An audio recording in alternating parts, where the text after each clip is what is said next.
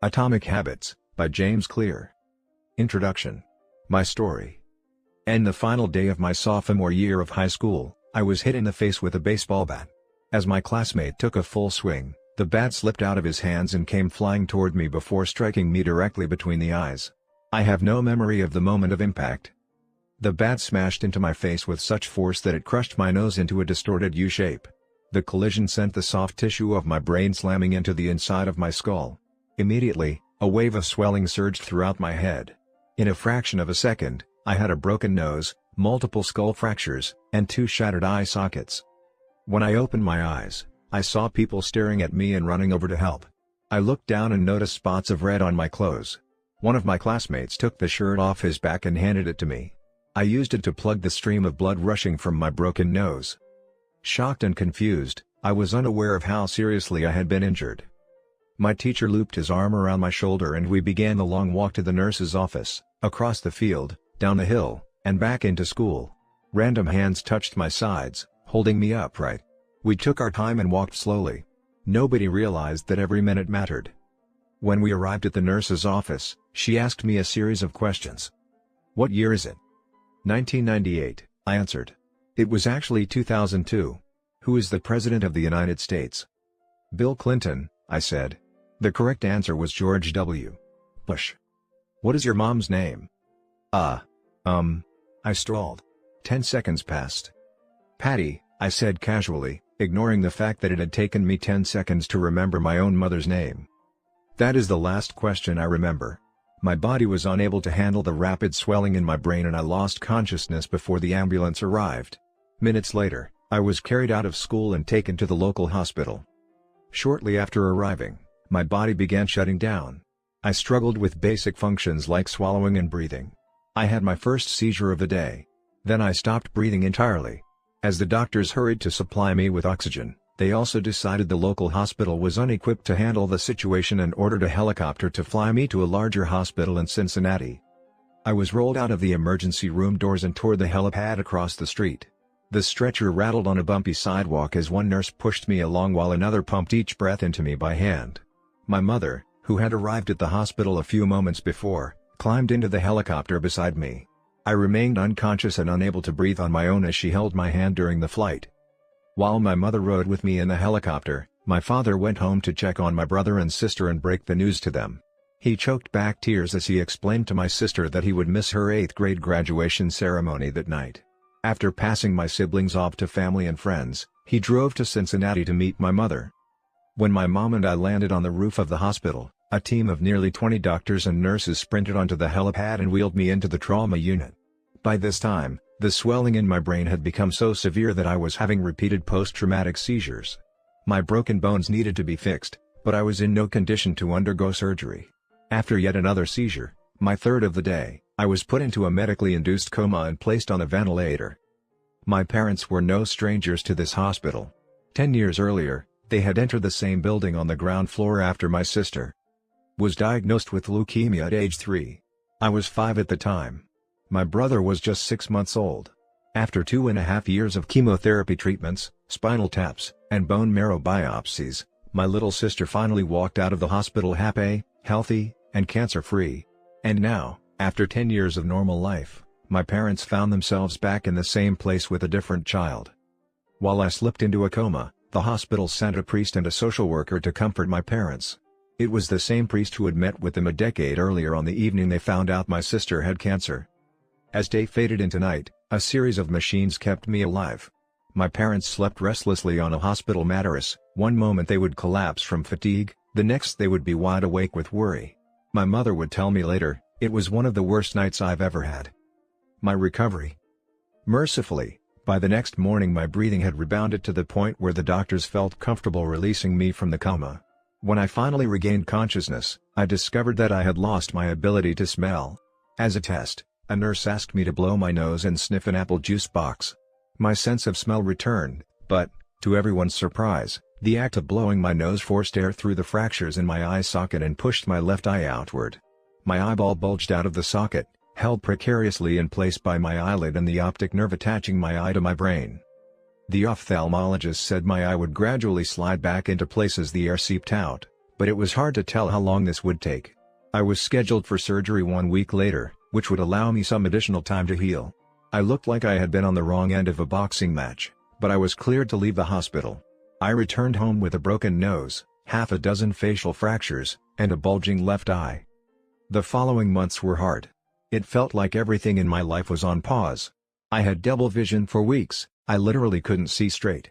It took more than a month, but my eyeball did eventually return to its normal location. Between the seizures and my vision problems, it was 8 months before I could drive a car again. At physical therapy, I practiced basic motor patterns like walking in a straight line. I was determined not to let my injury get me down, but there were more than a few moments when I felt depressed and overwhelmed. I became painfully aware of how far I had to go when I returned to the baseball field 1 year later. Baseball had always been a major part of my life. My dad had played minor league baseball for the St. Louis Cardinals, and I had a dream of playing professionally, too. After months of rehabilitation, what I wanted more than anything was to get back on the field. But my return to baseball was not smooth. When the season rolled around, I was the only junior to be cut from the varsity baseball team. I was sent down to play with the sophomores on junior varsity. I had been playing since age 4, and for someone who had spent so much time and effort on the sport, getting cut was humiliating. I vividly remember the day it happened. I sat in my car and cried as I flipped through the radio, desperately searching for a song that would make me feel better. After a year of self-doubt, I managed to make the varsity team as a senior, but I rarely made it on the field. In total, I played 11 innings of high school varsity baseball, barely more than a single game. Despite my lackluster high school career, I still believed I could become a great player. And I knew that if things were going to improve, I was the one responsible for making it happen. The turning point came 2 years after my injury, when I began college at Denison University. It was a new beginning, and it was the place where I would discover the surprising power of small habits for the first time. How I learned about habits. Attending Denison was one of the best decisions of my life. I earned a spot on the baseball team and, although I was at the bottom of the roster as a freshman, I was thrilled. Despite the chaos of my high school years, I had managed to become a college athlete. I wasn't going to be starting on the baseball team anytime soon, so I focused on getting my life in order. While my peers stayed up late and played video games, I built good sleep habits and went to bed early each night. In the messy world of a college dorm, I made a point to keep my room neat and tidy. These improvements were minor, but they gave me a sense of control over my life. I started to feel confident again. And this growing belief in myself rippled into the classroom as I improved my study habits and managed to earn straight A's during my first year. A habit is a routine or behavior that is performed regularly, and, in many cases, automatically. As each semester passed, I accumulated small but consistent habits that ultimately led to results that were unimaginable to me when I started.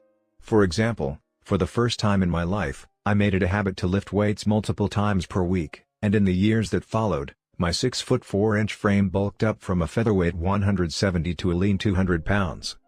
When my sophomore season arrived, I earned a starting role on the pitching staff. By my junior year, I was voted team captain, and at the end of the season, I was selected for the all-conference team. But it was not until my senior season that my sleep habits, study habits, and strength training habits really began to pay off. 6 years after I had been hit in the face with a baseball bat, flown to the hospital, and placed into a coma, I was selected as the top male athlete at Denison University and named to the ESPN Academic All-America team, an honor given to just 33 players across the country. By the time I graduated, I was listed in the school record books in 8 different categories. That same year, I was awarded the university's highest academic honor, the President's Medal. I hope you'll forgive me if this sounds boastful. To be honest, there was nothing legendary or historic about my athletic career. I never ended up playing professionally. However, looking back on those years, I believe I accomplished something just as rare. I fulfilled my potential. And I believe the concepts in this book can help you fulfill your potential as well. We all face challenges in life. This injury was one of mine, and the experience taught me a critical lesson: changes that seem small and unimportant at first will compound into remarkable results if you're willing to stick with them for years. We all deal with setbacks, but in the long run, the quality of our lives often depends on the quality of our habits. With the same habits, you'll end up with the same results. But with better habits, anything is possible. Maybe there are people who can achieve incredible success overnight. I don't know any of them, and I'm certainly not one of them. There wasn't one defining moment on my journey from medically induced coma to academic All-American, there were many. It was a gradual evolution, a long series of small wins and tiny breakthroughs. The only way I made progress, the only choice I had, was to start small. And I employed this same strategy a few years later when I started my own business and began working on this book. How and why I wrote this book. In November 2012, I began publishing articles at jamesclear.com. For years, I had been keeping notes about my personal experiments with habits, and I was finally ready to share some of them publicly. I began by publishing a new article every Monday and Thursday. Within a few months, this simple writing habit led to my first 1,000 email subscribers, and by the end of 2013 that number had grown to more than 30,000 people. In 2014, my email list expanded to over 100,000 subscribers, which made it one of the fastest growing newsletters on the internet. I had felt like an imposter when I began writing 2 years earlier, but now I was becoming known as an expert on habits, a new label that excited me but also felt uncomfortable. I had never considered myself a master of the topic, but rather someone who was experimenting alongside my readers. In 2015, I reached 200,000 email subscribers and signed a book deal with Penguin Random House to begin writing the book you are reading now. As my audience grew, so did my business opportunities. I was increasingly asked to speak at top companies about the science of habit formation, behavior change, and continuous improvement. I found myself delivering keynote speeches at conferences in the United States and Europe. In 2016, my articles began to appear regularly in major publications like Time, Entrepreneur, and Forbes. Incredibly, my writing was read by over 8 million people that year. Coaches in the NFL, NBA, and MLB began reading my work and sharing it with their teams. At the start of 2017, I launched the Habits Academy, which became the premier training platform for organizations and individuals interested in building better habits in life and work. Fortune 500 companies and growing startups began to enroll their leaders and train their staff. In total, over 10,000 leaders, managers, coaches, and teachers have graduated from the Habits Academy, and my work with them has taught me an incredible amount about what it takes to make habits work in the real world. As I put the finishing touches on this book in 2018, jamesclear.com is receiving millions of visitors per month and nearly 500,000 people subscribe to my weekly email newsletter, a number that is so far beyond my expectations when I began that I'm not even sure what to think of it. How this book will benefit you. The entrepreneur and investor Naval Ravikant has said, "To write a great book, you must first become the book." I originally learned about the ideas mentioned here because I had to live them. I had to rely on small habits to rebound from my injury, to get stronger in the gym, to perform at a high level on the field, to become a writer, to build a successful business, and simply to develop into a responsible adult. Small habits helped me fulfill my potential, and since you picked up this book, I'm guessing you'd like to fulfill yours as well. In the pages that follow, I will share a step-by-step plan for building better habits, not for days or weeks, but for a lifetime. While science supports everything I've written, this book is not an academic research paper, it's an operating manual. You'll find wisdom and practical advice front and center as I explain the science of how to create and change your habits in a way that is easy to understand and apply. The fields I draw on: biology, neuroscience, philosophy, psychology, and more, have been around for many years. What I offer you is a synthesis of the best ideas smart people figured out a long time ago as well as the most compelling discoveries scientists have made recently. My contribution, I hope, is to find the ideas that matter most and connect them in a way that is highly actionable.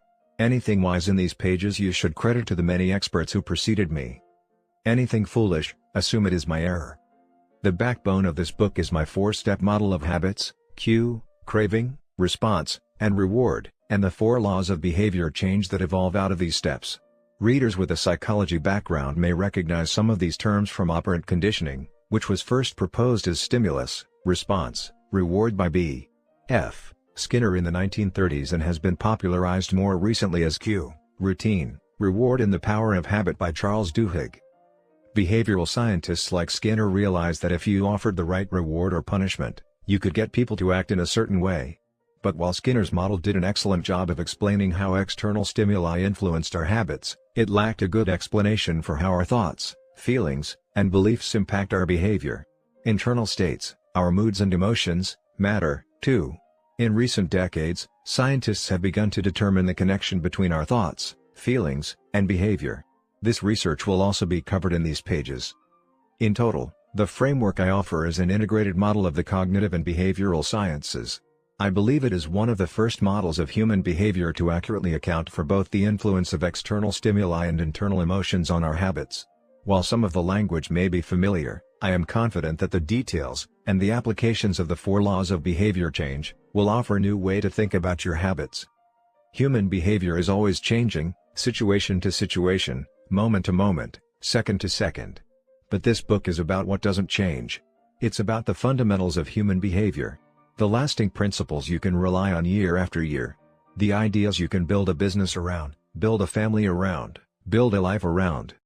There is no one right way to create better habits, but this book describes the best way I know, an approach that will be effective regardless of where you start or what you're trying to change. The strategies I cover will be relevant to anyone looking for a step-by-step system for improvement, whether your goals center on health, money, productivity, relationships, or all of the above. As long as human behavior is involved, this book will be your guide. The fundamentals. Why tiny changes make a big difference. 1. The surprising power of atomic habits. The fate of British cycling changed one day in 2003. The organization, which was the governing body for professional cycling in Great Britain, had recently hired Dave Brailsford as its new performance director. At the time, professional cyclists in Great Britain had endured nearly 100 years of mediocrity. Since 1908, British riders had won just a single gold medal at the Olympic Games, and they had fared even worse in cycling's biggest race, the Tour de France. In 110 years, no British cyclist had ever won the event. In fact, the performance of British riders had been so underwhelming that one of the top bike manufacturers in Europe refused to sell bikes to the team because they were afraid that it would hurt sales if other professionals saw the Brits using their gear. Brailsford had been hired to put British cycling on a new trajectory. What made him different from previous coaches was his relentless commitment to a strategy that he referred to as the aggregation of marginal gains, which was the philosophy of searching for a tiny margin of improvement in everything you do.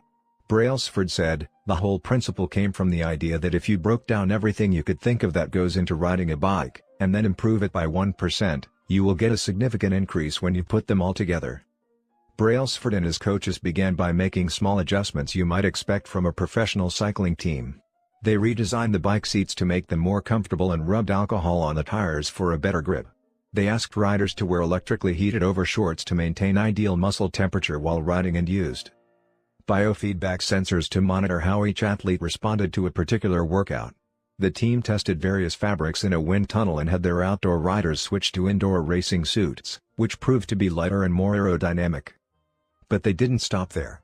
Brailsford and his team continued to find 1% improvements in overlooked and unexpected areas. They tested different types of massage gels to see which one led to the fastest muscle recovery. They hired a surgeon to teach each rider the best way to wash their hands to reduce the chances of catching a cold. They determined the type of pillow and mattress that led to the best night's sleep for each rider. They even painted the inside of the team truck white, which helped them spot little bits of dust that would normally slip by unnoticed but could degrade the performance of the finely tuned bikes. As these and hundreds of other small improvements accumulated, the results came faster than anyone could have imagined. Just 5 years after Brailsford took over, the British cycling team dominated the road and track cycling events at the 2008 Olympic Games in Beijing, where they won an astounding 60% of the gold medals available. 4 years later, when the Olympic Games came to London, the Brits raised the bar as they set 9 Olympic records and 7 world records. That same year, Bradley Wiggins became the first British cyclist to win the Tour de France. The next year, his teammate Chris Froome won the race, and he would go on to win again in 2015, 2016, and 2017, giving the British team 5 Tour de France victories in 6 years. During the 10-year span from 2007 to 2017, British cyclists won 178 World Championships and 66 Olympic or Paralympic gold medals and captured 5 Tour de France victories in what is widely regarded as the most successful run in cycling history. How does this happen? How does a team of previously ordinary athletes transform into world champions with tiny changes that, at first glance, would seem to make a modest difference at best? Why do small improvements accumulate into such remarkable results, and how can you replicate this approach in your own life? Why small habits make a big difference? It is so easy to overestimate the importance of one defining moment and underestimate the value of making small improvements on a daily basis. Too often, We convince ourselves that massive success requires massive action. Whether it is losing weight, building a business, writing a book, winning a championship, or achieving any other goal, we put pressure on ourselves to make some earth-shattering improvement that everyone will talk about. Meanwhile, improving by 1% isn't particularly notable, sometimes it isn't even noticeable, but it can be far more meaningful, especially in the long run. The difference a tiny improvement can make over time is astounding. Here's how the math works out: if you can get 1% better each day for 1 year, you'll end up 37 times better by the time you're done. Conversely, if you get 1% worse each day for 1 year, you'll decline nearly down to zero. What starts as a small win or a minor setback accumulates into something much more. 1% better every day. 1% worse every day for 1 year. 0.99 to the power of 365 equals 0.03. 1% better every day for 1 year. 1.01 to the power of 365 equals 37.78. Figure 1. The effects of small habits compound over time. For example, if you can get just 1% better each day, you'll end up with results that are nearly 37 times better after 1 year. Habits are the compound interest of self-improvement. The same way that money multiplies through compound interest, the effects of your habits multiply as you repeat them. They seem to make little difference on any given day, and yet the impact they deliver over the months and years can be enormous. It is only when looking back 2, 5, or perhaps 10 years later that the value of good habits and the cost of bad ones becomes strikingly apparent. This can be a difficult concept to appreciate in daily life. We often dismiss small changes because they don't seem to matter very much in the moment. If you save a little money now, you're still not a millionaire. If you go to the gym 3 days in a row, you're still out of shape. If you study Mandarin for an hour tonight, you still haven't learned the language. We make a few changes, but the results never seem to come quickly, and so we slide back into our previous routines. Unfortunately, the slow pace of transformation also makes it easy to let a bad habit slide. If you eat an unhealthy meal today, the scale doesn't move much. If you work late tonight and ignore your family, they will forgive you. If you procrastinate and put your project off until tomorrow, there will usually be time to finish it later. A single decision is easy to dismiss. But when we repeat 1% errors, day after day, by replicating poor decisions, duplicating tiny mistakes, and rationalizing little excuses, our small choices compound into toxic results. It's the accumulation of many missteps, a 1% decline here and there, that eventually leads to a problem. The impact created by a change in your habits is similar to the effect of shifting the route of an airplane by just a few degrees. Imagine you are flying from Los Angeles to New York City. If a pilot leaving from LAX adjusts the heading just 3.5 degrees south, you will land in Washington, D.C., instead of New York. Such a small change is barely noticeable at takeoff. The nose of the airplane moves just a few feet, but when magnified across the entire United States, you end up hundreds of miles apart. Similarly, a slight change in your daily habits can guide your life to a very different destination. Making a choice that is 1% better or 1% worse seems insignificant in the moment, but over the span of moments that make up a lifetime, these choices determine the difference between who you are and who you could be. Success is the product of daily habits, not once-in-a-lifetime transformations. That said, it doesn't matter how successful or unsuccessful you are right now. What matters is whether your habits are putting you on the path toward success. You should be far more concerned with your current trajectory than with your current results. If you're a millionaire but you spend more than you earn each month, then you're on a bad trajectory. If your spending habits don't change, it's not going to end well. Conversely, if you're broke, but you save a little bit every month, then you're on the path toward financial freedom, even if you're moving slower than you'd like. Your outcomes are a lagging measure of your habits. Your net worth is a lagging measure of your financial habits. Your weight is a lagging measure of your eating habits. Your knowledge is a lagging measure of your learning habits. Your clutter is a lagging measure of your cleaning habits. You get what you repeat.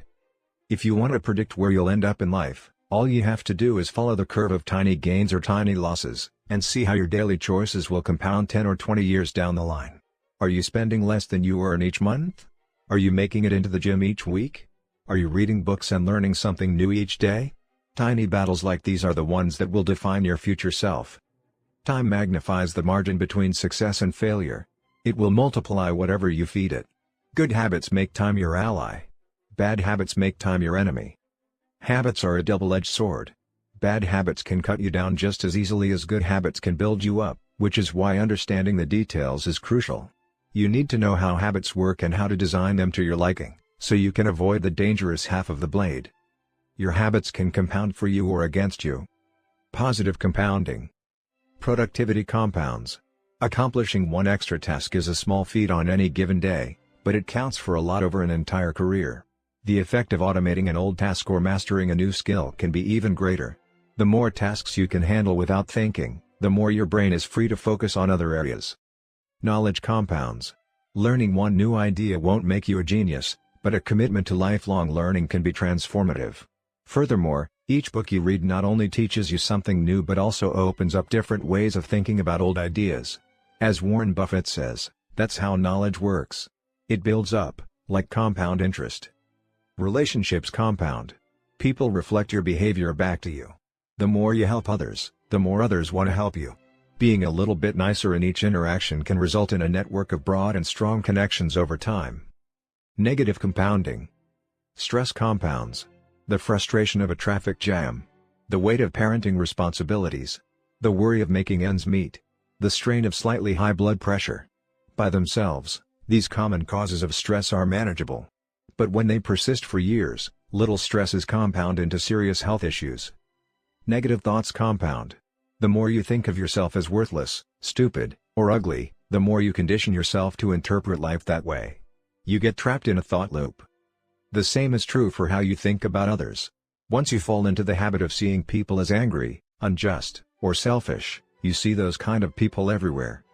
Outrage compounds. Riots, protests, and mass movements are rarely the result of a single event.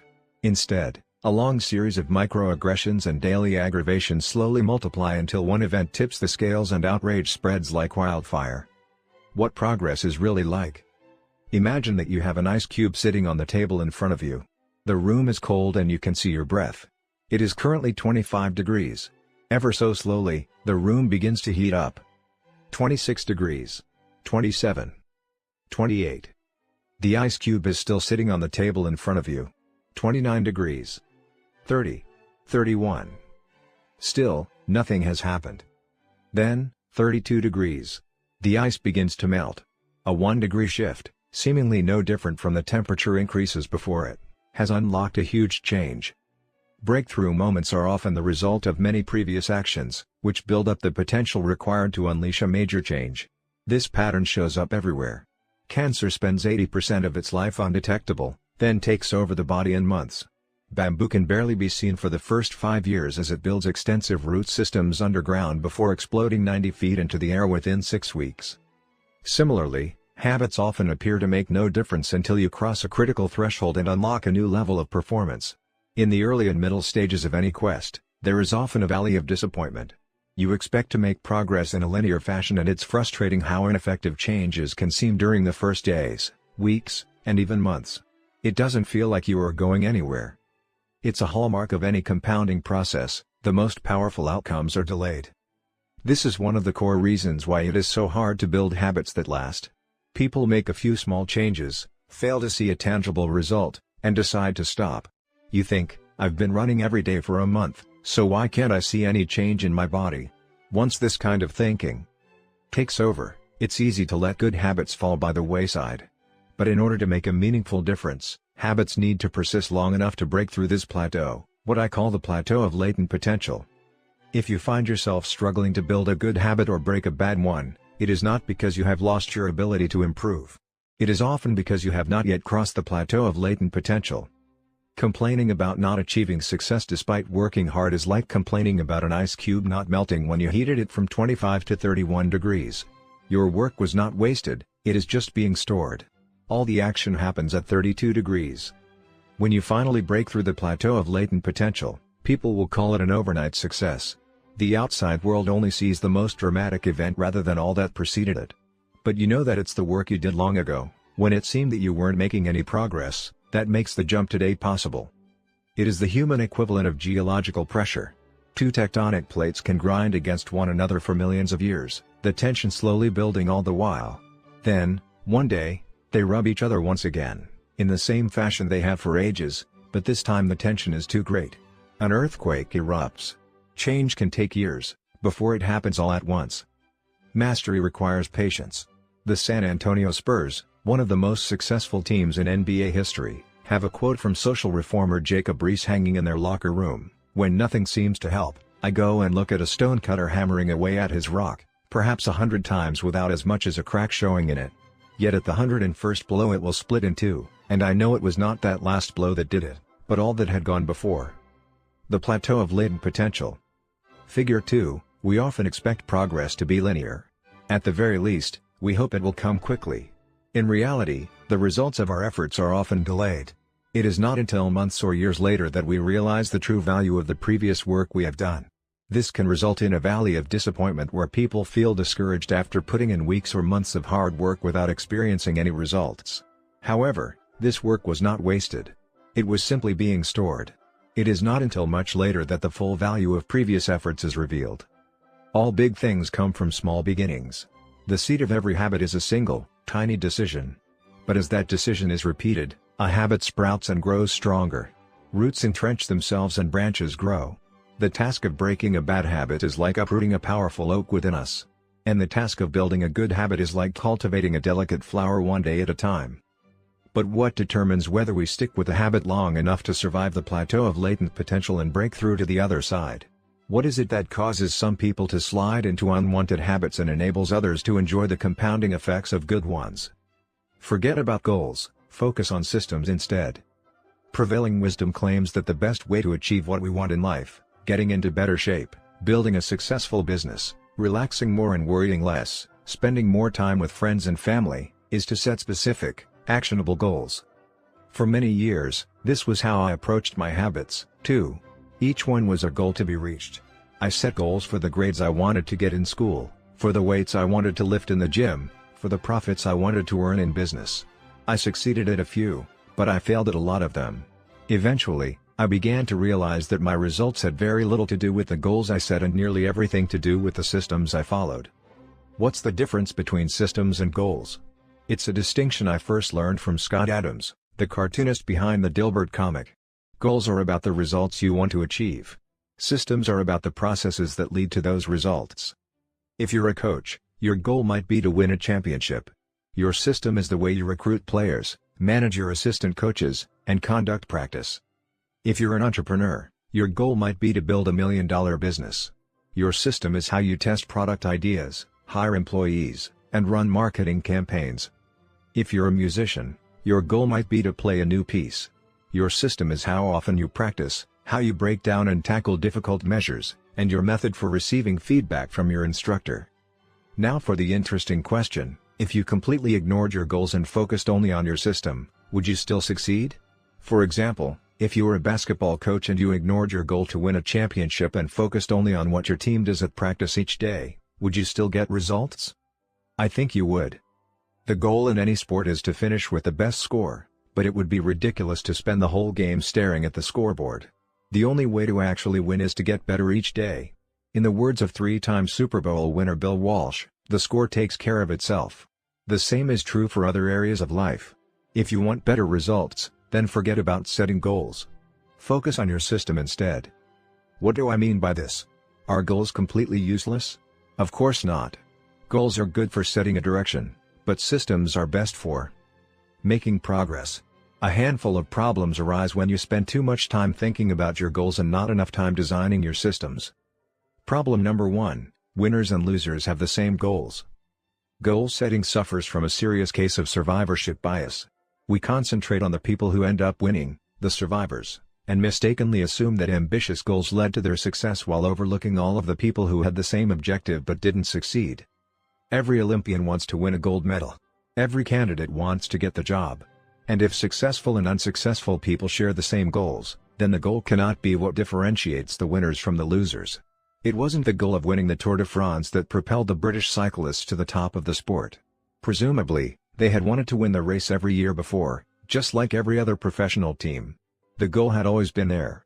It was only when they implemented a system of continuous small improvements that they achieved a different outcome. Problem number 2: achieving a goal is only a momentary change. Imagine you have a messy room and you set a goal to clean it. If you summon the energy to tidy up, then you will have a clean room, for now. But if you maintain the same sloppy, Pack rat habits that led to a messy room in the first place. Soon you'll be looking at a new pile of clutter and hoping for another burst of motivation. You're left chasing the same outcome because you never changed the system behind it. You treated a symptom without addressing the cause. Achieving a goal only changes your life for the moment. That's the counterintuitive thing about improvement. We think we need to change our results, but the results are not the problem. What we really need to change are the systems that cause those results. When you solve problems at the results level, you only solve them temporarily. In order to improve for good, you need to solve problems at the systems level. Fix the inputs and the outputs will fix themselves. Problem number 3, goals restrict your happiness. The implicit assumption behind any goal is this: once I reach my goal, then I'll be happy. The problem with a goals-first mentality is that you're continually putting happiness off until the next milestone. I've slipped into this trap so many times I've lost count. For years, happiness was always something for my future self to enjoy. I promised myself that once I gained 20 pounds of muscle or after my business was featured in the New York Times, then I could finally relax. Furthermore, goals create an either-or conflict. Either you achieve your goal and are successful, or you fail and you are a disappointment. You mentally box yourself into a narrow version of happiness. This is misguided. It is unlikely that your actual path through life will match the exact journey you had in mind when you set out. It makes no sense to restrict your satisfaction to one scenario when there are many paths to success. A systems-first mentality provides the antidote. When you fall in love with the process rather than the product, you don't have to wait to give yourself permission to be happy. You can be satisfied anytime your system is running. And a system can be successful in many different forms, not just the one you first envision.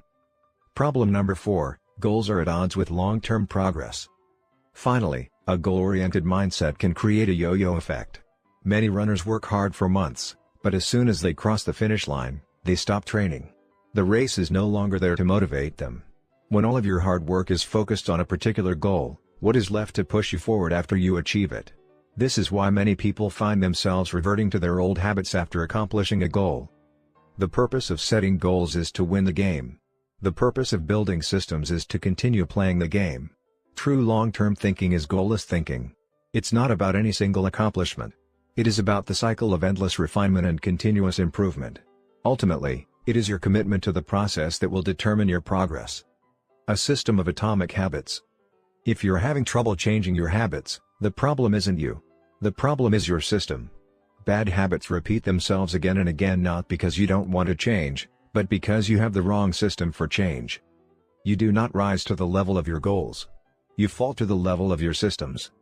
Focusing on the overall system, rather than a single goal, is one of the core themes of this book.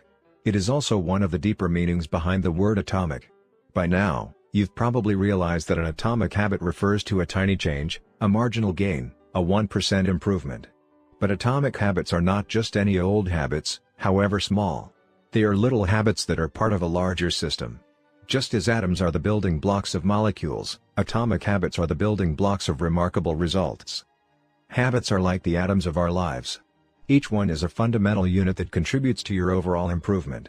At first, these tiny routines seem insignificant, but soon they build on each other and fuel bigger wins that multiply to a degree that far outweighs the cost of their initial investment. They are both small and mighty. This is the meaning of the phrase atomic habits, a regular practice or routine that is not only small and easy to do, but also the source of incredible power, a component of the system of compound growth. Chapter Summary. Habits are the compound interest of self-improvement. Getting 1% better every day counts for a lot in the long run. Habits are a double-edged sword. They can work for you or against you, which is why understanding the details is essential. Small changes often appear to make no difference until you cross a critical threshold. The most powerful outcomes of any compounding process are delayed. You need to be patient. An atomic habit is a little habit that is part of a larger system. Just as atoms are the building blocks of molecules, atomic habits are the building blocks of remarkable results. If you want better results, then forget about setting goals. Focus on your system instead. You do not rise to the level of your goals. You fall to the level of your systems. 2. How your habits shape your identity, and vice versa. Hi, is it so easy to repeat bad habits and so hard to form good ones? Few things can have a more powerful impact on your life than improving your daily habits. And yet it is likely that this time next year you'll be doing the same thing rather than something better. It often feels difficult to keep good habits going for more than a few days, even with sincere effort and the occasional burst of motivation. Habits like exercise, meditation, journaling, and cooking are reasonable for a day or two and then become a hassle. However, once your habits are established, they seem to stick around forever, especially the unwanted ones. Despite our best intentions, unhealthy habits like eating junk food, watching too much television, procrastinating, and smoking can feel impossible to break. Changing our habits is challenging for two reasons: 1, we try to change the wrong thing, and 2, we try to change our habits in the wrong way.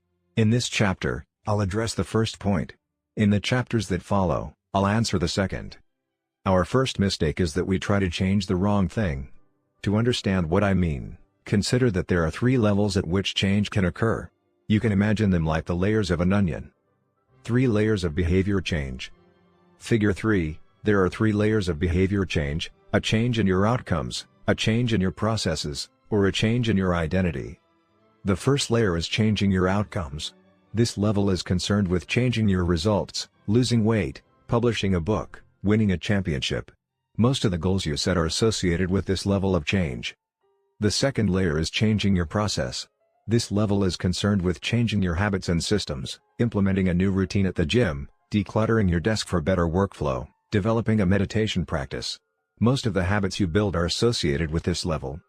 The third and deepest layer is changing your identity. This level is concerned with changing your beliefs, your worldview, your self-image, your judgments about yourself and others. Most of the beliefs, assumptions, and biases you hold are associated with this level. Outcomes are about what you get. Processes are about what you do. Identity is about what you believe. When it comes to building habits that last, when it comes to building a system of 1% improvements, the problem is not that one level is better or worse than another. All levels of change are useful in their own way. The problem is the direction of change. Many people begin the process of changing their habits by focusing on what they want to achieve. This leads us to outcome-based habits. The alternative is to build identity-based habits. With this approach, we start by focusing on who we wish to become. Outcome-based habits. Identity-based habits. Figure 4, with outcome-based habits, the focus is on what you want to achieve. With identity-based habits, the focus is on who you wish to become. Imagine 2 people resisting a cigarette. When offered a smoke, the first person says, "No thanks. I'm trying to quit." It sounds like a reasonable response, but this person still believes they are a smoker who is trying to be something else. They are hoping their behavior will change while carrying around the same beliefs. The second person declines by saying, "No thanks. I'm not a smoker." It's a small difference, but this statement signals a shift in identity. Smoking was part of their former life, not their current one. They no longer identify as someone who smokes. Most people don't even consider identity change when they set out to improve. They just think, "I want to be skinny," outcome, "and if I stick to this diet, then I'll be skinny," process. They set goals and determine the actions they should take to achieve those goals without considering the beliefs that drive their actions. They never shift the way they look at themselves, and they don't realize that their old identity can sabotage their new plans for change. Behind every system of actions are a system of beliefs. The system of a democracy is founded on beliefs like freedom, majority rule, and social equality. The system of a dictatorship has a very different set of beliefs like absolute authority and strict obedience. You can imagine many ways to try to get more people to vote in a democracy, but such behavior change would never get off the ground in a dictatorship. That's not the identity of the system. Voting is a behavior that is impossible under a certain set of beliefs. A similar pattern exists whether we are discussing individuals, organizations, or societies. There are a set of beliefs and assumptions that shape the system, an identity behind the habits. Behavior that is incongruent with the self will not last. You may want more money, but if your identity is someone who consumes rather than creates, then you'll continue to be pulled toward spending rather than earning. You may want better health, but if you continue to prioritize comfort over accomplishment, you'll be drawn to relaxing rather than training. It's hard to change your habits if you never change the underlying beliefs that led to your past behavior. You have a new goal and a new plan, but you haven't changed who you are. The story of Brian Clark, an entrepreneur from Boulder, Colorado, provides a good example. "For as long as I can remember, I've chewed my fingernails," Clark told me. "It started as a nervous habit when I was young, and then morphed into an undesirable grooming ritual. One day, I resolved to stop chewing my nails until they grew out a bit. Through mindful willpower alone, I managed to do it. Then, Clark did something surprising. I asked my wife to schedule my first ever manicure, he said. My thought was that if I started paying to maintain my nails, I wouldn't chew them. And it worked, but not for the monetary reason. What happened was the manicure made my fingers look really nice for the first time. The manicurist even said that, other than the chewing, I had really healthy, attractive nails. Suddenly, I was proud of my fingernails. And even though that's something I had never aspired to, it made all the difference. I've never chewed my nails since, not even a single close call. And it's because I now take pride in properly caring for them. The ultimate form of intrinsic motivation is when a habit becomes part of your identity. It's one thing to say I'm the type of person who wants this. It's something very different to say I'm the type of person who is this. The more pride you have in a particular aspect of your identity, the more motivated you'll be to maintain the habits associated with it. If you're proud of how your hair looks, you'll develop all sorts of habits to care for and maintain it. If you're proud of the size of your biceps, you'll make sure you never skip an upper body workout. If you're proud of the scarves you knit, you'll be more likely to spend hours knitting each week. Once your pride gets involved, you'll fight tooth and nail to maintain your habits. True behavior change is identity change. You might start a habit because of motivation, but the only reason you'll stick with one is that it becomes part of your identity. Anyone can convince themselves to visit the gym or eat healthy once or twice, but if you don't shift the belief behind the behavior, then it is hard to stick with long-term changes. Improvements are only temporary until they become part of who you are. The goal is not to read a book, the goal is to become a reader. The goal is not to run a marathon, the goal is to become a runner. The goal is not to learn an instrument, the goal is to become a musician. Your behaviors are usually a reflection of your identity. What you do is an indication of the type of person you believe that you are, either consciously or non-consciously. Research has shown that once a person believes in a particular aspect of their identity, they are more likely to act in alignment with that belief. For example, people who identified as being a voter were more likely to vote than those who simply claimed voting was an action they wanted to perform. Similarly, the person who incorporates exercise into their identity doesn't have to convince themselves to train. Doing the right thing is easy. After all, when your behavior and your identity are fully aligned, you are no longer pursuing behavior change. You are simply acting like the type of person you already believe yourself to be. Like all aspects of habit formation, this, too, is a double-edged sword. When working for you, identity change can be a powerful force for self-improvement. When working against you, though, identity change can be a curse. Once you have adopted an identity, it can be easy to let your allegiance to it impact your ability to change. Many people walk through life in a cognitive slumber, blindly following the norms attached to their identity. I'm terrible with directions. I'm not a morning person. I'm bad at remembering people's names. I'm always late. I'm not good with technology. I'm horrible at math. And 1,000 other variations. When you have repeated a story to yourself for years, it is easy to slide into these mental grooves and accept them as a fact. In time, you begin to resist certain actions because that's not who I am. There is internal pressure to maintain your self-image and behave in a way that is consistent with your beliefs. You find whatever way you can to avoid contradicting yourself. The more deeply a thought or action is tied to your identity, the more difficult it is to change it. It can feel comfortable to believe what your culture believes, group identity, or to do what upholds your self-image, personal identity, even if it's wrong. The biggest barrier to positive change at any level, individual, team, society, is identity conflict. Good habits can make rational sense, but if they conflict with your identity, you will fail to put them into action. On any given day, you may struggle with your habits because you're too busy or too tired or too overwhelmed or hundreds of other reasons. Over the long run, however, the real reason you fail to stick with habits is that your self-image gets in the way. This is why you can get too attached to one version of your identity. Progress requires unlearning. Becoming the best version of yourself requires you to continuously edit your beliefs, and to upgrade and expand your identity. This brings us to an important question: if your beliefs and worldview play such an important role in your behavior, where do they come from in the first place? How, exactly, is your identity formed? And how can you emphasize new aspects of your identity that serve you and gradually erase the pieces that hinder you? The two-step process to changing your identity. Your identity emerges out of your habits. You are not born with preset beliefs. Every belief, including those about yourself, is learned and conditioned through experience. More precisely, your habits are how you embody your identity. When you make your bed each day, you embody the identity of an organized person. When you write each day, you embody the identity of a creative person. When you train each day, you embody the identity of an athletic person. The more you repeat a behavior, the more you reinforce the identity associated with that behavior. In fact, the word identity was originally derived from the Latin words essentitas, which means being, and identidem, which means repeatedly. Your identity is literally your repeated beingness. Whatever your identity is right now, you only believe it because you have proof of it.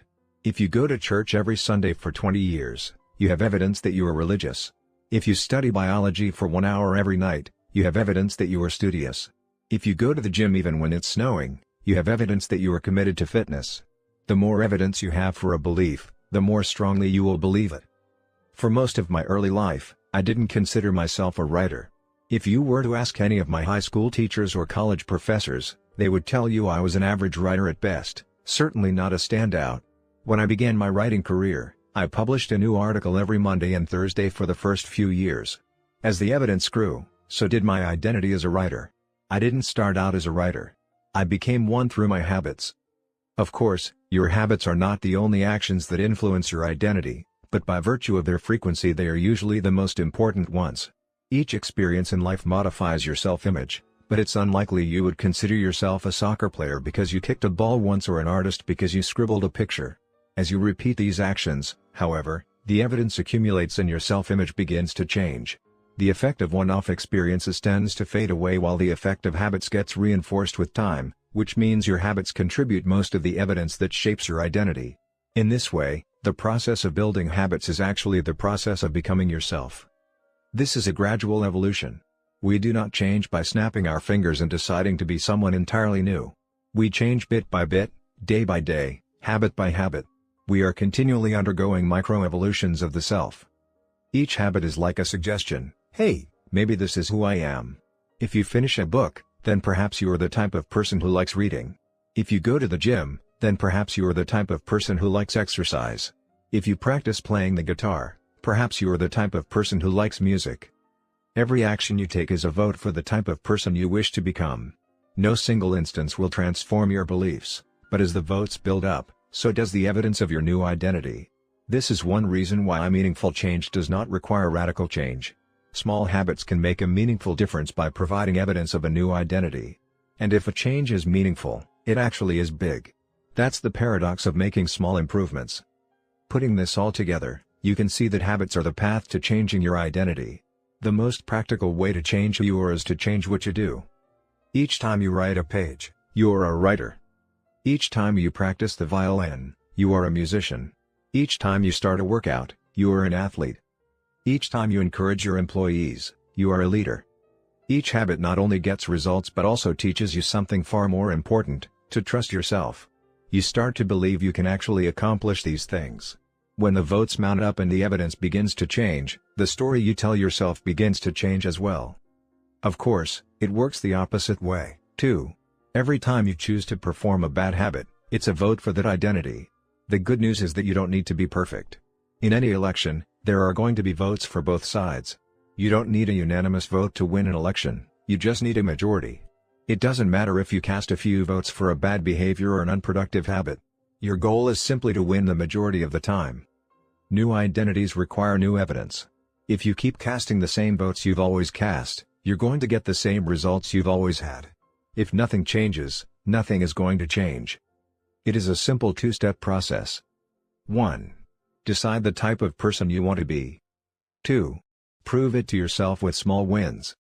First, decide who you want to be. This holds at any level, as an individual, as a team, as a community, as a nation. What do you want to stand for? What are your principles and values? Who do you wish to become? These are big questions, and many people aren't sure where to begin. But they do know what kind of results they want, to get six-pack abs or to feel less anxious or to double their salary. That's fine. Start there and work backward from the results you want to the type of person who could get those results. Ask yourself, who is the type of person that could get the outcome I want? Who is the type of person that could lose 40 pounds? Who is the type of person that could learn a new language? Who is the type of person that could run a successful startup? For example, Who is the type of person who could write a book? It's probably someone who is consistent and reliable.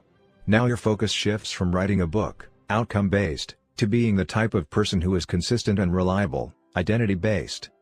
This process can lead to beliefs like, I'm the kind of teacher who stands up for her students. I'm the kind of doctor who gives each patient the time and empathy they need. I'm the kind of manager who advocates for her employees. Once you have a handle on the type of person you want to be, you can begin taking small steps to reinforce your desired identity. I have a friend who lost over 100 pounds by asking herself, what would a healthy person do? All day long, she would use this question as a guide. Would a healthy person walk or take a cab? Would a healthy person order a burrito or a salad? She figured if she acted like a healthy person long enough, eventually she would become that person. She was right. The concept of identity-based habits is our first introduction to another key theme in this book, feedback loops. Your habits shape your identity, and your identity shapes your habits. It's a two-way street. The formation of all habits is a feedback loop, a concept we will explore in depth in the next chapter, but it's important to let your values, principles, and identity drive the loop rather than your results. The focus should always be on becoming that type of person, not getting a particular outcome. The real reason habits matter. Identity change is the North Star of habit change. The remainder of this book will provide you with step-by-step instructions on how to build better habits in yourself, your family, your team, your company, and anywhere else you wish. But the true question is, are you becoming the type of person you want to become? The first step is not what or how, but who. You need to know who you want to be. Otherwise, your quest for change is like a boat without a rudder. And that's why we are starting here. You have the power to change your beliefs about yourself. Your identity is not set in stone. You have a choice in every moment. You can choose the identity you want to reinforce today with the habits you choose today. And this brings us to the deeper purpose of this book and the real reason habits matter. Building better habits isn't about littering your day with life hacks. It's not about flossing one tooth each night or taking a cold shower each morning or wearing the same outfit each day. It's not about achieving external measures of success like earning more money, losing weight, or reducing stress. Habits can help you achieve all of these things, but fundamentally they are not about having something. They are about becoming someone. Ultimately, your habits matter because they help you become the type of person you wish to be. They are the channel through which you develop your deepest beliefs about yourself. Quite literally, you become your habits. Chapter Summary. There are 3 levels of change: outcome change, process change, and identity change. The most effective way to change your habits is to focus not on what you want to achieve, but on who you wish to become. Your identity emerges out of your habits. Every action is a vote for the type of person you wish to become. Becoming the best version of yourself requires you to continuously edit your beliefs, and to upgrade and expand your identity. The real reason habits matter is not because they can get you better results, although they can do that, but because they can change your beliefs about yourself. 3. How to build better habits in 4 simple steps. In 1898, a psychologist named Edward Thorndike conducted an experiment that would lay the foundation for our understanding of how habits form and the rules that guide our behavior. Thorndike was interested in studying the behavior of animals, and he started by working with cats. He would place each cat inside a device known as a puzzle box. The box was designed so that the cat could escape through a door by some simple act, such as pulling at a loop of cord, pressing a lever, or stepping on a platform. For example, one box contained a lever that, when pressed, would open a door on the side of the box. Once the door had been opened, the cat could dart out and run over to a bowl of food. Most cats wanted to escape as soon as they were placed inside the box. They would poke their nose into the corners, stick their paws through openings, and claw at loose objects. After a few minutes of exploration, the cats would happen to press the magical lever, the door would open, and they would escape. Thorndike tracked the behavior of each cat across many trials. In the beginning, the animals moved around the box at random. But as soon as the lever had been pressed and the door opened, the process of learning began. Gradually, each cat learned to associate the action of pressing the lever with the reward of escaping the box and getting to the food. After 20 to 30 trials, this behavior became so automatic and habitual that the cat could escape within a few seconds. For example, Thorndike noted, Cat 12 took the following times to perform the act: 160 seconds, 30 seconds, 90 seconds, 60, 15, 28, 20, 30, 22, 11, 15, 20. 12. 10, 14, 10, 8, 8, 5, 10, 8, 6, 6, 7. During the first 3 trials, the cat escaped in an average of 1.5 minutes. During the last 3 trials, it escaped in an average of 6.3 seconds. With practice, each cat made fewer errors and their actions became quicker and more automatic. Rather than repeat the same mistakes, the cat began to cut straight to the solution. From his studies, Thorndike described the learning process by stating, "Behaviors followed by satisfying consequences tend to be repeated, and those that produce unpleasant consequences are less likely to be repeated." His work provides the perfect starting point for discussing how habits form in our own lives. It also provides answers to some fundamental questions like, what are habits? And why does the brain bother building them at all? Why your brain builds habits. A habit is a behavior that has been repeated enough times to become automatic. The process of habit formation begins with trial and error. Whenever you encounter a new situation in life, your brain has to make a decision. How do I respond to this? The first time you come across a problem, you're not sure how to solve it.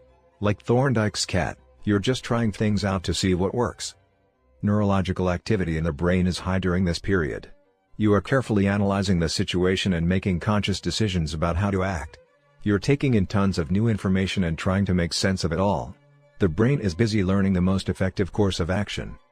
Occasionally, like a cat pressing on a lever, you stumble across a solution. You're feeling anxious, and you discover that going for a run calms you down.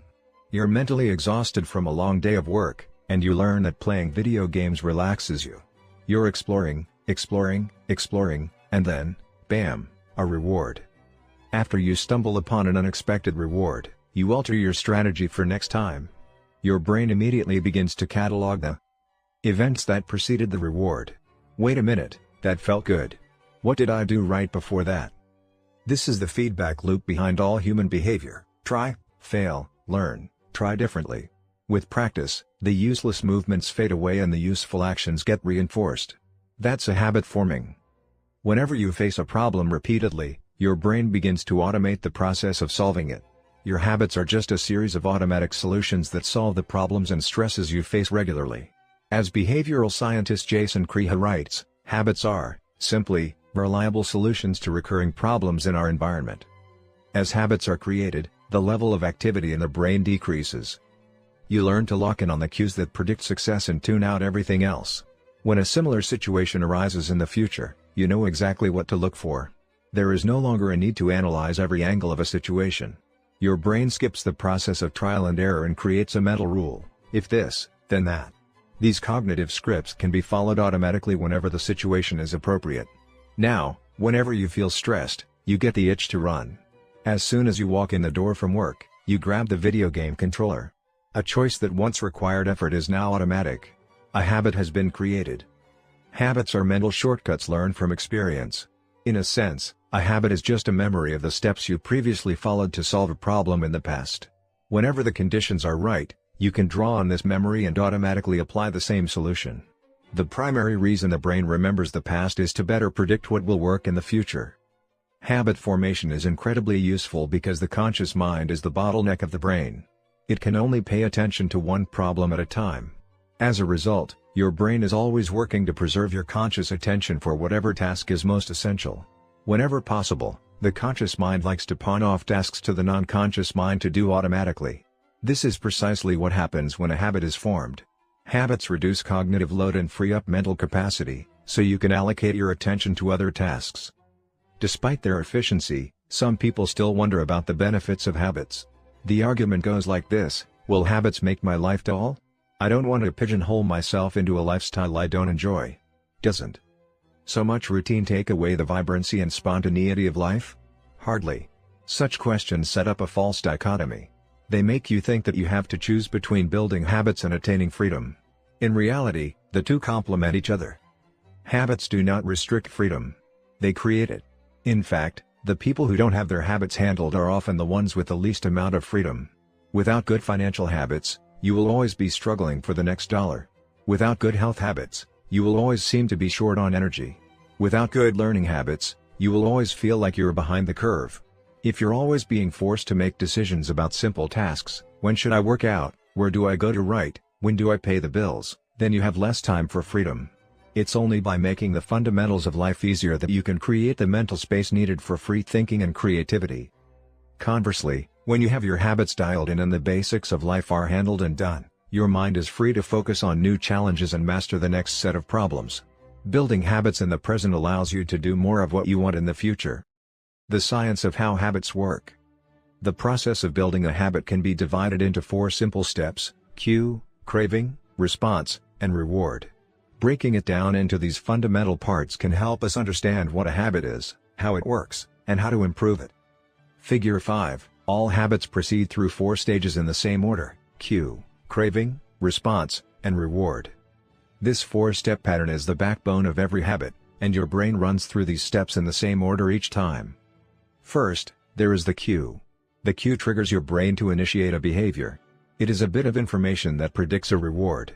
Our prehistoric ancestors were paying attention to cues that signaled the location of primary rewards like food, water, and sex. Today, we spend most of our time learning cues that predict secondary rewards like money and fame, power and status, praise and approval, love and friendship, or a sense of personal satisfaction. Of course, these pursuits also indirectly improve our odds of survival and reproduction, which is the deeper motive behind everything we do. Your mind is continuously analyzing your internal and external environment for hints of where rewards are located. Because the cue is the first indication that we're close to a reward, it naturally leads to a craving. Cravings are the second step, and they are the motivational force behind every habit. Without some level of motivation or desire, without craving a change, we have no reason to act. What you crave is not the habit itself but the change and state it delivers. You do not crave smoking a cigarette, you crave the feeling of relief it provides. You are not motivated by brushing your teeth but rather by the feeling of a clean mouth. You do not want to turn on the television, you want to be entertained. Every craving is linked to a desire to change your internal state. This is an important point that we will discuss in detail later. Cravings differ from person to person. In theory, any piece of information could trigger a craving, but in practice, people are not motivated by the same cues. For a gambler, the sound of slot machines can be a potent trigger that sparks an intense wave of desire. For someone who rarely gambles, the jingles and chimes of the casino are just background noise. Cues are meaningless until they are interpreted. The thoughts, feelings, and emotions of the observer are what transform a cue into a craving. The third step is the response. The response is the actual habit you perform, which can take the form of a thought or an action. Whether a response occurs depends on how motivated you are and how much friction is associated with the behavior. If a particular action requires more physical or mental effort than you are willing to expend, then you won't do it. Your response also depends on your ability. It sounds simple, but a habit can occur only if you are capable of doing it. If you want to dunk a basketball but can't jump high enough to reach the hoop, well, you're out of luck. Finally, the response delivers a reward. Rewards are the end goal of every habit. The cue is about noticing the reward. The craving is about wanting the reward. The response is about obtaining the reward. We chase rewards because they serve 2 purposes: 1, they satisfy us, and 2, they teach us. The first purpose of rewards is to satisfy your craving. Yes, rewards provide benefits on their own. Food and water deliver the energy you need to survive. Getting a promotion brings more money and respect. Getting in shape improves your health and your dating prospects. But the more immediate benefit is that rewards satisfy your craving to eat or to gain status or to win approval. At least for a moment, rewards deliver contentment and relief from craving. Second, rewards teach us which actions are worth remembering in the future. Your brain is a reward detector. As you go about your life, your sensory nervous system is continuously monitoring which actions satisfy your desires and deliver pleasure. Feelings of pleasure and disappointment are part of the feedback mechanism that helps your brain distinguish useful actions from useless ones. Rewards close the feedback loop and complete the habit cycle. If a behavior is insufficient in any of the 4 stages, it will not become a habit. Eliminate the cue and your habit will never start. Reduce the craving and you won't experience enough motivation to act. Make the behavior difficult and you won't be able to do it. And if the reward fails to satisfy your desire, then you'll have no reason to do it again in the future. Without the first 3 steps, a behavior will not occur. Without all 4, a behavior will not be repeated. The habit loop. Figure 6, the 4 stages of habit are best described as a feedback loop. They form an endless cycle that is running every moment you are alive. This habit loop is continually scanning the environment, predicting what will happen next, trying out different responses, and learning from the results. In summary, the cue triggers a craving, which motivates a response, which provides a reward, which satisfies the craving and, ultimately, becomes associated with the cue. Together, these 4 steps form a neurological feedback loop: cue, craving, response, reward, cue, craving, response, reward, that ultimately allows you to create automatic habits. This cycle is known as the habit loop. This 4-step process is not something that happens occasionally, but rather it is an endless feedback loop that is running and active during every moment you are alive, even now. The brain is continually scanning the environment, predicting what will happen next, trying out different responses, and learning from the results. The entire process is completed in a split second, and we use it again and again without realizing everything that has been packed into the previous moment. We can split these 4 steps into 2 phases, the problem phase and the solution phase. The problem phase includes the cue and the craving, and it is when you realize that something needs to change. The solution phase includes the response and the reward, and it is when you take action and achieve the change you desire. Problem phase. 1. Cue. 2. Craving. Solution phase. 3. Response. 4. Reward. All behavior is driven by the desire to solve a problem. Sometimes the problem is that you notice something good and you want to obtain it. Sometimes the problem is that you are experiencing pain and you want to relieve it. Either way, the purpose of every habit is to solve the problems you face. In the table on the following page, you can see a few examples of what this looks like in real life. Imagine walking into a dark room and flipping on the light switch. You have performed this simple habit so many times that it occurs without thinking. You proceed through all 4 stages in the fraction of a second. The urge to act strikes you without thinking. Problem phase. 1. Cue, your phone buzzes with a new text message. 2. Craving, you want to learn the contents of the message. Solution phase. 3. Response, you grab your phone and read the text. 4. Reward, you satisfy your craving to read the message. Grabbing your phone becomes associated with your phone buzzing. Problem phase. 1. Cue, you are answering emails. 2. Craving, you begin to feel stressed and overwhelmed by work. You want to feel in control. Solution phase. 3. Response, you bite your nails. 4. Reward, you satisfy your craving to reduce stress. Biting your nails becomes associated with answering email. Problem phase. 1. Cue, you wake up. 2. Craving, you want to feel alert. Solution phase. 3. Response, you drink a cup of coffee. 4. Reward, you satisfy your craving to feel alert. Drinking coffee becomes associated with waking up. Problem phase. 1. Cue, you smell a donut shop as you walk down the street near your office. 2. Craving, you begin to crave a donut. Solution phase. 3. Response, you buy a donut and eat it. 4. Reward, you satisfy your craving to eat a donut. Buying a donut becomes associated with walking down the street near your office. Problem phase. 1. Cue, you hit a stumbling block on a project at work. 2. Craving, you feel stuck and want to relieve your frustration. Solution phase. 3. Response, you pull out your phone and check social media. 4. Reward, you satisfy your craving to feel relieved. Checking social media becomes associated with feeling stalled at work. Problem phase. 1. Cue, you walk into a dark room. 2. Craving, you want to be able to see. Solution phase. 3. Response, you flip the light switch. 4. Reward, you satisfy your craving to see.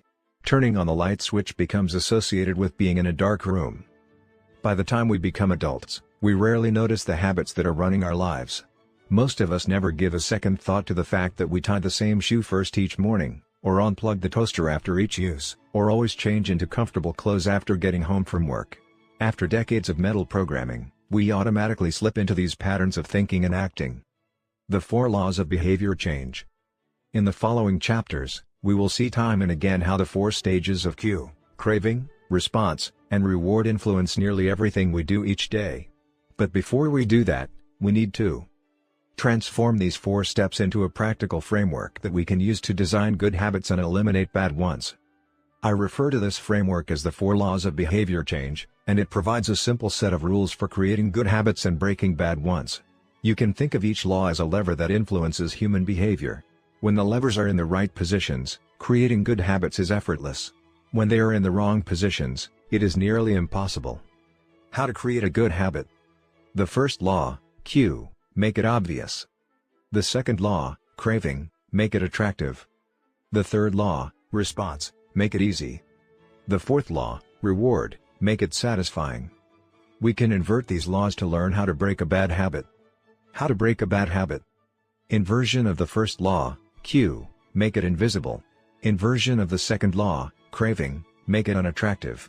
Inversion of the third law, response, make it difficult. Inversion of the fourth law, reward, make it unsatisfying. It would be irresponsible for me to claim that these 4 laws are an exhaustive framework for changing any human behavior, but I think they're close. As you will soon see, the 4 laws of behavior change apply to nearly every field, from sports to politics, art to medicine, comedy to management. These laws can be used no matter what challenge you are facing. There is no need for completely different strategies for each habit. Whenever you want to change your behavior, you can simply ask yourself: 1. How can I make it obvious? 2. How can I make it attractive? 3. How can I make it easy? 4. How can I make it satisfying? If you have ever wondered, why don't I do what I say I'm going to do? Why don't I lose the weight or stop smoking or save for retirement or start that side business? Why do I say something is important but never seem to make time for it? The answers to those questions can be found somewhere in these 4 laws. The key to creating good habits and breaking bad ones is to understand these fundamental laws and how to alter them to your specifications. Every goal is doomed to fail if it goes against the grain of human nature. Your habits are shaped by the systems in your life. In the chapters that follow, we will discuss these laws one by one and show how you can use them to create a system in which good habits emerge naturally and bad habits wither away. Chapter Summary. A habit is a behavior that has been repeated enough times to become automatic. The ultimate purpose of habits is to solve the problems of life with as little energy and effort as possible. Any habit can be broken down into a feedback loop that involves 4 steps: cue, craving, response, and reward. The 4 laws of behavior change are a simple set of rules we can use to build better habits. There are: 1. Make it obvious, 2. Make it attractive, 3. Make it easy, and 4. Make it satisfying. The first law. Make it obvious. 4. The man who didn't look right. The psychologist Gary Klein once told me a story about a woman who attended a family gathering. She had spent years working as a paramedic and, upon arriving at the event, took one look at her father-in-law and got very concerned. "I don't like the way you look," she said. Her father-in-law, who was feeling perfectly fine, jokingly replied, "Well, I don't like your looks, either." "No," she insisted. "You need to go to the hospital now." A few hours later, the man was undergoing life-saving surgery after an examination had revealed that he had a blockage to a major artery and was at immediate risk of a heart attack. Without his daughter-in-law's intuition, he could have died. What did the paramedic see? How did she predict his impending heart attack? When major arteries are obstructed, the body focuses on sending blood to critical organs and away from peripheral locations near the surface of the skin. The result is a change in the pattern of distribution of blood in the face.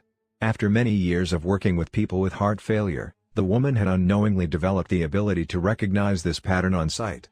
She couldn't explain what it was that she noticed in her father-in-law's face, but she knew something was wrong.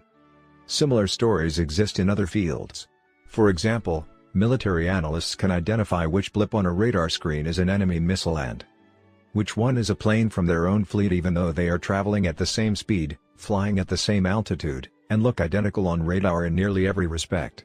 During the Gulf War, Lieutenant Commander Michael Riley saved an entire battleship when he ordered a missile shot down, despite the fact that it looked exactly like the battleship's own planes on radar. He made the right call, but even his superior officers couldn't explain how he did it.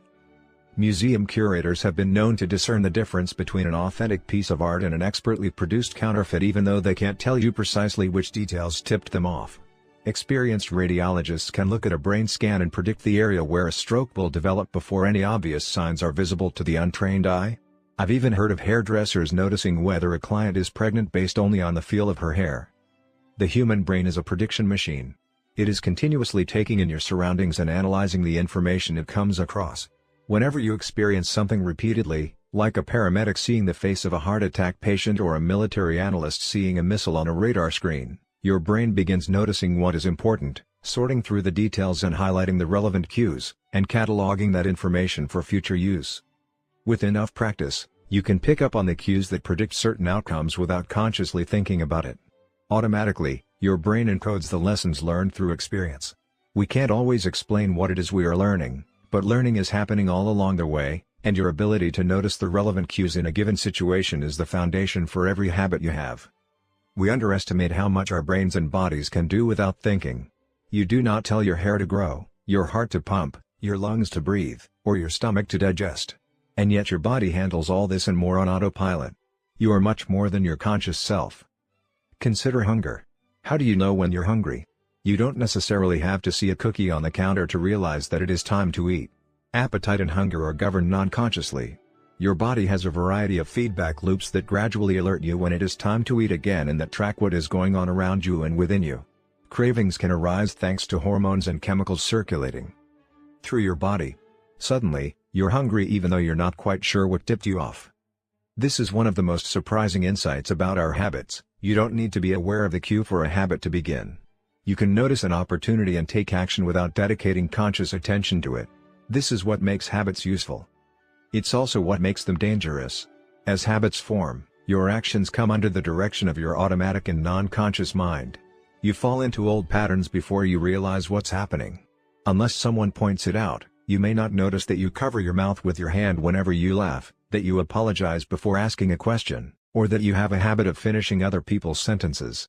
And the more you repeat these patterns, the less likely you become to question what you're doing and why you're doing it.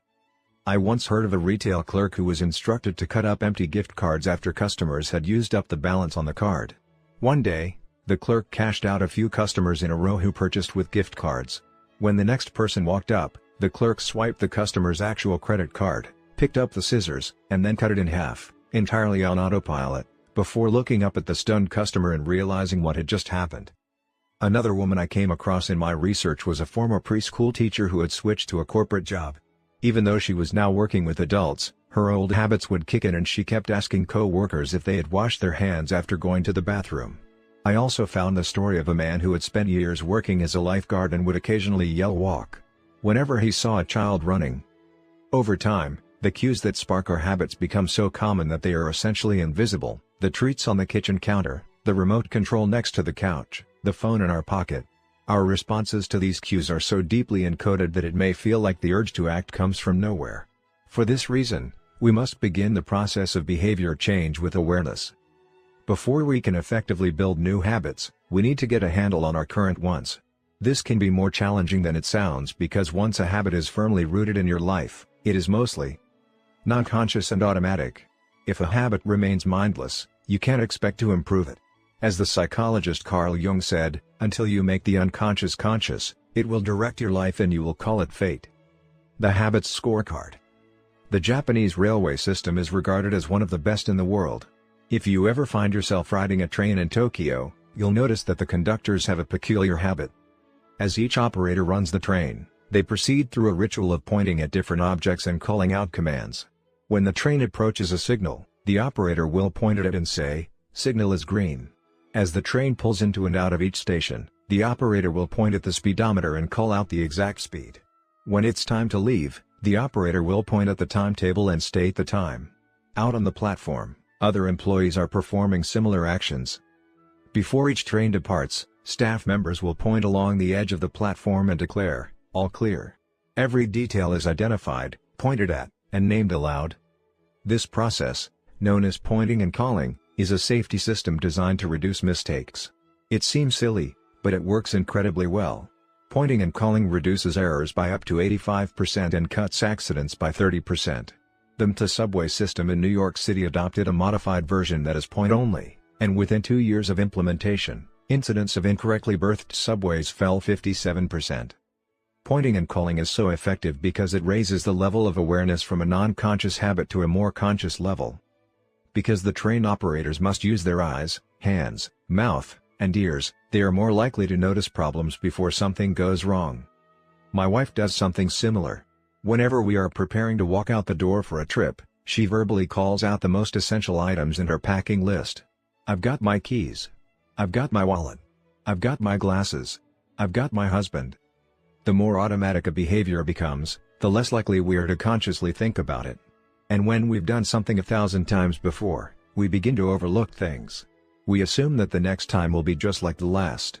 We're so used to doing what we've always done that we don't stop to question whether it's the right thing to do at all. Many of our failures in performance are largely attributable to a lack of self-awareness. One of our greatest challenges in changing habits is maintaining awareness of what we are actually doing. This helps explain why the consequences of bad habits can sneak up on us. We need a point-and-call system for our personal lives. That's the origin of the Habits Scorecard, which is a simple exercise you can use to become more aware of your behavior. To create your own, make a list of your daily habits. Here's a sample of where your list might start. Wake up. Turn off alarm, check my phone, go to the bathroom, weigh myself. Take a shower, brush my teeth, floss my teeth, put on deodorant. Hang up towel to dry, get dressed. Make a cup of tea. And so on. Once you have a full list, look at each behavior, and ask yourself, is this a good habit, a bad habit, or a neutral habit? If it is a good habit, write plus next to it. If it is a bad habit, write minus. If it is a neutral habit, write equals. For example, the list above might look like this. Wake up, equals. Turn off alarm, equals. Check my phone, minus. Go to the bathroom, equals. Weigh myself, plus. Take a shower, plus. Brush my teeth, plus. Floss my teeth, plus. Put on deodorant, plus. Hang up towel to dry, equals. Get dressed, equals. Make a cup of tea, plus. The marks you give to a particular habit will depend on your situation and your goals. For someone who is trying to lose weight, eating a bagel with peanut butter every morning might be a bad habit. For someone who is trying to bulk up and add muscle, the same behavior might be a good habit. It all depends on what you're working toward. Scoring your habits can be a bit more complex for another reason as well. The labels good habit and bad habit are slightly inaccurate. There are no good habits or bad habits. There are only effective habits. That is, effective at solving problems. All habits serve you in some way. Even the bad ones, which is why you repeat them. For this exercise, categorize your habits by how they will benefit you in the long run. Generally speaking, good habits will have net positive outcomes. Bad habits have net negative outcomes. Smoking a cigarette may reduce stress right now, that's how it's serving you, but it's not a healthy long-term behavior. If you're still having trouble determining how to rate a particular habit, here's a question I like to use: does this behavior help me become the type of person I wish to be? Does this habit cast a vote for or against my desired identity? Habits that reinforce your desired identity are usually good. Habits that conflict with your desired identity are usually bad. As you create your habits scorecard, there is no need to change anything at first. The goal is to simply notice what is actually going on. Observe your thoughts and actions without judgment or internal criticism. Don't blame yourself for your faults. Don't praise yourself for your successes. If you eat a chocolate bar every morning, acknowledge it, almost as if you were watching someone else. Oh, how interesting that they would do such a thing.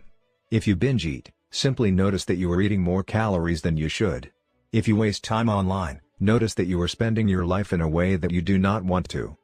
The first step to changing bad habits is to be on the lookout for them. If you feel like you need extra help, then you can try pointing and calling in your own life.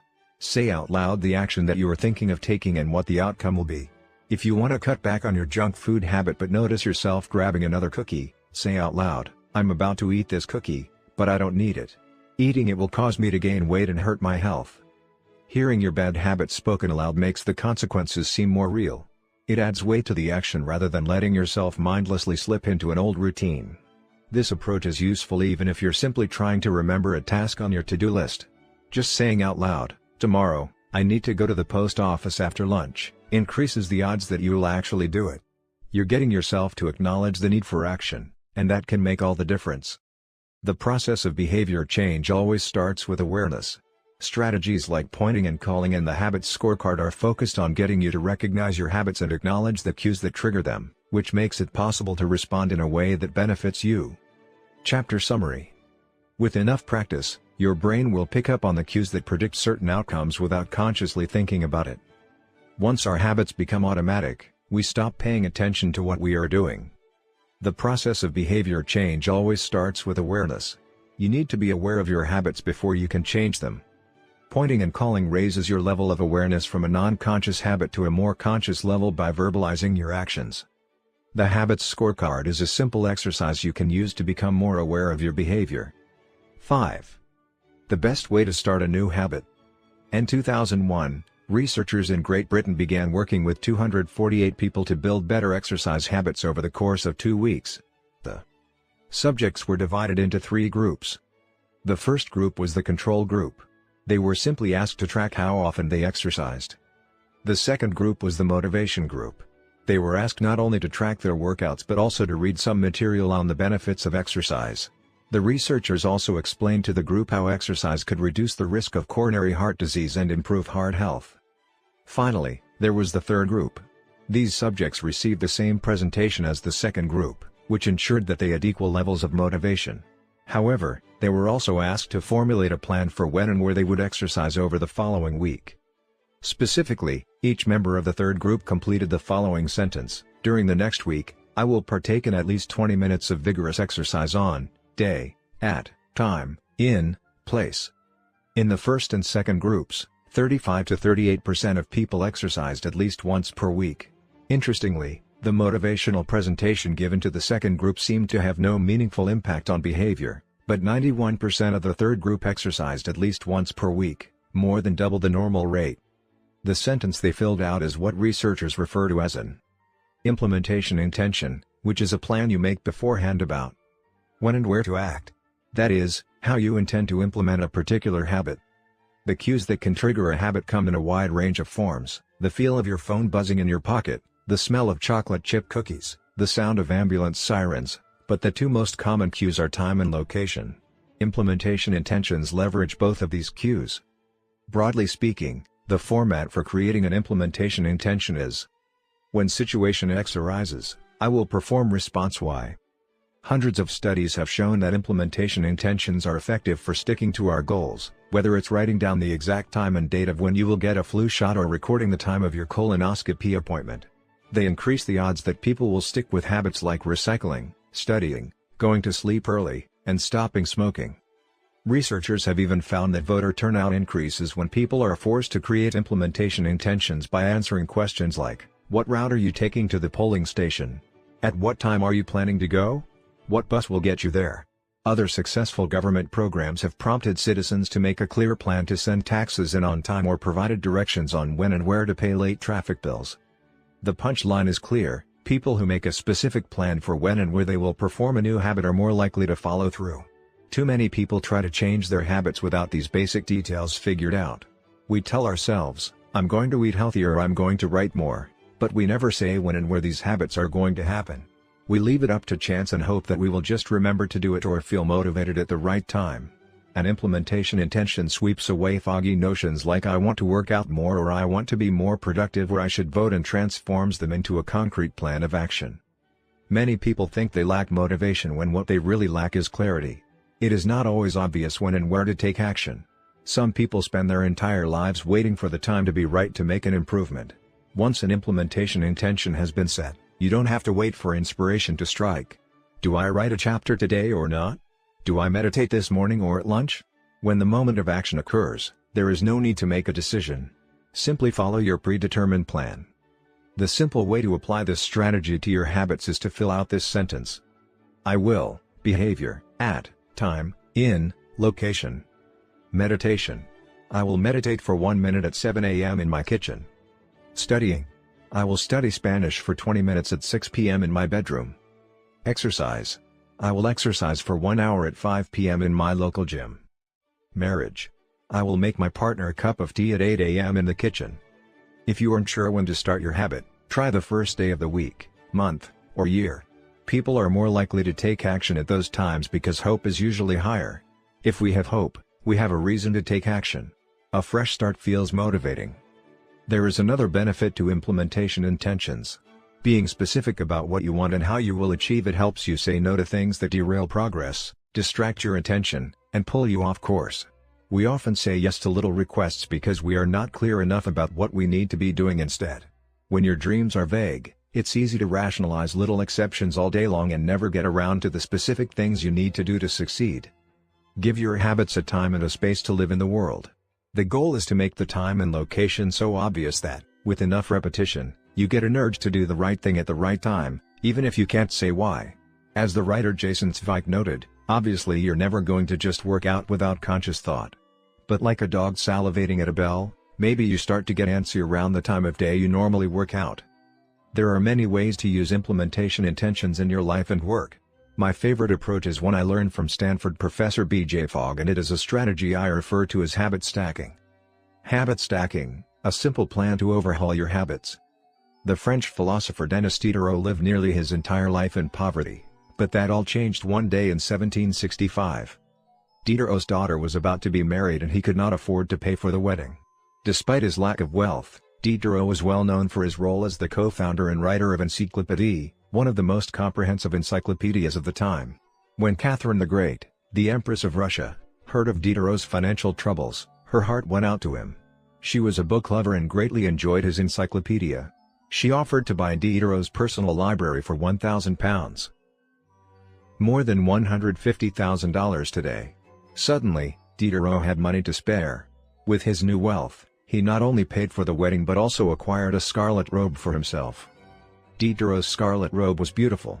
So beautiful, in fact, that he immediately noticed how out of place it seemed when surrounded by his more common possessions. He wrote that there was no more coordination, no more unity, no more beauty between his elegant robe and the rest of his stuff. Diderot soon felt the urge to upgrade his possessions. He replaced his rug with one from Damascus. He decorated his home with expensive sculptures. He bought a mirror to place above the mantel, and a better kitchen table. He tossed aside his old straw chair for a leather one. Like falling dominoes, one purchase led to the next. Diderot's behavior is not uncommon. In fact, the tendency for one purchase to lead to another one has a name: the Diderot effect. The Diderot effect states that obtaining a new possession often creates a spiral of consumption that leads to additional purchases. You can spot this pattern everywhere. You buy a dress and have to get new shoes and earrings to match. You buy a couch and suddenly question the layout of your entire living room. You buy a toy for your child and soon find yourself purchasing all of the accessories that go with it. It's a chain reaction of purchases. Many human behaviors follow this cycle. You often decide what to do next based on what you have just finished doing. Going to the bathroom leads to washing and drying your hands, which reminds you that you need to put the dirty towels in the laundry, so you add laundry detergent to the shopping list, and so on. No behavior happens in isolation. Each action becomes a cue that triggers the next behavior. Why is this important? When it comes to building new habits, you can use the connectedness of behavior to your advantage. One of the best ways to build a new habit is to identify a current habit you already do each day and then stack your new behavior on top. This is called habit stacking. Habit stacking is a special form of an implementation intention. Rather than pairing your new habit with a particular time and location, you pair it with a current habit. This method, which was created by B.J. Fogg as part of his Tiny Habits program, can be used to design an obvious cue for nearly any habit. The habit stacking formula is: after current habit, I will, new habit. For example, meditation. After I pour my cup of coffee each morning, I will meditate for 1 minute. Exercise. After I take off my work shoes, I will immediately change into my workout clothes. Gratitude. After I sit down to dinner, I will say one thing I'm grateful for that happened today. Marriage. After I get into bed at night, I will give my partner a kiss. Safety. After I put on my running shoes, I will text a friend or family member where I am running and how long it will take. The key is to tie your desired behavior into something you already do each day. Once you have mastered this basic structure, you can begin to create larger stacks by chaining small habits together. This allows you to take advantage of the natural momentum that comes from one behavior leading into the next, a positive version of the Diderot effect. Habit stacking. Figure 7. Habit stacking increases the likelihood that you'll stick with a habit by stacking your new behavior on top of an old one. This process can be repeated to chain numerous habits together, each one acting as the cue for the next. Your morning routine habit stack might look like this. 1.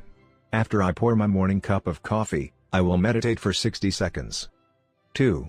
After I meditate for 60 seconds, I will write my to-do list for the day. 3. After I write my to-do list for the day, I will immediately begin my first task. Or, consider this habit stack in the evening. 1. After I finish eating dinner, I will put my plate directly into the dishwasher. 2. After I put my dishes away, I will immediately wipe down the counter. 3. After I wipe down the counter, I will set out my coffee mug for tomorrow morning. You can also insert new behaviors into the middle of your current routines. For example, you may already have a morning routine that looks like this: wake up greater than make my bed more than take a shower. Let's say you want to develop the habit of reading more each night. You can expand your habit stack and try something like, wake up greater than make my bed more than place a book on my pillow greater than take a shower. Now, when you climb into bed each night, a book will be sitting there waiting for you to enjoy. Overall, habit stacking allows you to create a set of simple rules that guide your future behavior. It's like you always have a game plan for which action should come next. Once you get comfortable with this approach, you can develop general habit stacks to guide you whenever the situation is appropriate. Exercise. When I see a set of stairs, I will take them instead of using the elevator. Social skills. When I walk into a party, I will introduce myself to someone I don't know yet. Finances. When I want to buy something over $100, I will wait 24 hours before purchasing. Healthy eating. When I serve myself a meal, I will always put veggies on my plate first. Minimalism.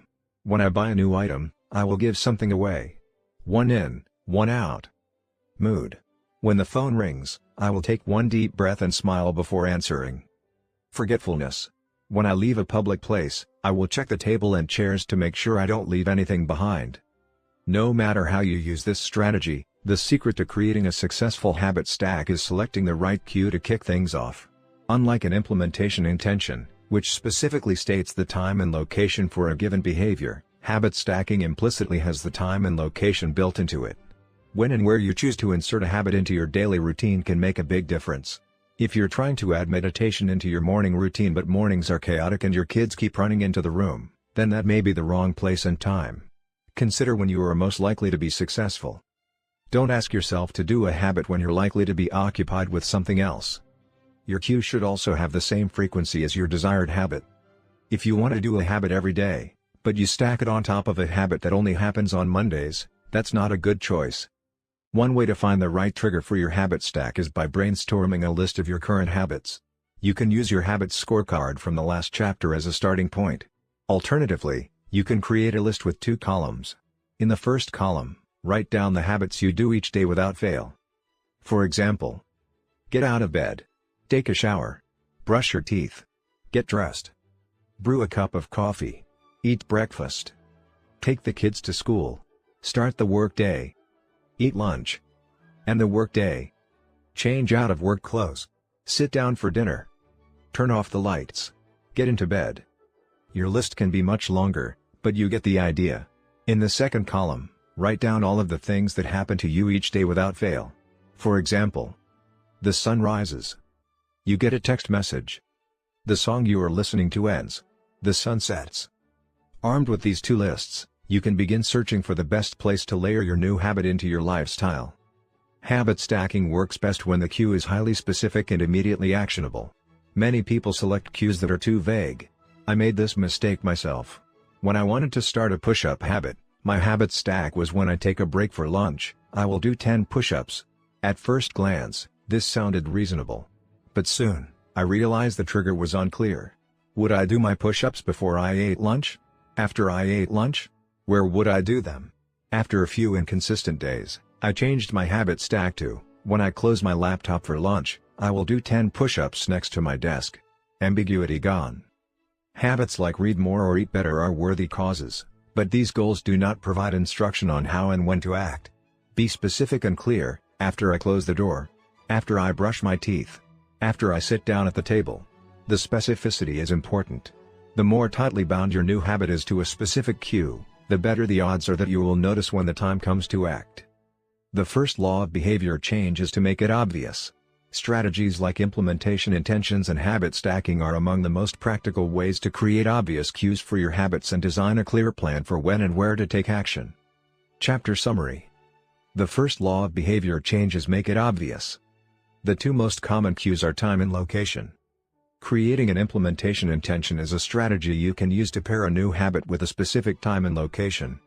The implementation intention formula is, I will, behavior, at, time, in, location.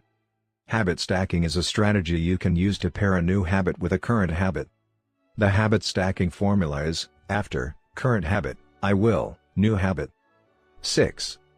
Motivation is overrated, environment often matters more. Anne Thorndike, a primary care physician at Massachusetts General Hospital in Boston, had a crazy idea. She believed she could improve the eating habits of thousands of hospital staff and visitors without changing their willpower or motivation in the slightest way. In fact, she didn't plan on talking to them at all. Thorndike and her colleagues designed a 6-month study to alter the choice architecture of the hospital cafeteria. They started by changing how drinks were arranged in the room. Originally, the refrigerators located next to the cash registers in the cafeteria were filled with only soda. The researchers added water as an option to each one. Additionally, they placed baskets of bottled water next to the food stations throughout the room. Soda was still in the primary refrigerators, but water was now available at all drink locations. Over the next 3 months, the number of soda sales at the hospital dropped by 11.4%. Meanwhile, sales of bottled water increased by 25.8%. They made similar adjustments, and saw similar results, with the food in the cafeteria. Nobody had said a word to anyone eating there. Before. After. Figure 8, here is a representation of what the cafeteria looked like before the environment design changes were made, left, and after, right. The shaded boxes indicate areas where bottled water was available in each instance. Because the amount of water in the environment was increased, behavior shifted naturally and without additional motivation. People often choose products not because of what they are, but because of where they are. If I walk into the kitchen and see a plate of cookies on the counter, I'll pick up half a dozen and start eating, even if I hadn't been thinking about them beforehand and didn't necessarily feel hungry. If the communal table at the office is always filled with donuts and bagels, it's going to be hard not to grab one every now and then. Your habits change depending on the room you are in and the cues in front of you. Environment is the invisible hand that shapes human behavior. Despite our unique personalities, certain behaviors tend to arise again and again under certain environmental conditions. In church, people tend to talk in whispers. On a dark street, people act wary and guarded. In this way, the most common form of change is not internal, but external. We are changed by the world around us. Every habit is context-dependent.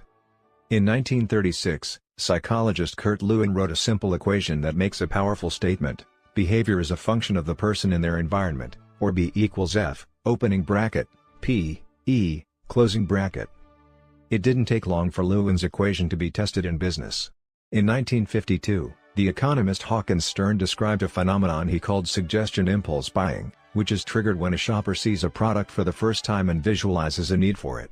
In other words, customers will occasionally buy products not because they want them but because of how they are presented to them. For example, items at eye level tend to be purchased more than those down near the floor. For this reason, you'll find expensive brand names featured in easy-to-reach locations on store shelves because they drive the most profit, while cheaper alternatives are tucked away in harder-to-reach spots.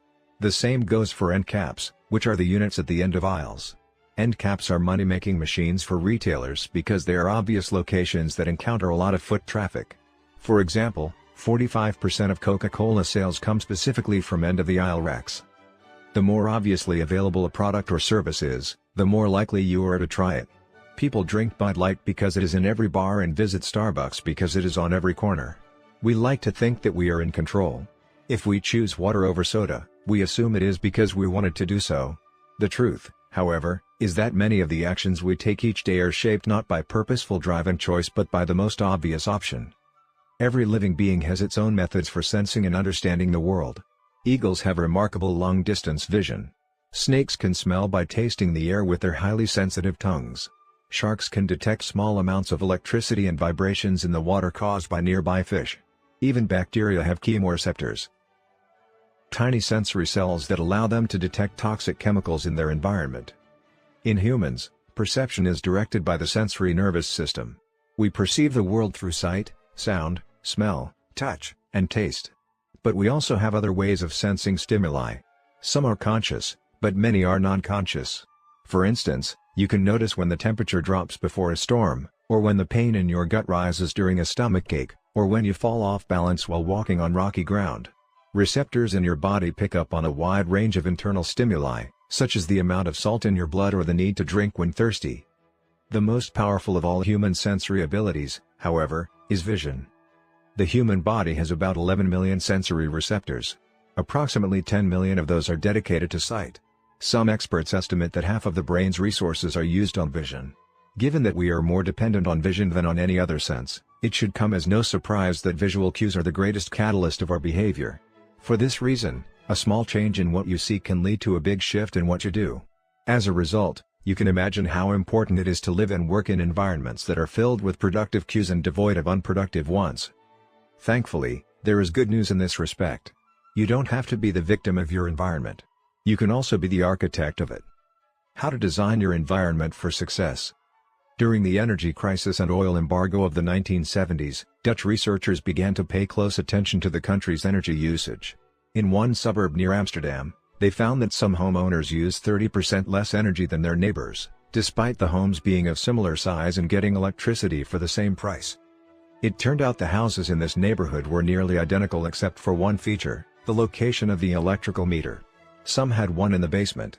Others had the electrical meter upstairs in the main hallway. As you may guess, the homes with the meters located in the main hallway used less electricity. When their energy use was obvious and easy to track, people changed their behavior. Every habit is initiated by a cue, and we are more likely to notice cues that stand out. Unfortunately, the environments where we live and work often make it easy not to do certain actions because there is no obvious cue to trigger the behavior. It's easy not to practice the guitar when it's tucked away in the closet. It's easy not to read a book when the bookshelf is in the corner of the guest room. It's easy not to take your vitamins when they are out of sight in the pantry. When the cues that spark a habit are subtle or hidden, they are easy to ignore. By comparison, creating obvious visual cues can draw your attention toward a desired habit. In the early 1990s, the cleaning staff at Schiphol Airport in Amsterdam installed a small sticker that looked like a fly near the center of each urinal. Apparently, when men stepped up to the urinals, they aimed for what they thought was a bug. The stickers improved their aim and significantly reduced spillage around the urinals. Further analysis determined that the stickers cut bathroom cleaning costs by 8% per year. I've experienced the power of obvious cues in my own life. I used to buy apples from the store, put them in the crisper in the bottom of the refrigerator, and forget all about them. By the time I remembered, the apples would have gone bad. I never saw them, so I never ate them. Eventually, I took my own advice and redesigned my environment. I bought a large display bowl and placed it in the middle of the kitchen counter. The next time I bought apples, that was where they went, out in the open where I could see them. Almost like magic, I began eating a few apples each day simply because they were obvious rather than out of sight. Here are a few ways you can redesign your environment and make the cues for your preferred habits more obvious. If you want to remember to take your medication each night, put your pill bottle directly next to the faucet on the bathroom counter. If you want to practice guitar more frequently, place your guitar stand in the middle of the living room. If you want to remember to send more thank you notes, keep a stack of stationery on your desk. If you want to drink more water, fill up a few water bottles each morning and place them in common locations around the house. If you want to make a habit a big part of your life, make the cue a big part of your environment. The most persistent behaviors usually have multiple cues. Consider how many different ways a smoker could be prompted to pull out a cigarette: driving in the car, seeing a friend smoke, feeling stressed at work, and so on. The same strategy can be employed for good habits. By sprinkling triggers throughout your surroundings, you increase the odds that you'll think about your habit throughout the day. Make sure the best choice is the most obvious one. Making a better decision is easy and natural when the cues for good habits are right in front of you. Environment design is powerful not only because it influences how we engage with the world but also because we rarely do it. Most people live in a world others have created for them. But you can alter the spaces where you live and work to increase your exposure to positive cues and reduce your exposure to negative ones. Environment design allows you to take back control and become the architect of your life. Be the designer of your world and not merely the consumer of it. The context is the cue.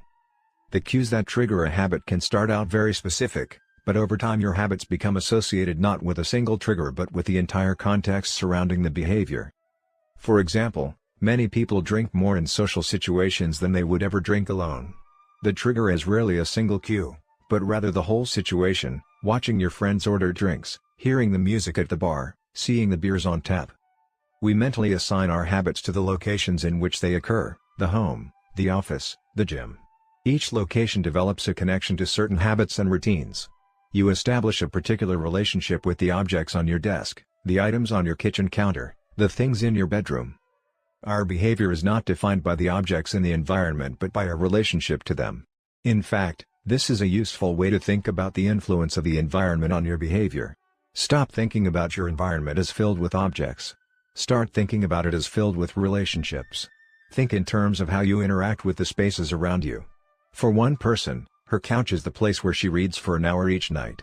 For someone else, the couch is where he watches television and eats a bowl of ice cream after work. Different people can have different memories, and thus different habits, associated with the same place.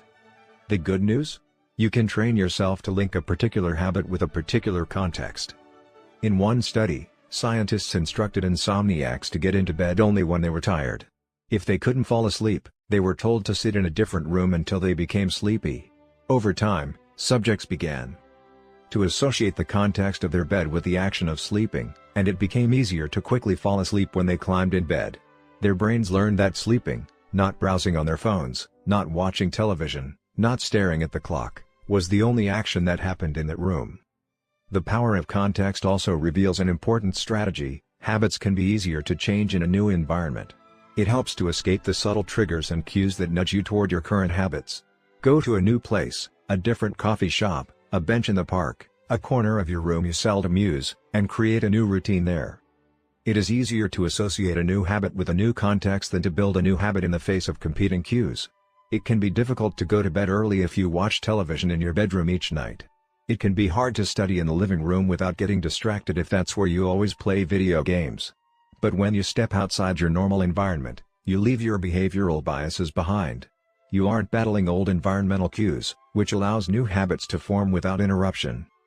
Want to think more creatively? Move to a bigger room, a rooftop patio, or a building with expansive architecture. Take a break from the space where you do your daily work, which is also linked to your current thought patterns. Trying to eat healthier? It is likely that you shop on autopilot at your regular supermarket. Try a new grocery store. You may find it easier to avoid unhealthy food when your brain doesn't automatically know where it is located in the store. When you can't manage to get to an entirely new environment, redefine or rearrange your current one. Create a separate space for work, study, exercise, entertainment, and cooking. The mantra I find useful is one space, one use. When I started my career as an entrepreneur, I would often work from my couch or at the kitchen table. In the evenings, I found it very difficult to stop working. There was no clear division between the end of work time and the beginning of personal time. Was the kitchen table my office or the space where I ate meals? Was the couch where I relaxed or where I sent emails? Everything happened in the same place. A few years later, I could finally afford to move to a home with a separate room for my office. Suddenly, work was something that happened in here and personal life was something that happened out there. It was easier for me to turn off the professional side of my brain when there was a clear dividing line between work life and home life. Each room had one primary use. The kitchen was for cooking. The office was for working. Whenever possible, avoid mixing the context of one habit with another. When you start mixing contexts, you'll start mixing habits, and the easier ones will usually win out. This is one reason why the versatility of modern technology is both a strength and a weakness. You can use your phone for all sorts of tasks, which makes it a powerful device. But when you can use your phone to do nearly anything, it becomes hard to associate it with one task. You want to be productive, but you're also conditioned to browse social media, check email, and play video games whenever you open your phone. It's a mishmash of cues. You may be thinking, you don't understand. I live in New York City. My apartment is the size of a smartphone. I need each room to play multiple roles. Fair enough. If your space is limited, divide your room into activity zones: a chair for reading, a desk for writing, a table for eating. You can do the same with your digital spaces. I know a writer who uses his computer only for writing, his tablet only for reading, and his phone only for social media and texting. Every habit should have a home. If you can manage to stick with this strategy, each context will become associated with a particular habit and mode of thought. Habits thrive under predictable circumstances like these. Focus comes automatically when you are sitting at your work desk. Relaxation is easier when you are in a space designed for that purpose. Sleep comes quickly when it is the only thing that happens in your bedroom. If you want behaviors that are stable and predictable, you need an environment that is stable and predictable. A stable environment where everything has a place and a purpose is an environment where habits can easily form. Chapter Summary. Small changes in context can lead to large changes in behavior over time. Every habit is initiated by a cue. We are more likely to notice cues that stand out. Make the cues of good habits obvious in your environment. Gradually, your habits become associated not with a single trigger but with the entire context surrounding the behavior. The context becomes the cue. It is easier to build new habits in a new environment because you are not fighting against old cues. Hope you enjoy your listening. I would greatly appreciate if you take a second, press that thumbs up button below and subscribe to the channel, so more people find this video and educate themselves, reading. It means a lot, thank you. The audiobook continues, thanks for your time. 7. The Secret to Self-Control. In 1971, as the Vietnam War was heading into its 16th year, Congressman Robert Steele from Connecticut and Morgan Murphy from Illinois made a discovery that stunned the American public.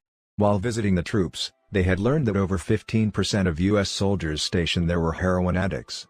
Follow-up research revealed that 35% of service members in Vietnam had tried heroin and as many as 20% were addicted. The problem was even worse than they had initially thought. The discovery led to a flurry of activity in Washington, including the creation of the Special Action Office of Drug Abuse Prevention under President Nixon to promote prevention and rehabilitation and to track addicted service members when they returned home. Lee Robbins was one of the researchers in charge. In a finding that completely upended the accepted beliefs about addiction, Robbins found that when soldiers who had been heroin users returned home, only 5% of them became re-addicted within a year, and just 12% relapsed within 3 years. In other words, approximately 9 out of 10 soldiers who used heroin in Vietnam eliminated their addiction nearly overnight. This finding contradicted the prevailing view at the time, which considered heroin addiction to be a permanent and irreversible condition.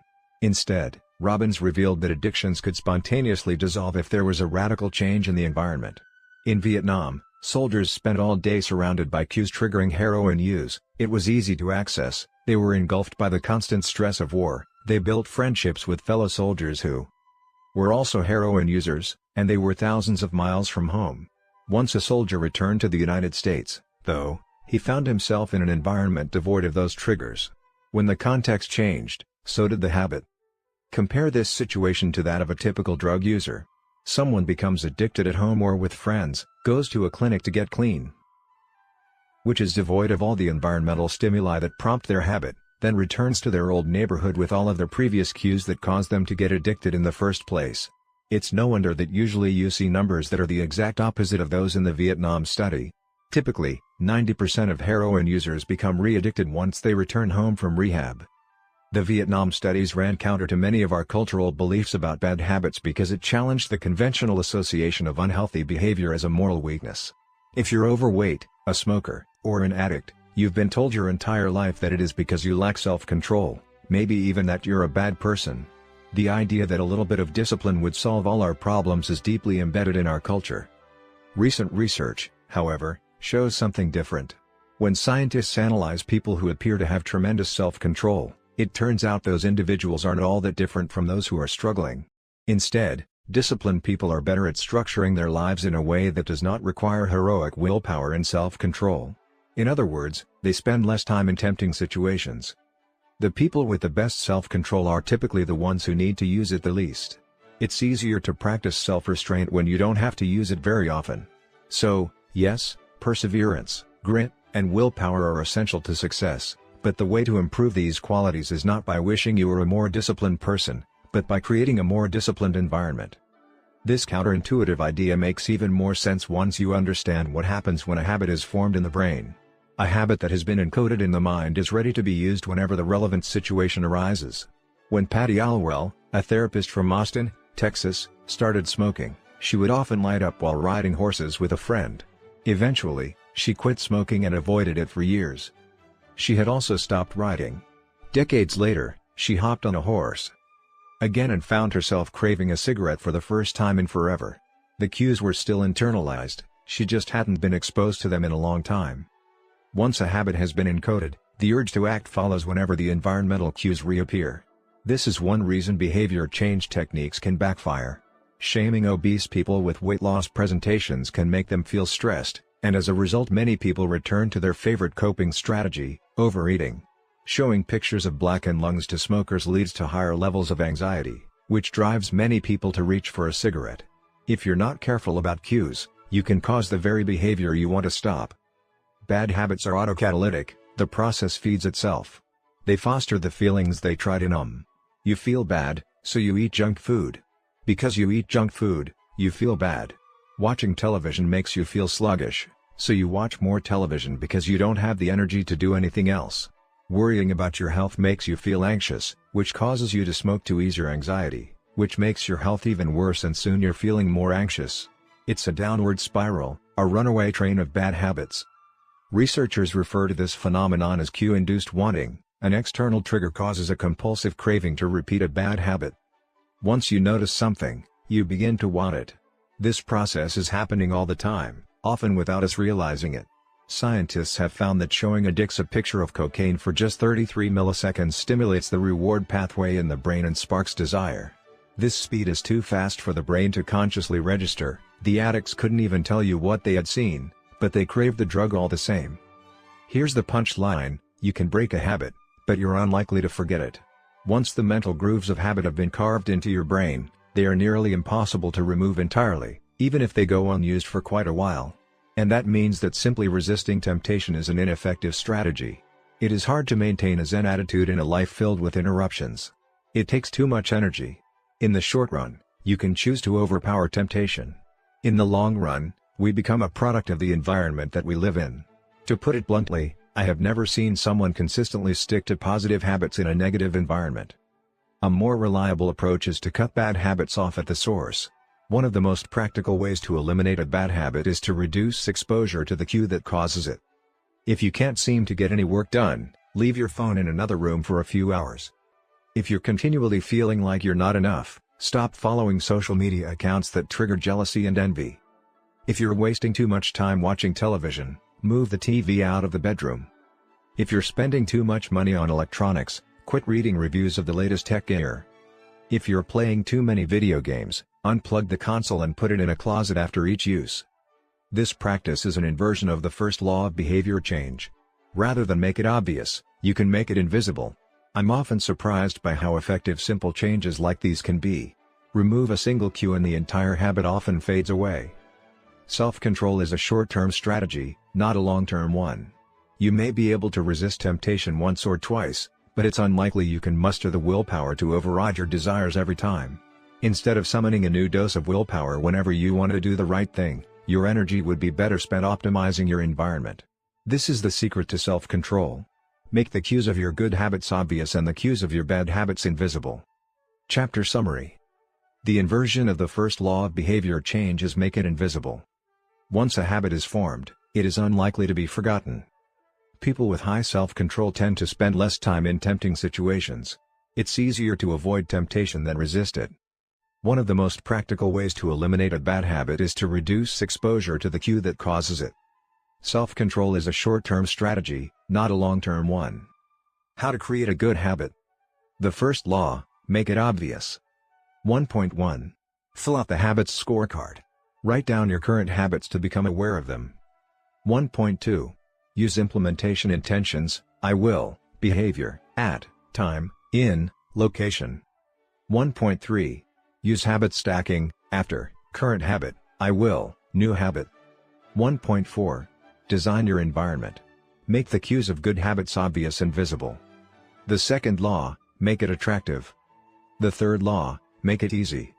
The fourth law: make it satisfying. How to break a bad habit. Inversion of the first law: make it invisible. 1.5. Reduce exposure.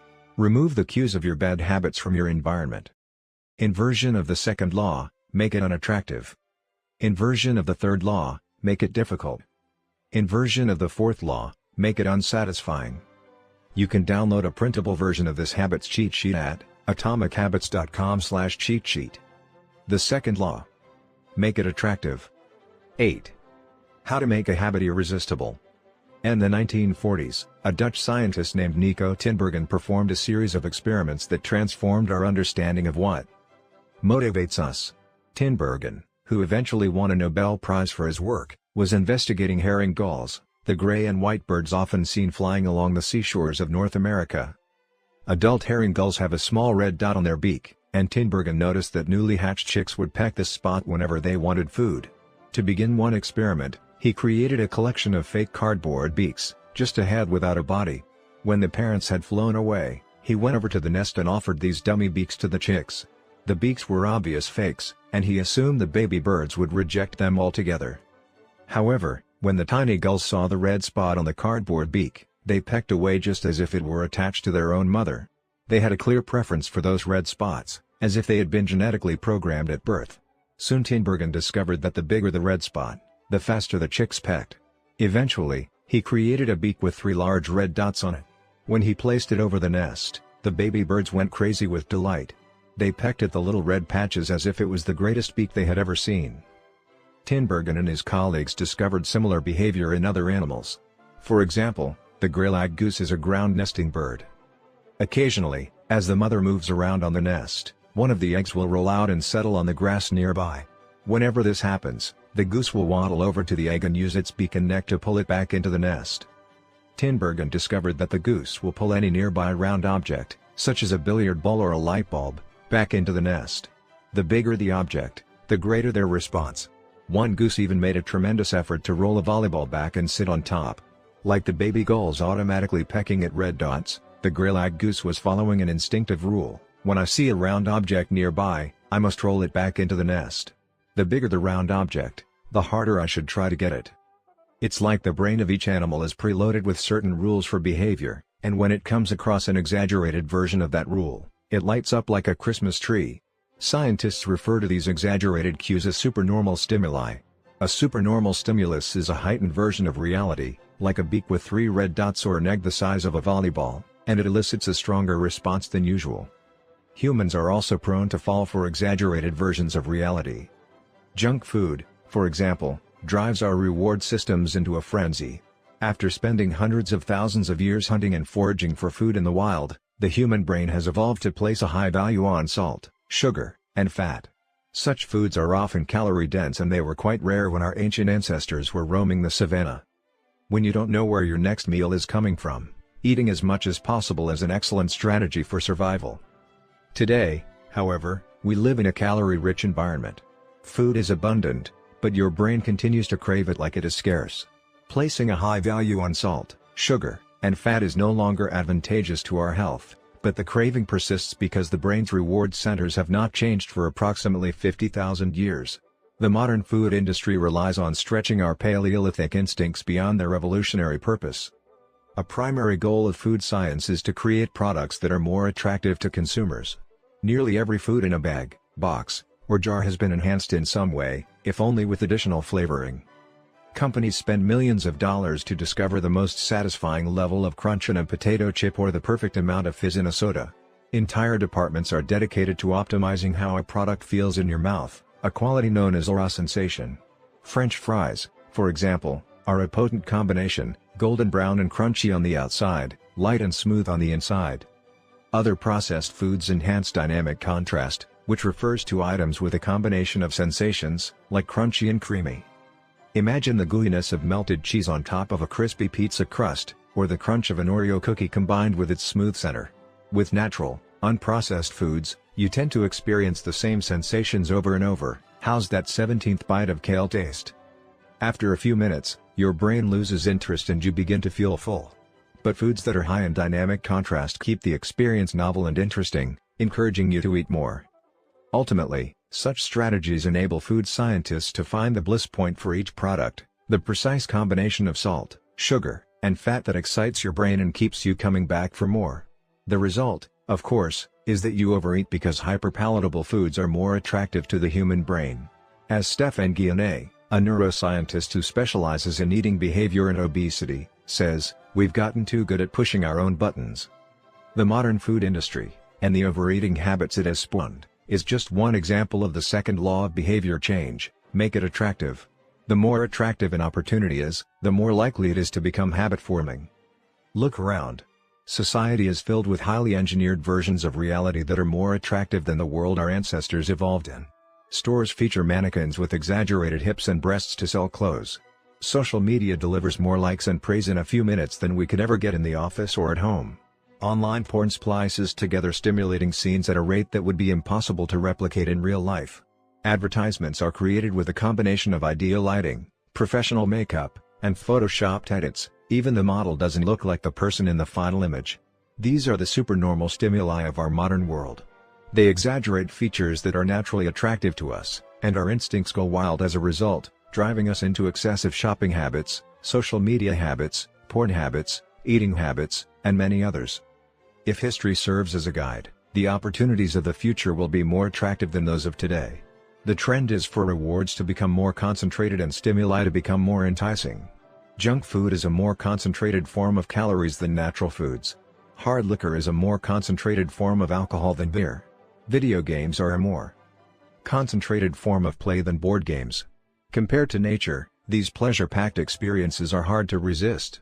We have the brains of our ancestors but temptations they never had to face. If you want to increase the odds that a behavior will occur, then you need to make it attractive. Throughout our discussion of the second law, our goal is to learn how to make our habits irresistible. While it is not possible to transform every habit into a supernormal stimulus, we can make any habit more enticing. To do this, we must start by understanding what a craving is and how it works. We begin by examining a biological signature that all habits share, the dopamine spike. The dopamine-driven feedback loop. Scientists can track the precise moment a craving occurs by measuring a neurotransmitter called dopamine. The importance of dopamine became apparent in 1954 when the neuroscientists James Olds and Peter Milner ran an experiment that revealed the neurological processes behind craving and desire. By implanting electrodes in the brains of rats, the researchers blocked the release of dopamine. To the surprise of the scientists, the rats lost all will to live. They wouldn't eat. They wouldn't have sex. They didn't crave anything. Within a few days, the animals died of thirst. In follow-up studies, other scientists also inhibited the dopamine-releasing parts of the brain, but this time, they squirted little droplets of sugar into the mouths of the dopamine-depleted rats. Their little rat faces lit up with pleasurable grins from the tasty substance. Even though dopamine was blocked, they liked the sugar just as much as before, they just didn't want it anymore. The ability to experience pleasure remained, but without dopamine, desire died. And without desire, action stopped. When other researchers reversed this process and flooded the reward system of the brain with dopamine, animals performed habits at breakneck speed. In one study, mice received a powerful hit of dopamine each time they poked their nose in a box. Within minutes, the mice developed a craving so strong they began poking their nose into the box 800 times per hour. Humans are not so different. The average slot machine player will spin the wheel 600 times per hour. Habits are a dopamine-driven feedback loop. Every behavior that is highly habit-forming, taking drugs, eating junk food, playing video games, browsing social media, is associated with higher levels of dopamine. The same can be said for our most basic habitual behaviors like eating food, drinking water, having sex, and interacting socially. For years, scientists assumed dopamine was all about pleasure, but now we know it plays a central role in many neurological processes, including motivation, learning and memory, punishment and aversion, and voluntary movement.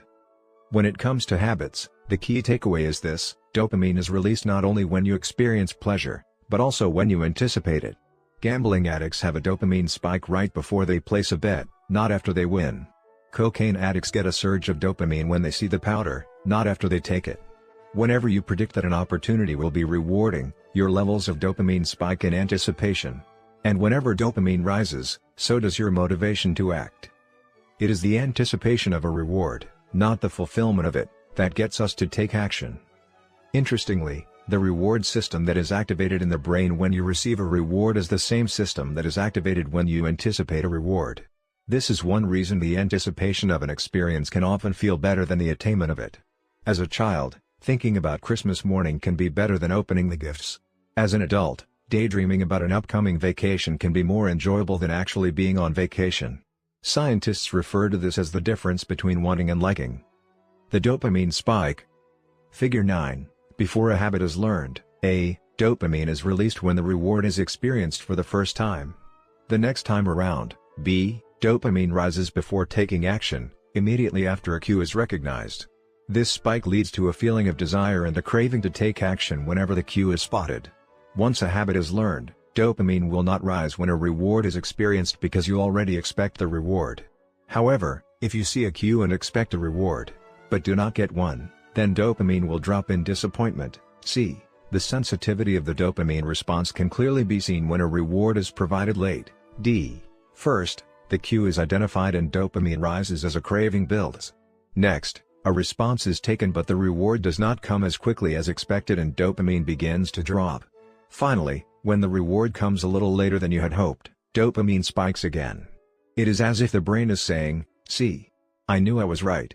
Don't forget to repeat this action next time."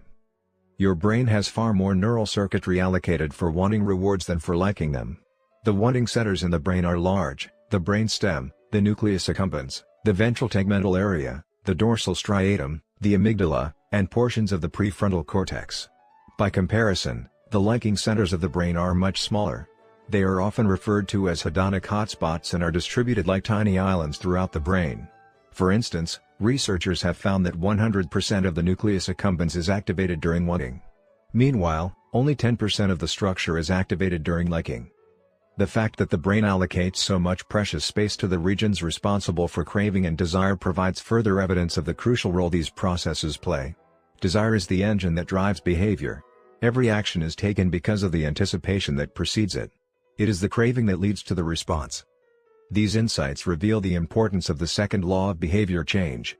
We need to make our habits attractive because it is the expectation of a rewarding experience that motivates us to act in the first place. This is where a strategy known as temptation bundling comes into play. How to use temptation bundling to make your habits more attractive.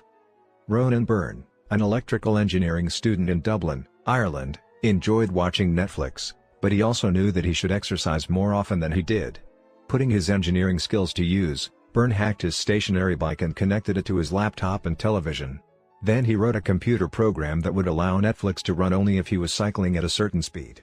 If he slowed down for too long, whatever show he was watching would pause until he started pedaling again. He was, in the words of one fan, eliminating obesity one Netflix binge at a time. He was also employing temptation bundling to make his exercise habit more attractive. Temptation bundling works by linking an action you want to do with an action you need to do. In Byrne's case, he bundled watching Netflix, the thing he wanted to do, with riding his stationary bike, the thing he needed to do.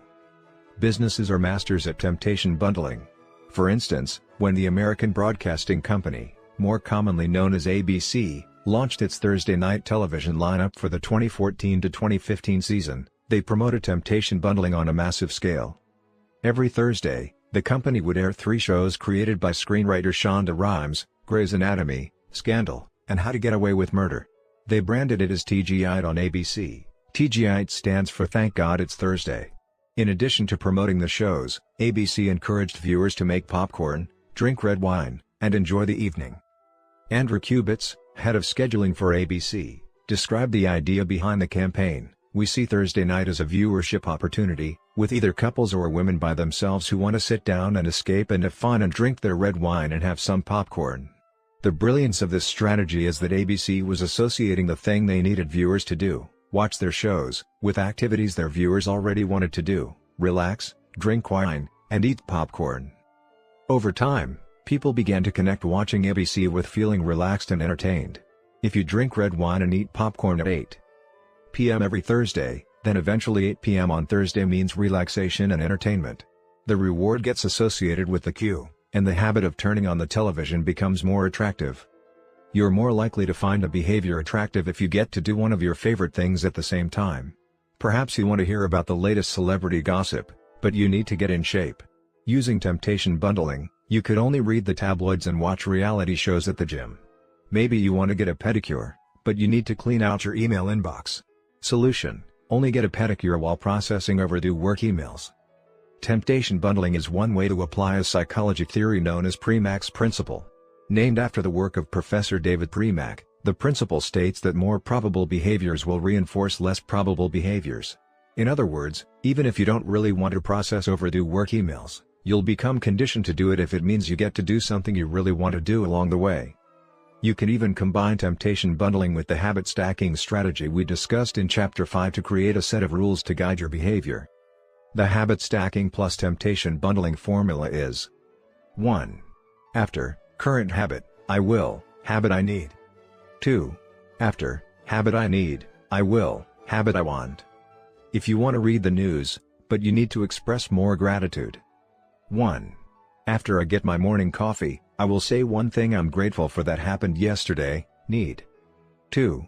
After I say one thing I'm grateful for, I will read the news, want. If you want to watch sports, but you need to make sales calls. 1. After I get back from my lunch break, I will call 3 potential clients, need. 2. After I call 3 potential clients, I will check ESPN, want. If you want to check Facebook, but you need to exercise more.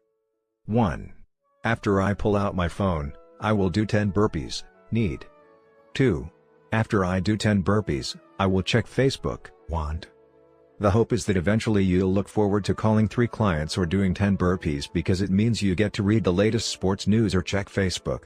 Doing the thing you need to do means you get to do the thing you want to do. We began this chapter by discussing supernormal stimuli, which are heightened versions of reality that increase our desire to take action. Temptation bundling is one way to create a heightened version of any habit by connecting it with something you already want. Engineering a truly irresistible habit is a hard task, but this simple strategy can be employed to make nearly any habit more attractive than it would be otherwise. Chapter Summary. The second law of behavior changes make it attractive. The more attractive an opportunity is, the more likely it is to become habit-forming. Habits are a dopamine-driven feedback loop. When dopamine rises, so does our motivation to act. It is the anticipation of a reward, not the fulfillment of it, that gets us to take action. The greater the anticipation, the greater the dopamine spike. Temptation bundling is one way to make your habits more attractive. The strategy is to pair an action you want to do with an action you need to do. 9. The role of family and friends in shaping your habits. In 1965, a Hungarian man named Laszlo Polgar wrote a series of strange letters to a woman named Clara. Laszlo was a firm believer in hard work. In fact, it was all he believed in. He completely rejected the idea of innate talent. He claimed that with deliberate practice and the development of good habits, a child could become a genius in any field. His mantra was, "A genius is not born, but is educated and trained." Laszlo believed in this idea so strongly that he wanted to test it with his own children, and he was writing to Clara because he needed a wife willing to jump on board. Clara was a teacher and, although she may not have been as adamant as Laszlo, she also believed that with proper instruction, anyone could advance their skills. Laszlo decided chess would be a suitable field for the experiment, and he laid out a plan to raise his children to become chess prodigies. The kids would be homeschooled, a rarity in Hungary at the time. The house would be filled with chess books and pictures of famous chess players. The children would play against each other constantly and compete in the best tournaments they could find. The family would keep a meticulous file system of the tournament history of every competitor the children faced. Their lives would be dedicated to chess. Laszlo successfully courted Clara, and within a few years, the Polgars were parents to 3 young girls, Susan, Sophia, and Judith. Susan, the oldest, began playing chess when she was 4 years old. Within 6 months, she was defeating adults. Sophia, the middle child, did even better.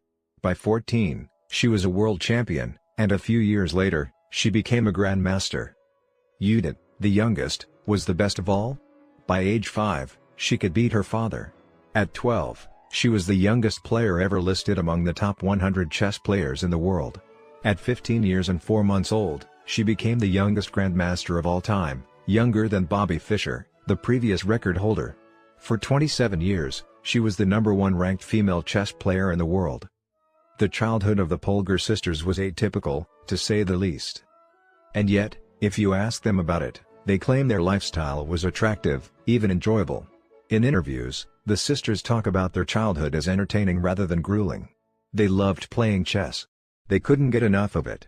Once, Laszlo reportedly found Sophia playing chess in the bathroom in the middle of the night. Encouraging her to go back to sleep, he said, "Sophia, leave the pieces alone." To which she replied, "Daddy, they won't leave me alone." The Polgar sisters grew up in a culture that prioritized chess above all else. praised them for it, rewarded them for it. In their world, an obsession with chess was normal. And as we are about to see, whatever habits are normal in your culture are among the most attractive behaviors you'll find. The seductive pull of social norms. Humans are herd animals. We want to fit in, to bond with others, and to earn the respect and approval of our peers.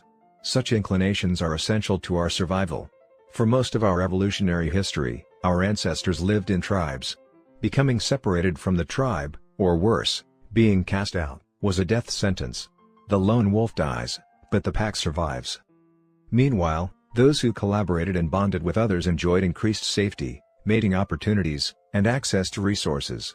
As Charles Darwin noted, in the long history of humankind, those who learn to collaborate and improvise most effectively have prevailed. As a result, one of the deepest human desires is to belong. And this ancient preference exerts a powerful influence on our modern behavior. We don't choose our earliest habits, we imitate them. We follow the script handed down by our friends and family, our church or school, our local community and society at large. Each of these cultures and groups comes with its own set of expectations and standards: when and whether to get married, how many children to have, which holidays to celebrate, how much money to spend on your child's birthday party. In many ways, these social norms are the invisible rules that guide your behavior each day. You're always keeping them in mind, even if they are at the not top of your mind. Often, you follow the habits of your culture without thinking, without questioning, and sometimes without remembering. As the French philosopher Michel de Montaigne wrote, the customs and practices of life and society sweep us along. Most of the time, going along with the group does not feel like a burden. Everyone wants to belong. If you grow up in a family that rewards you for your chess skills, playing chess will seem like a very attractive thing to do. If you work in a job where everyone wears expensive suits, then you'll be inclined to splurge on one as well. If all of your friends are sharing an inside joke or using a new phrase, you'll want to do it, too, so they know that you get it. Behaviors are attractive when they help us fit in. We imitate the habits of three groups in particular. 1. The close. 2. The many. 3. The powerful. Each group offers an opportunity to leverage the second law of behavior change and make our habits more attractive. 1. Imitating the close. Proximity has a powerful effect on our behavior. This is true of the physical environment, as we discussed in Chapter 6, but it is also true of the social environment. We pick up habits from the people around us. We copy the way our parents handle arguments, the way our peers flirt with one another, the way our coworkers get results. When your friends smoke pot, you give it a try, too. When your wife has a habit of double-checking that the door is locked before going to bed, you pick it up as well. I find that I often imitate the behavior of those around me without realizing it. In conversation, I'll automatically assume the body posture of the other person. In college, I began to talk like my roommates.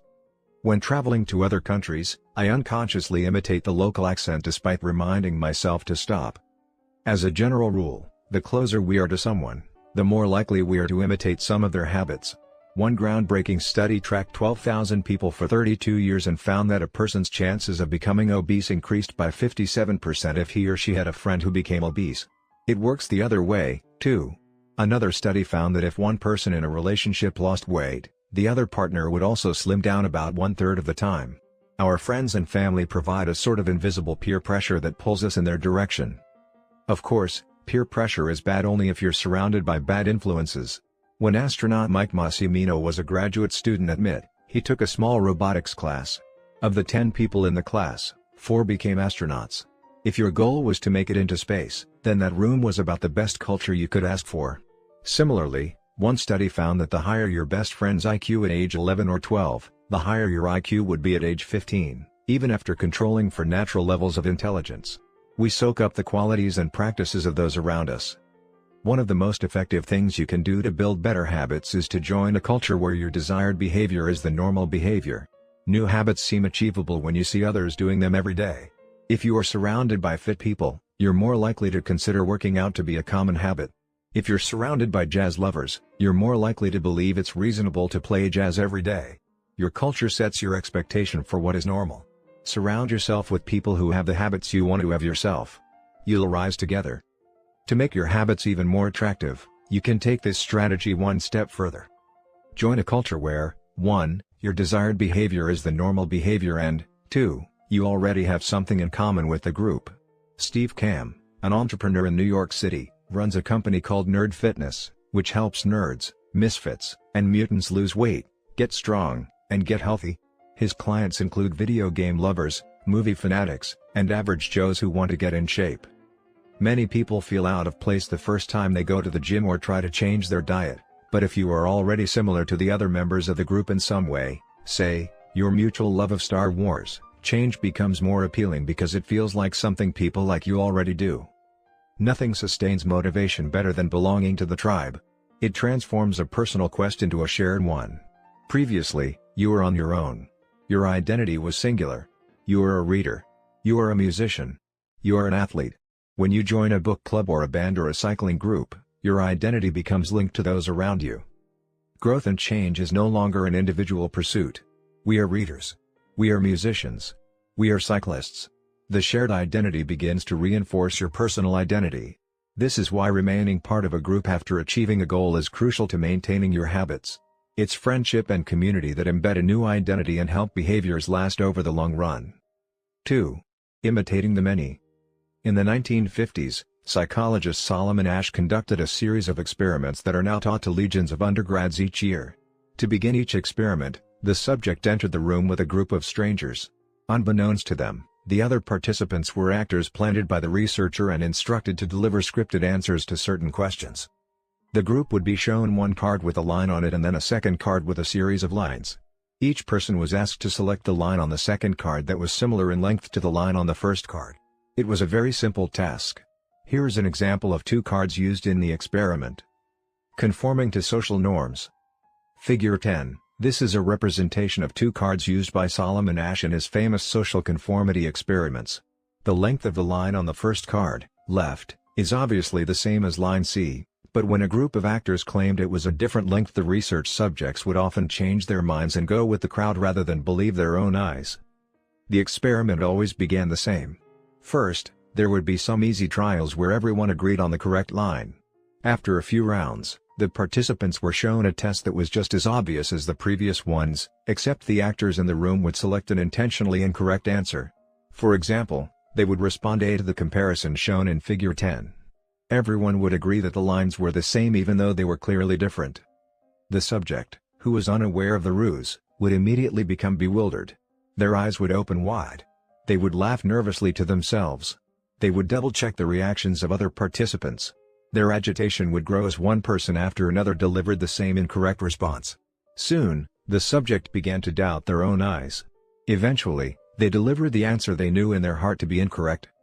Asch ran this experiment many times and in many different ways. What he discovered was that as the number of actors increased, so did the conformity of the subject. If it was just the subject and one actor, then there was no effect on the person's choice. They just assumed they were in the room with a dummy. When two actors were in the room with the subject, there was still little impact. But as the number of people increased to 3 actors and 4 and all the way to 8, the subject became more likely to second-guess themselves. By the end of the experiment, nearly 75% of the subjects had agreed with the group answer even though it was obviously incorrect. Whenever we are unsure how to act, we look to the group to guide our behavior. We are constantly scanning our environment and wondering, what is everyone else doing? We check reviews on Amazon or Yelp or TripAdvisor because we want to imitate the best buying, eating, and travel habits. It's usually a smart strategy. There is evidence in numbers. But there can be a downside. The normal behavior of the tribe often overpowers the desired behavior of the individual. For example, one study found that when a chimpanzee learns an effective way to crack nuts open as a member of one group and then switches to a new group that uses a less effective strategy, it will avoid using the superior nut cracking method just to blend in with the rest of the chimps. Humans are similar. There is tremendous internal pressure to comply with the norms of the group. The reward of being accepted is often greater than the reward of winning an argument, looking smart, or finding truth. Most days, we'd rather be wrong with the crowd than be right by ourselves. The human mind knows how to get along with others. It wants to get along with others. This is our natural mode. You can override it, you can choose to ignore the group or to stop caring what other people think, but it takes work. Running against the grain of your culture requires extra effort. When changing your habits means challenging the tribe, change is unattractive. When changing your habits means fitting in with the tribe, change is very attractive. 3. Imitating the powerful. Humans everywhere pursue power, prestige, and status. We want pins and medallions on our jackets. We want president or partner in our titles. We want to be acknowledged, recognized, and praised. This tendency can seem vain, but overall, it's a smart move. Historically, a person with greater power and status has access to more resources, worries less about survival, and proves to be a more attractive mate. We are drawn to behaviors that earn us respect, approval, admiration, and status. We want to be the one in the gym who can do muscle-ups, or the musician who can play the hardest chord progressions, or the parent with the most accomplished children, because these things separate us from the crowd. Once we fit in, we start looking for ways to stand out. This is one reason we care so much about the habits of highly effective people. We try to copy the behavior of successful people because we desire success ourselves. Many of our daily habits are imitations of people we admire. You replicate the marketing strategies of the most successful firms in your industry. You make a recipe from your favorite baker. You borrow the storytelling strategies of your favorite writer. You mimic the communication style of your boss. We imitate people we envy. High-status people enjoy the approval, respect, and praise of others. And that means if a behavior can get us approval, respect, and praise, we find it attractive. We are also motivated to avoid behaviors that would lower our status. We trim our hedges and mow our lawn because we don't want to be the slob of the neighborhood. When our mother comes to visit, we clean up the house because we don't want to be judged. We are continually wondering, what will others think of me? And altering our behavior based on the answer. The Polgar sisters, the chess prodigies mentioned at the beginning of this chapter, are evidence of the powerful and lasting impact social influences can have on our behavior. The sisters practiced chess for many hours each day and continued this remarkable effort for decades. But these habits and behaviors maintained their attractiveness, in part, because they were valued by their culture. From the praise of their parents to the achievement of different status markers like becoming a grandmaster, they had many reasons to continue their effort. Chapter Summary. The culture we live in determines which behaviors are attractive to us. We tend to adopt habits that are praised and approved of by our culture because we have a strong desire to fit in and belong to the tribe. We tend to imitate the habits of three social groups: the close, family and friends; the many, the tribe; and the powerful, those with status and prestige. One of the most effective things you can do to build better habits is to join a culture where, 1. Your desired behavior is the normal behavior, and 2. You already have something in common with the group. The normal behavior of the tribe often overpowers the desired behavior of the individual. Most days, we'd rather be wrong with the crowd than be right by ourselves. If a behavior can get us approval, respect, and praise, we find it attractive. 10. How to find and fix the causes of your bad habits. In late 2012, I was sitting in an old apartment just a few blocks from Istanbul's most famous street, İstiklal Caddesi. I was in the middle of a 4-day trip to Turkey and my guide, Mike, was relaxing in a worn-out armchair a few feet away. Mike wasn't really a guide. He was just a guy from Maine who had been living in Turkey for 5 years, but he offered to show me around while I was visiting the country and I took him up on it. On this particular night, I had been invited to dinner with him and a handful of his Turkish friends. There were 7 of us, and I was the only one who hadn't, at some point, smoked at least 1 pack of cigarettes per day. I asked one of the Turks how he got started. "Friends," he said. "It always starts with your friends. One friend smokes, then you try it." What was truly fascinating was that half of the people in the room had managed to quit smoking.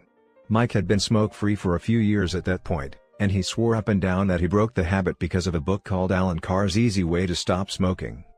"It frees you from the mental burden of smoking," he said. "It tells you, stop lying to yourself. You know you don't actually want to smoke. You know you don't really enjoy this. It helps you feel like you're not the victim anymore. You start to realize that you don't need to smoke." I had never tried a cigarette, but I took a look at the book afterward out of curiosity. The author employs an interesting strategy to help smokers eliminate their cravings. He systematically reframes each cue associated with smoking and gives it a new meaning. He says things like, "You think you are quitting something, but you're not quitting anything because cigarettes do nothing for you. You think smoking is something you need to do to be social, but it's not. You can be social without smoking at all. You think smoking is about relieving stress, but it's not. Smoking does not relieve your nerves, it destroys them." Over and over, he repeats these phrases and others like them. "Get it clearly into your mind," he says. "You are losing nothing and you are making marvelous positive gains not only in health, energy and money, but also in confidence, self-respect, freedom and, most important of all, in the length and quality of your future life. By the time you get to the end of the book, smoking seems like the most ridiculous thing in the world to do. And if you no longer expect smoking to bring you any benefits, you have no reason to smoke. It is an inversion of the second law of behavior change: make it unattractive. Now, I know this idea might sound overly simplistic. Just change your mind and you can quit smoking. But stick with me for a minute. Where cravings come from. Every behavior has a surface-level craving and a deeper, underlying motive.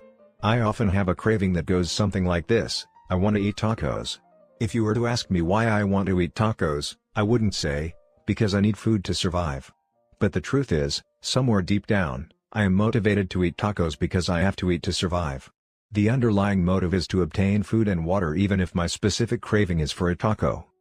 Some of our underlying motives include: conserve energy, obtain food and water, find love and reproduce, connect and bond with others, win social acceptance and approval, reduce uncertainty, achieve status and prestige. A craving is just a specific manifestation of a deeper underlying motive. Your brain did not evolve with a desire to smoke cigarettes or to check Instagram or to play video games. At a deep level, you simply want to reduce uncertainty and relieve anxiety, to win social acceptance and approval, or to achieve status. Look at nearly any product that is habit-forming and you'll see that it does not create a new motivation, but rather latches onto the underlying motives of human nature. Find love and reproduce equals using Tinder. Connect and bond with others equals browsing Facebook. Win social acceptance and approval equals posting on Instagram. Reduce uncertainty equals searching on Google. Achieve status and prestige equals playing video games. Your habits are modern-day solutions to ancient desires. New versions of old vices. The underlying motives behind human behavior remain the same. The specific habits we perform differ based on the period of history. Here's the powerful part: there are many different ways to address the same underlying motive. One person might learn to reduce stress by smoking a cigarette. Another person learns to ease their anxiety by going for a run. Your current habits are not necessarily the best way to solve the problems you face, they are just the methods you learn to use. Once you associate a solution with the problem you need to solve, you keep coming back to it. Habits are all about associations. These associations determine whether we predict a habit to be worth repeating or not. As we covered in our discussion of the first law, your brain is continually absorbing information and noticing cues in the environment. Every time you perceive a cue, your brain runs a simulation and makes a prediction about what to do in the next moment. Cue: you notice that the stove is hot. Prediction: if I touch it I'll get burned, so I should avoid touching it. Cue: you see that the traffic light turned green. Prediction: if I step on the gas, I'll make it safely through the intersection and get closer to my destination, so I should step on the gas. You see a cue, categorize it based on past experience, and determine the appropriate response. This all happens in an instant, but it plays a crucial role in your habits because every action is preceded by a prediction. Life feels reactive, but it is actually predictive. All day long, you are making your best guess of how to act given what you've just seen and what has worked for you in the past. You are endlessly predicting what will happen in the next moment. Our behavior is heavily dependent on these predictions. Put another way, our behavior is heavily dependent on how we interpret the events that happen to us, not necessarily the objective reality of the events themselves. Two people can look at the same cigarette, and one feels the urge to smoke while the other is repulsed by the smell. The same cue can spark a good habit or a bad habit depending on your prediction. The cause of your habits is actually the prediction that precedes them. These predictions lead to feelings, which is how we typically describe a craving, a feeling, a desire, an urge. Feelings and emotions transform the cues we perceive and the predictions we make into a signal that we can apply. They help explain what we are currently sensing. For instance, whether or not you realize it, you are noticing how warm or cold you feel right now. If the temperature drops by 1 degree, you probably won't do anything. If the temperature drops 10 degrees, however, you'll feel cold and put on another layer of clothing. Feeling cold was the signal that prompted you to act. You have been sensing the cues the entire time, but it is only when you predict that you would be better off in a different state that you take action. A craving is the sense that something is missing. It is the desire to change your internal state. When the temperature falls, there is a gap between what your body is currently sensing and what it wants to be sensing. This gap between your current state and your desired state provides a reason to act. Desire is the difference between where you are now and where you want to be in the future. Even the tiniest action is tinged with the motivation to feel differently than you do in the moment.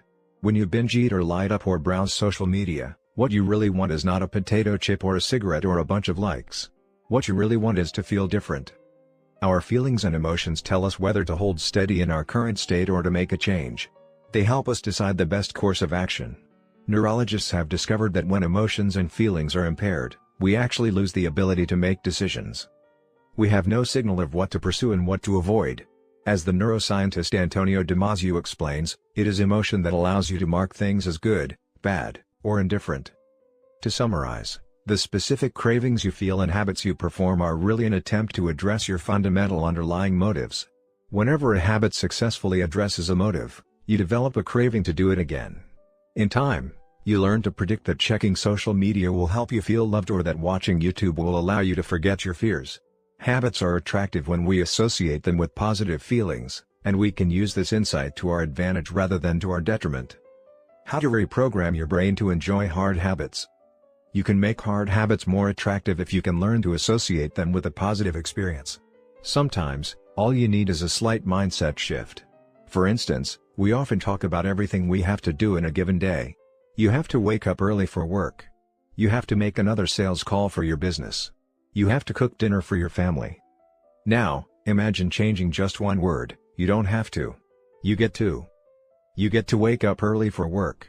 You get to make another sales call for your business. You get to cook dinner for your family.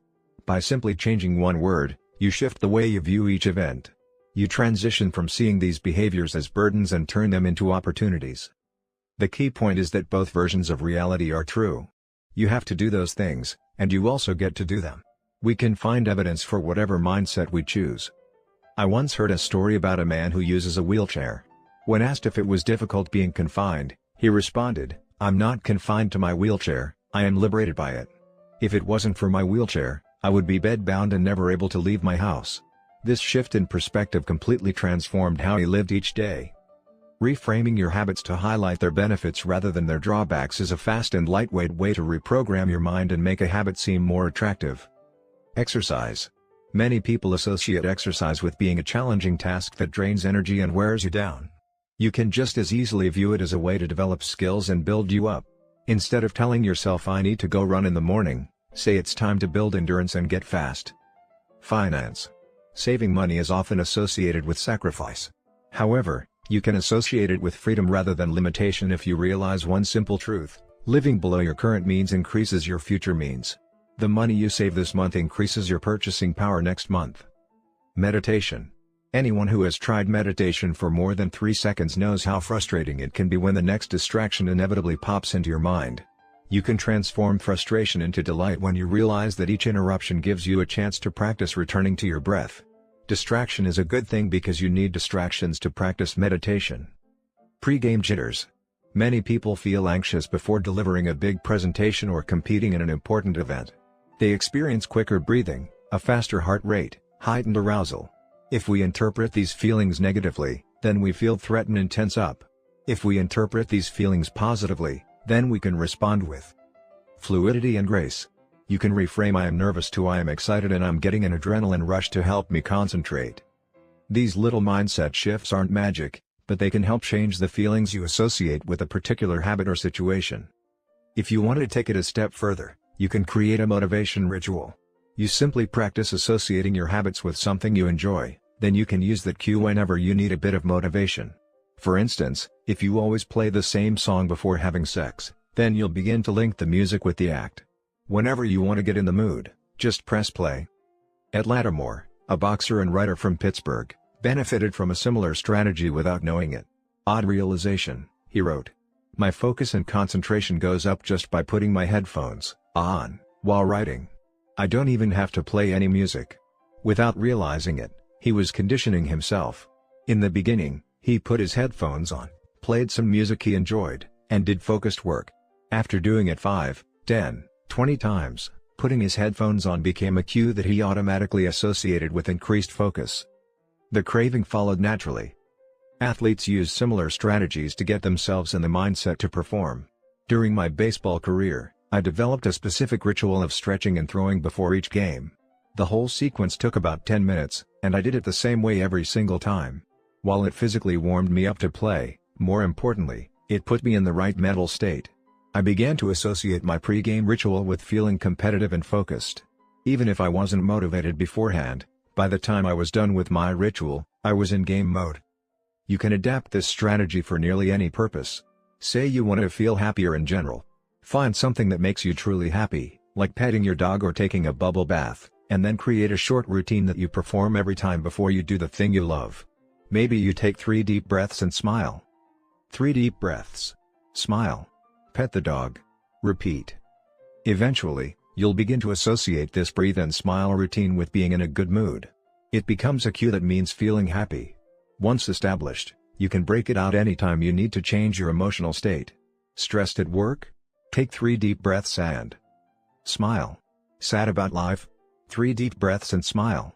Once a habit has been built, the cue can prompt a craving, even if it has little to do with the original situation. The key to finding and fixing the causes of your bad habits is to reframe the associations you have about them. It's not easy, but if you can reprogram your predictions, you can transform a hard habit into an attractive one. Chapter Summary. The inversion of the second law of behavior changes make it unattractive. Every behavior has a surface-level craving and a deeper underlying motive. Your habits are modern-day solutions to ancient desires.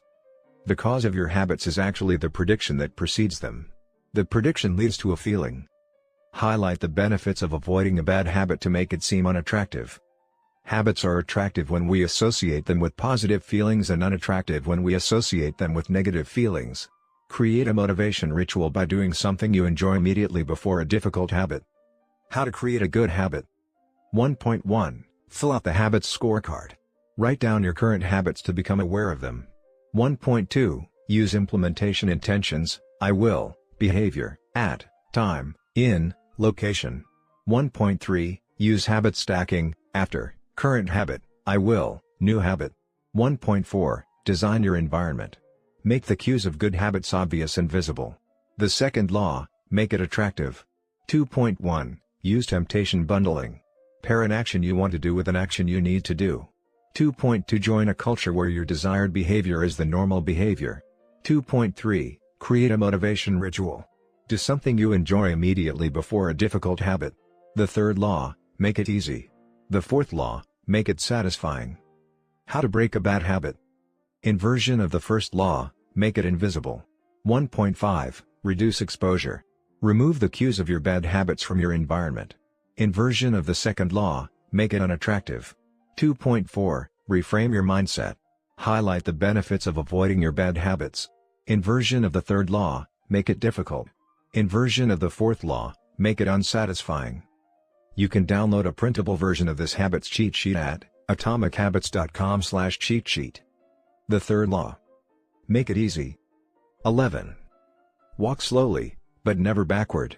And the first day of class, Jerry Uelsman, a professor at the University of Florida, divided his film photography students into 2 groups.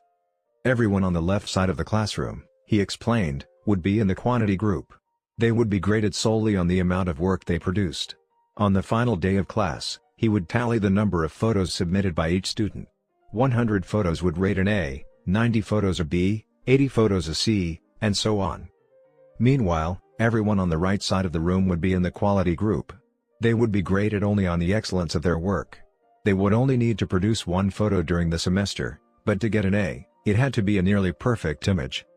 At the end of the term, he was surprised to find that all the best photos were produced by the quantity group. During the semester, these students were busy taking photos, experimenting with composition and lighting, testing out various methods in the darkroom, and learning from their mistakes. In the process of creating hundreds of photos, they honed their skills. Meanwhile, the quality group sat around speculating about perfection. In the end, they had little to show for their efforts other than unverified theories and 1 mediocre photo. It is easy to get bogged down trying to find the optimal plan for change, the fastest way to lose weight, the best program to build muscle, the perfect idea for a side hustle. We are so focused on figuring out the best approach that we never get around to taking action. As Voltaire once wrote, the best is the enemy of the good. I refer to this as the difference between being in motion and taking action. The two ideas sound similar, but they're not the same. When you're in motion, you're planning and strategizing and learning. Those are all good things, but they don't produce a result. Action, on the other hand, is the type of behavior that will deliver an outcome. If I outline 20 ideas for articles I want to write, that's motion. If I actually sit down and write an article, that's action. If I search for a better diet plan and read a few books on the topic, that's motion. If I actually eat a healthy meal, that's action. Sometimes motion is useful, but it will never produce an outcome by itself. It doesn't matter how many times you go talk to the personal trainer, that motion will never get you in shape. Only the action of working out will get the result you're looking to achieve.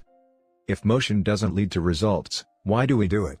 Sometimes we do it because we actually need to plan or learn more.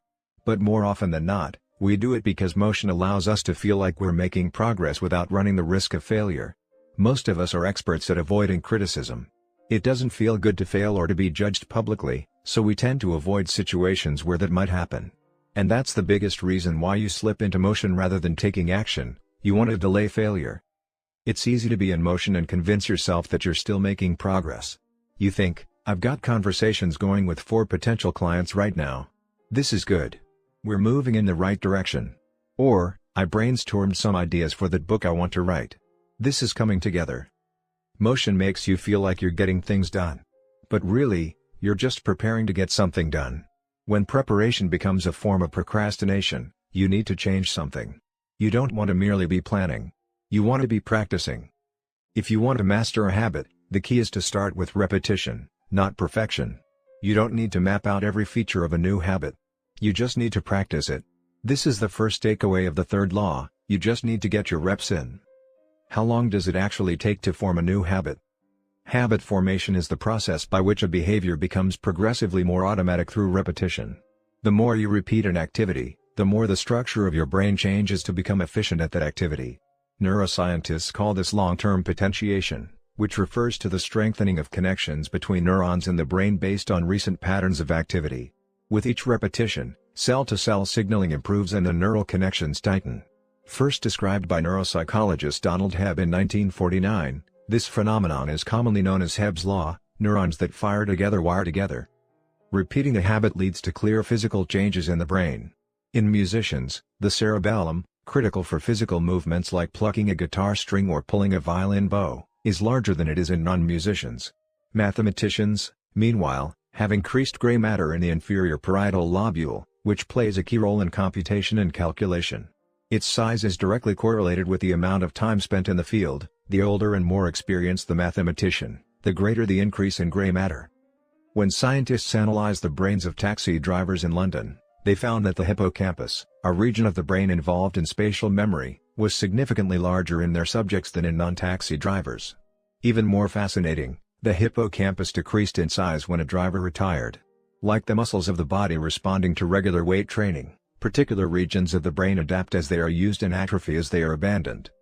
Of course, the importance of repetition in establishing habits was recognized long before neuroscientists began poking around. In 1860, the English philosopher George H.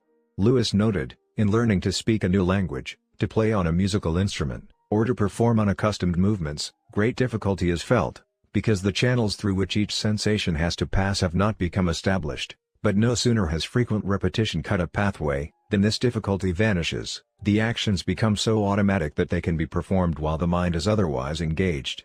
Both common sense and scientific evidence agree, repetition is a form of change. Each time you repeat an action, you are activating a particular neural circuit associated with that habit. This means that simply putting in your reps is one of the most critical steps you can take to encoding a new habit. It is why the students who took tons of photos improved their skills while those who merely theorized about perfect photos did not. One group engaged in active practice, the other in passive learning. One in action, the other in motion. All habits follow a similar trajectory from effortful practice to automatic behavior, a process known as automaticity. Automaticity is the ability to perform a behavior without thinking about each step, which occurs when the non-conscious mind takes over. It looks something like this. The habit line. Figure 11, in the beginning, point A, a habit requires a good deal of effort and concentration to perform. After a few repetitions, point B, it gets easier, but still requires some conscious attention. With enough practice, point C, The habit becomes more automatic than conscious. Beyond this threshold, the habit line, the behavior can be done more or less without thinking. A new habit has been formed. On the following page, you'll see what it looks like when researchers track the level of automaticity for an actual habit like walking for 10 minutes each day. The shape of these charts, which scientists call learning curves, reveals an important truth about behavior change. Habits form based on frequency, not time. Walking 10 minutes per day. Figure 12. This graph shows someone who built the habit of walking for 10 minutes after breakfast each day. Notice that as the repetitions increase, so does automaticity, until the behavior is as easy and automatic as it can be. One of the most common questions I hear is, how long does it take to build a new habit? But what people really should be asking is, how many does it take to form a new habit? That is, how many repetitions are required to make a habit automatic? There is nothing magical about time passing with regard to habit formation. It doesn't matter if it's been 21 days or 30 days or 300 days. What matters is the rate at which you perform the behavior. You could do something twice in 30 days, or 200 times. It's the frequency that makes the difference. Your current habits have been internalized over the course of hundreds, if not thousands, of repetitions. New habits require the same level of frequency.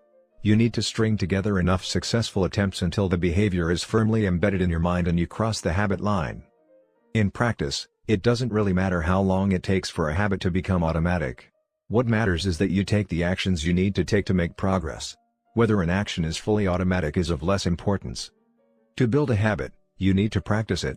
And the most effective way to make practice happen is to adhere to the third law of behavior change: make it easy. The chapters that follow will show you how to do exactly that. Chapter Summary. The third law of behavior change is make it easy. The most effective form of learning is practice, not planning. Focus on taking action, not being in motion.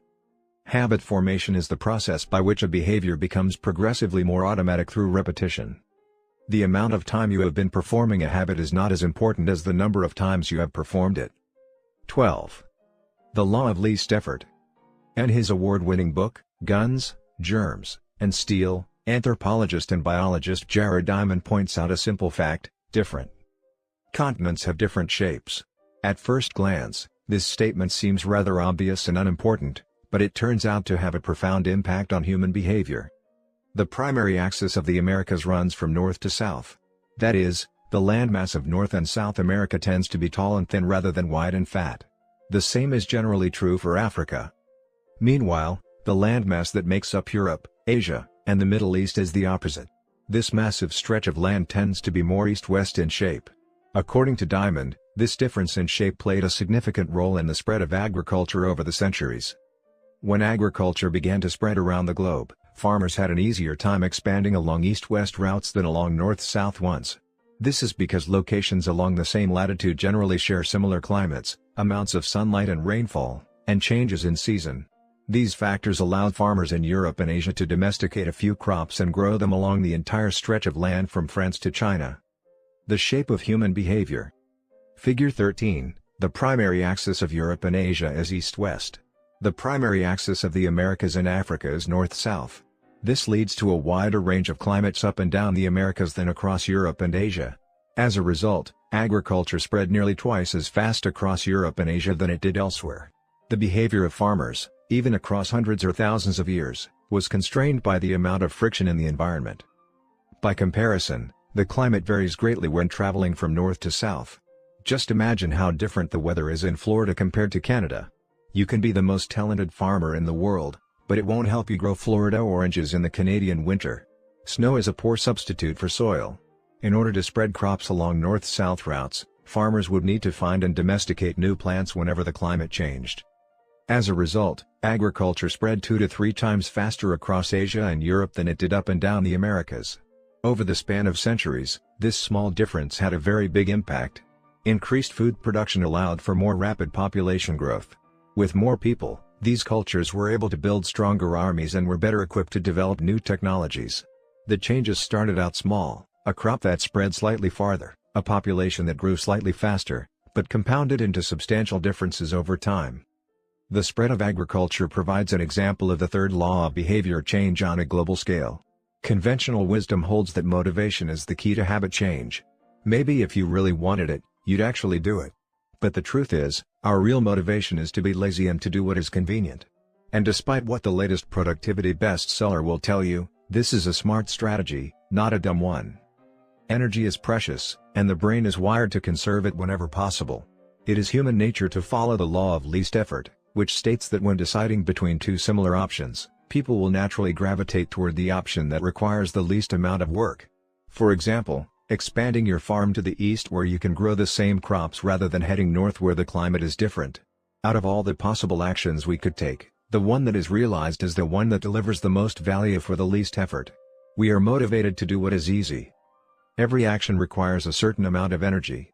The more energy required, the less likely it is to occur. If your goal is to do 100 push-ups per day, that's a lot of energy.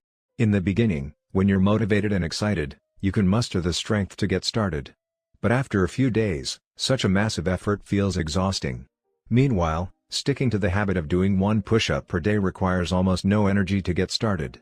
And the less energy a habit requires, the more likely it is to occur. Look at any behavior that fills up much of your life and you'll see that it can be performed with very low levels of motivation. Habits like scrolling on our phones, checking email, and watching television steal so much of our time because they can be performed almost without effort. They are remarkably convenient. In a sense, every habit is just an obstacle to getting what you really want. Dieting is an obstacle to getting fit. Meditation is an obstacle to feeling calm. Journaling is an obstacle to thinking clearly. You don't actually want the habit itself. What you really want is the outcome the habit delivers. The greater the obstacle, that is, the more difficult the habit, the more friction there is between you and your desired end state. This is why it is crucial to make your habits so easy that you'll do them even when you don't feel like it. If you can make your good habits more convenient, you'll be more likely to follow through on them. But what about all the moments when we seem to do the opposite? If we're also lazy, then how do you explain people accomplishing hard things like raising a child or starting a business or climbing Mount Everest? Certainly, you are capable of doing very hard things. The problem is that some days you feel like doing the hard work and some days you feel like giving in. On the tough days, it's crucial to have as many things working in your favor as possible so that you can overcome the challenges life naturally throws your way. The less friction you face, the easier it is for your stronger self to emerge. The idea behind Make It Easy is not to only do easy things. The idea is to make it as easy as possible in the moment to do things that pay off in the long run. How to achieve more with less effort. Imagine you are holding a garden hose that is bent in the middle. Some water can flow through, but not very much.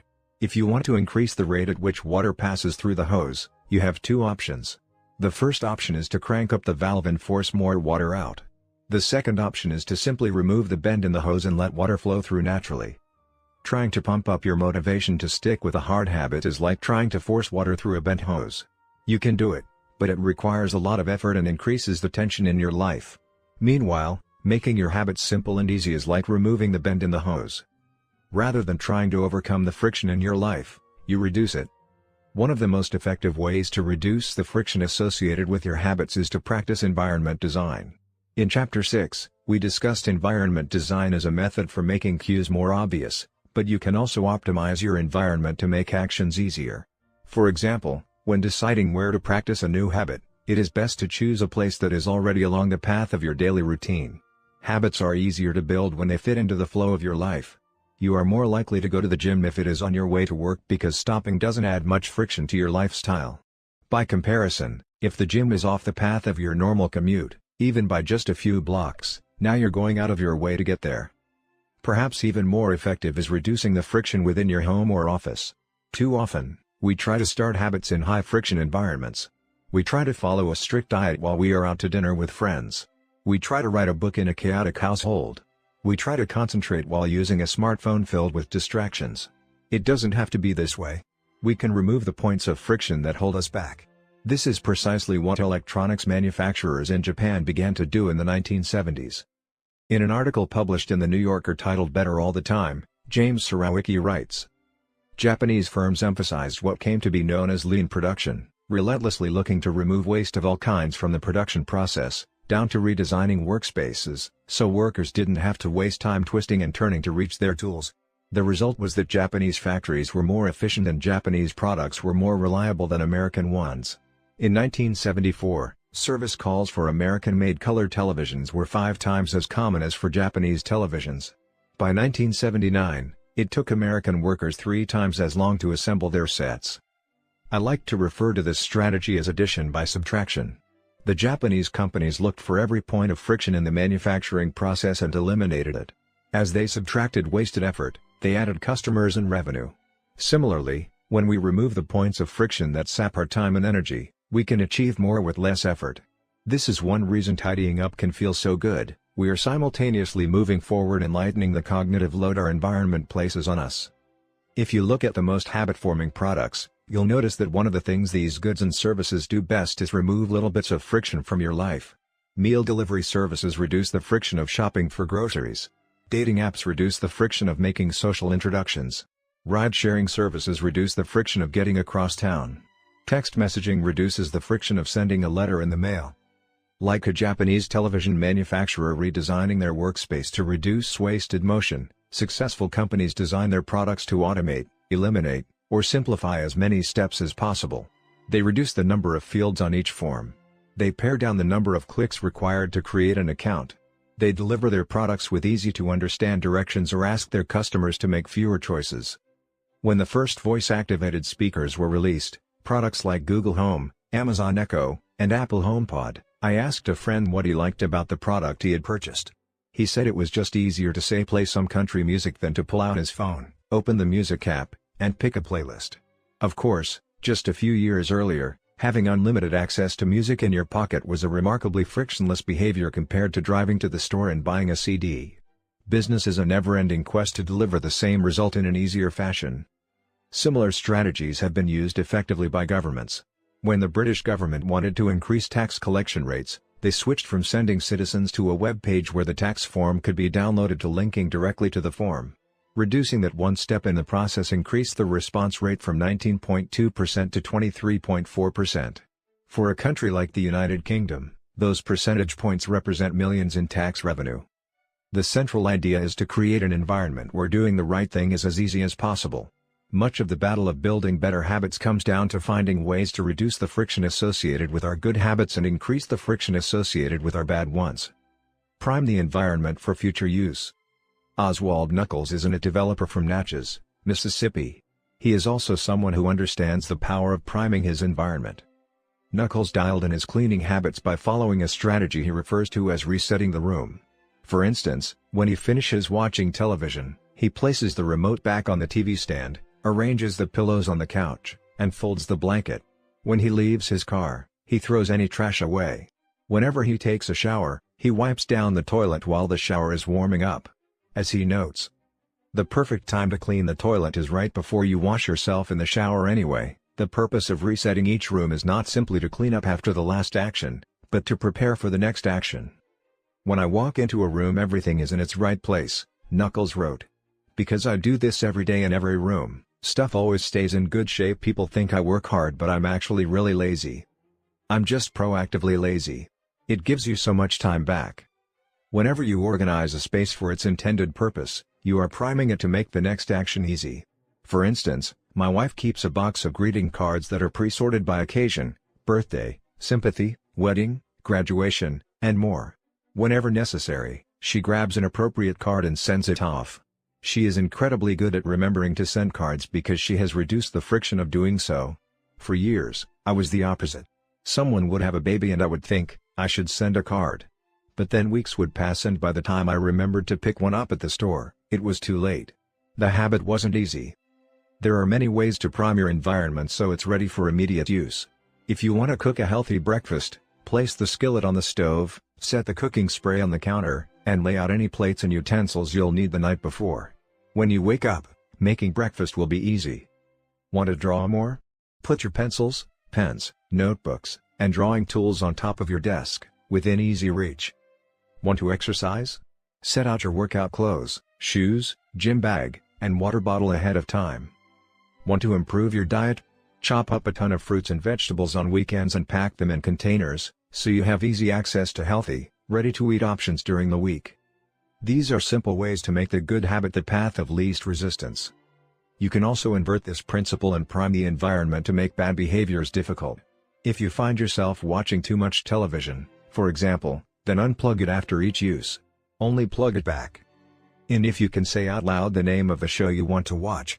This setup creates just enough friction to prevent mindless viewing. If that doesn't do it, you can take it a step further. Unplug the television and take the batteries out of the remote after each use, so it takes an extra 10 seconds to turn it back on. And if you're really hardcore, move the television out of the living room and into a closet after each use. You can be sure you'll only take it out when you really want to watch something. The greater the friction, the less likely the habit. Whenever possible, I leave my phone in a different room until lunch. When it's right next to me, I'll check it all morning for no reason at all. But when it is in another room, I rarely think about it. And the friction is high enough that I won't go get it without a reason. As a result, I get 3 to 4 hours each morning when I can work without interruption. If sticking your phone in another room doesn't seem like enough, tell a friend or family member to hide it from you for a few hours. Ask a coworker to keep it at their desk in the morning and give it back to you at lunch. It is remarkable how little friction is required to prevent unwanted behavior. When I hide beer in the back of the fridge where I can't see it, I drink less. When I delete social media apps from my phone, it can be weeks before I download them again and log in. These tricks are unlikely to curb a true addiction, but for many of us, a little bit of friction can be the difference between sticking with a good habit or sliding into a bad one. Imagine the cumulative impact of making dozens of these changes and living in an environment designed to make the good behaviors easier and the bad behaviors harder. Whether we are approaching behavior change as an individual, a parent, a coach, or a leader, we should ask ourselves the same question: how can we design a world where it's easy to do what's right? Redesign your life so the actions that matter most are also the actions that are easiest to do. Chapter Summary. Human behavior follows the law of least effort. We will naturally gravitate toward the option that requires the least amount of work. Create an environment where doing the right thing is as easy as possible. Reduce the friction associated with good behaviors. When friction is low, habits are easy. Increase the friction associated with bad behaviors. When friction is high, habits are difficult. Prime your environment to make future actions easier. 13. How to stop procrastinating by using the 2-minute rule. While Tharp is widely regarded as one of the greatest dancers and choreographers of the modern era, in 1992, she was awarded a MacArthur Fellowship, often referred to as the Genius Grant, and she has spent the bulk of her career touring the globe to perform her original works. She also credits much of her success to simple daily habits. I begin each day of my life with a ritual, she writes. I wake up at 5:30 a.m., put on my workout clothes, my leg warmers, my sweatshirt, and my hat. I walk outside my Manhattan home, hail a taxi, and tell the driver to take me to the Pumping Iron Gym at 91st Street and 1st Avenue, where I work out for 2 hours. The ritual is not the stretching and weight training I put my body through each morning at the gym, the ritual is the cab. The moment I tell the driver where to go, I have completed the ritual. It's a simple act, but doing it the same way each morning habitualizes it, makes it repeatable, easy to do. It reduces the chance that I would skip it or do it differently. It is one more item in my arsenal of routines, and one less thing to think about. Hailing a cab each morning may be a tiny action, but it is a splendid example of the third law of behavior change. Researchers estimate that 40 to 50% of our actions on any given day are done out of habit. This is already a substantial percentage, but the true influence of your habits is even greater than these numbers suggest. Habits are automatic choices that influence the conscious decisions that follow. Yes, a habit can be completed in just a few seconds, but it can also shape the actions that you take for minutes or hours afterward. Habits are like the entrance ramp to a highway. They lead you down a path and, before you know it, you're speeding toward the next behavior. It seems to be easier to continue what you are already doing than to start doing something different. You sit through a bad movie for 2 hours. You keep snacking even when you're already full. You check your phone for just a second and soon you have spent 20 minutes staring at the screen. In this way, the habits you follow without thinking often determine the choices you make when you are thinking. Each evening, there is a tiny moment, usually around 5:15 p.m., that shapes the rest of my night. My wife walks in the door from work and either we change into our workout clothes and head to the gym or we crash onto the couch, order Indian food, and watch The Office. Similar to Dwala Tharp hailing the cab, the ritual is changing into my workout clothes. If I change clothes, I know the workout will happen. Everything that follows, driving to the gym, deciding which exercises to do, stepping under the bar, is easy once I've taken the first step. Every day, there are a handful of moments that deliver an outsized impact. I refer to these little choices as decisive moments. The moment you decide between ordering takeout or cooking dinner. The moment you choose between driving your car or riding your bike. The moment you decide between starting your homework or grabbing the video game controller. These choices are a fork in the road. Decisive moments. Figure 14. The difference between a good day and a bad day is often a few productive and healthy choices made at decisive moments. Each one is like a fork in the road, and these choices stack up throughout the day and can ultimately lead to very different outcomes. Decisive moments set the options available to your future self. For instance, walking into a restaurant is a decisive moment because it determines what you'll be eating for lunch. Technically, you are in control of what you order, but in a larger sense, you can only order an item if it is on the menu. If you walk into a steakhouse, you can get a sirloin or a ribeye, but not sushi. Your options are constrained by what's available. They are shaped by the first choice. We are limited by where our habits lead us. This is why mastering the decisive moments throughout your day is so important. Each day is made up of many moments, but it is really a few habitual choices that determine the path you take. These little choices stack up, each one setting the trajectory for how you spend the next chunk of time. Habits are the entry point, not the end point. They are the cab, not the gym. The 2-minute rule. Even when you know you should start small, it's easy to start too big. When you dream about making a change, excitement inevitably takes over and you end up trying to do too much too soon. The most effective way I know to counteract this tendency is to use the 2-minute rule, which states, when you start a new habit, it should take less than 2 minutes to do. You'll find that nearly any habit can be scaled down into a 2-minute version. Read before bed each night becomes read one page. Do 30 minutes of yoga becomes take out my yoga mat. Study for class becomes open my notes. Fold the laundry becomes fold one pair of socks. Run 3 miles becomes tie my running shoes. The idea is to make your habits as easy as possible to start. Anyone can meditate for 1 minute, read one page, or put one item of clothing away. And, as we have just discussed, this is a powerful strategy because once you've started doing the right thing, it is much easier to continue doing it. A new habit should not feel like a challenge. The actions that follow can be challenging, but the first 2 minutes should be easy. What you want is a gateway habit that naturally leads you down a more productive path. You can usually figure out the gateway habits that will lead to your desired outcome by mapping out your goals on a scale from very easy to very hard. For instance, running a marathon is very hard. Running a 5K is hard. Walking 10,000 steps is moderately difficult. Walking 10 minutes is easy. And putting on your running shoes is very easy. Your goal might be to run a marathon, but your gateway habit is to put on your running shoes. That's how you follow the 2-minute rule.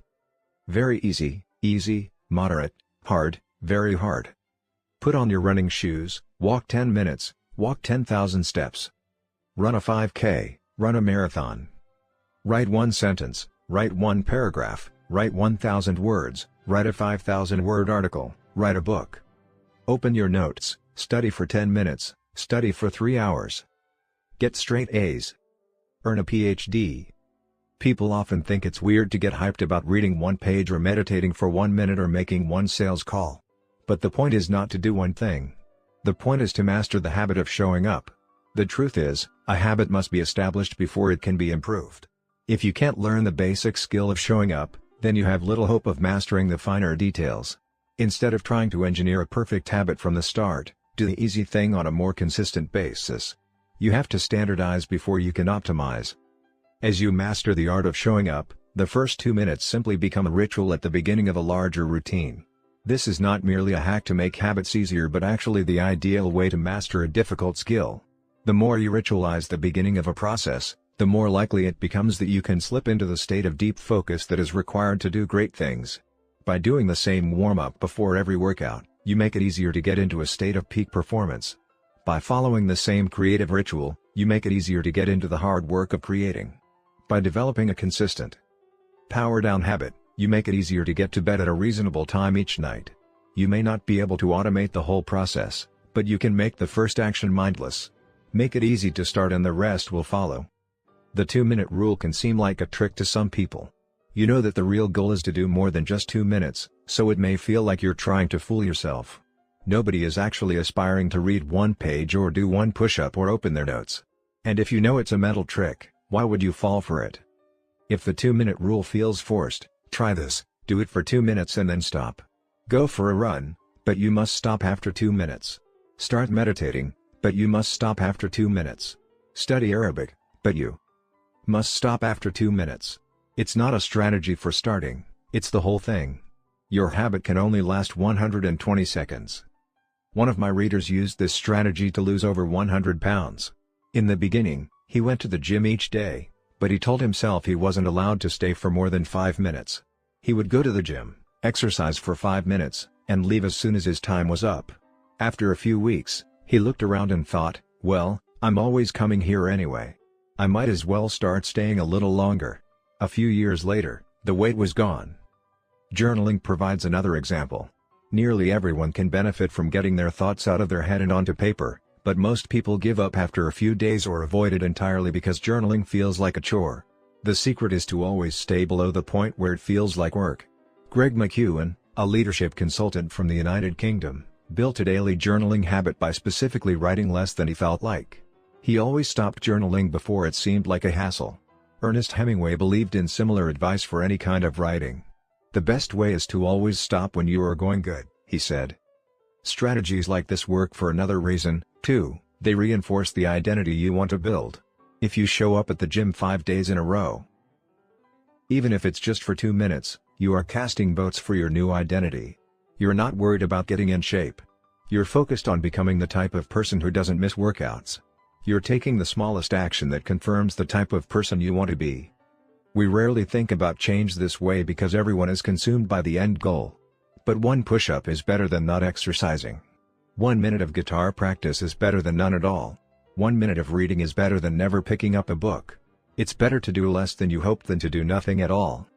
At some point, once you've established the habit and you're showing up each day, you can combine the 2-minute rule with a technique we call habit shaping to scale your habit back up toward your ultimate goal. Start by mastering the first 2 minutes of the smallest version of the behavior.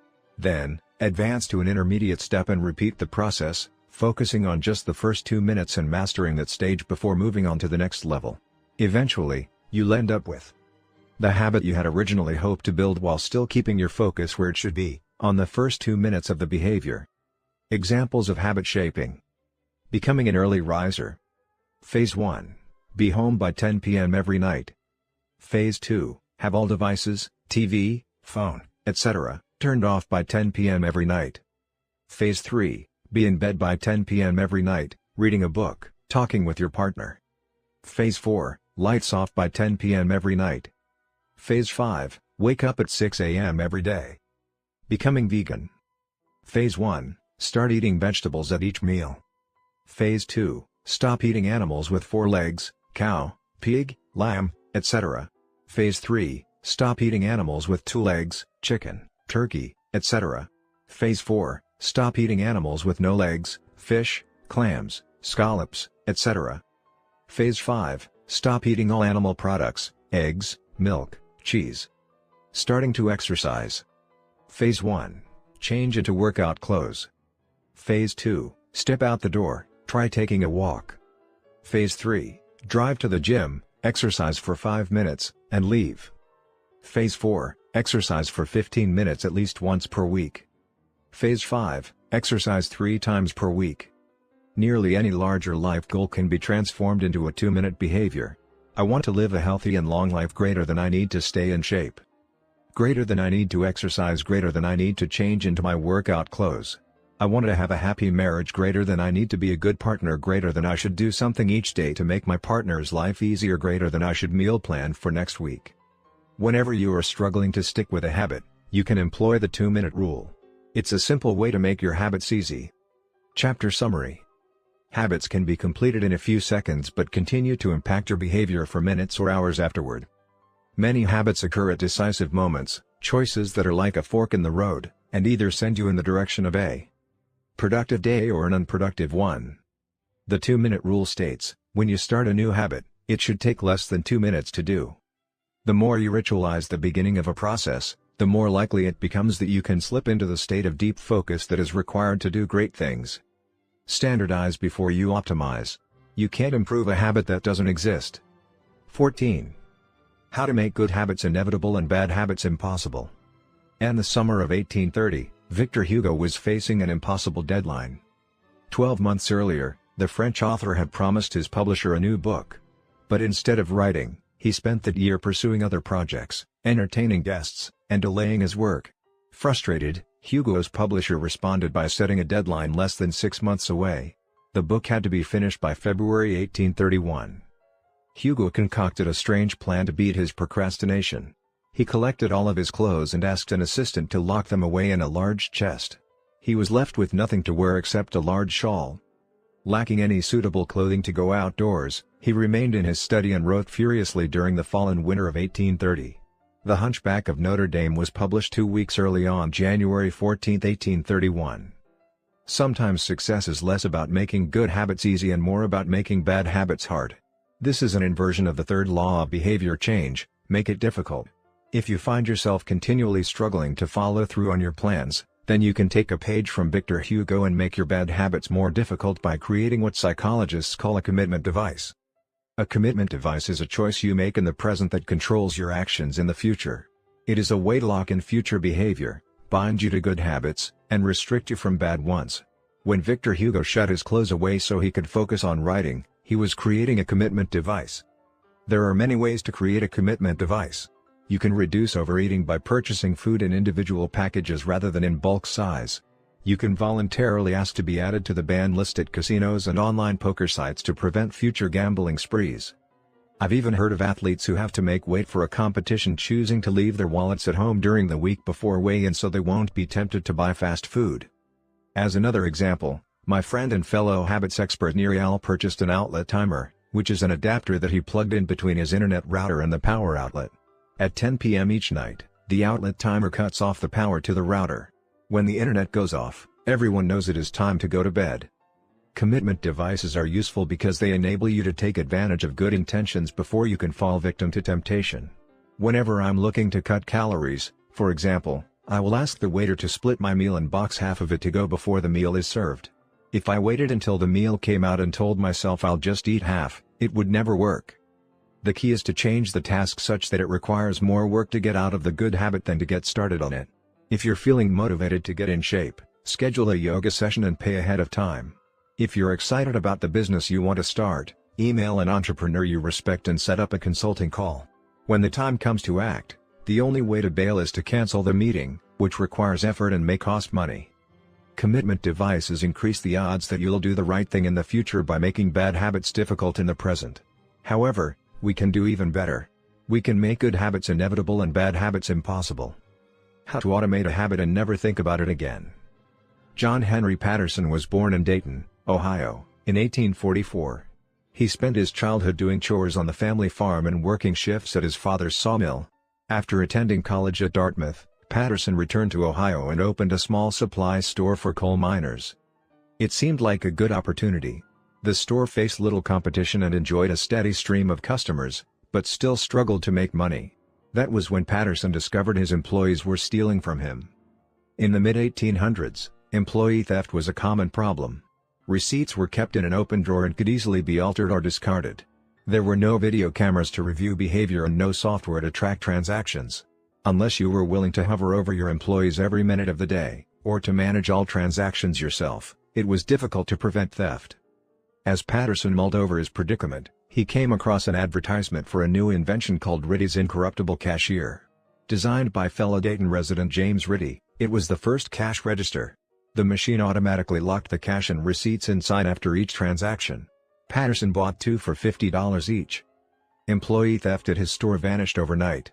In the next 6 months, Patterson's business went from losing money to making $5,000 in profit, the equivalent of more than $100,000 today. Patterson was so impressed with the machine that he changed businesses. He bought the rights to Ritty's invention and opened the National Cash Register Company. 10 years later, National Cash Register had over 1,000 employees and was on its way to becoming one of the most successful businesses of its time. The best way to break a bad habit is to make it impractical to do. Increase the friction until you don't even have the option to act. The brilliance of the cash register was that it automated ethical behavior by making stealing practically impossible. Rather than trying to change the employees, it made the preferred behavior automatic.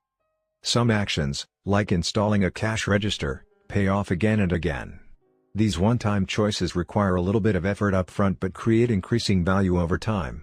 I'm fascinated by the idea that a single choice can deliver returns again and again, and I surveyed my readers on their favorite one-time actions that lead to better long-term habits. The table on the following page shares some of the most popular answers. I'd wager that if the average person were to simply do half of the one-time actions on this list, even if they didn't give another thought to their habits, most would find themselves living a better life a year from now. These one-time actions are a straightforward way to employ the third law of behavior change. They make it easier to sleep well, eat healthy, be productive, save money, and generally live better. One-time actions that lock in good habits. Nutrition. Buy a water filter to clean your drinking water. Use smaller plates to reduce caloric intake. Sleep. Buy a good mattress. Get blackout curtains. Remove your television from your bedroom. Productivity. Unsubscribe from emails. Turn off notifications and mute group chats. Set your phone to silent. Use email filters to clear up your inbox. Delete games and social media apps on your phone. Happiness.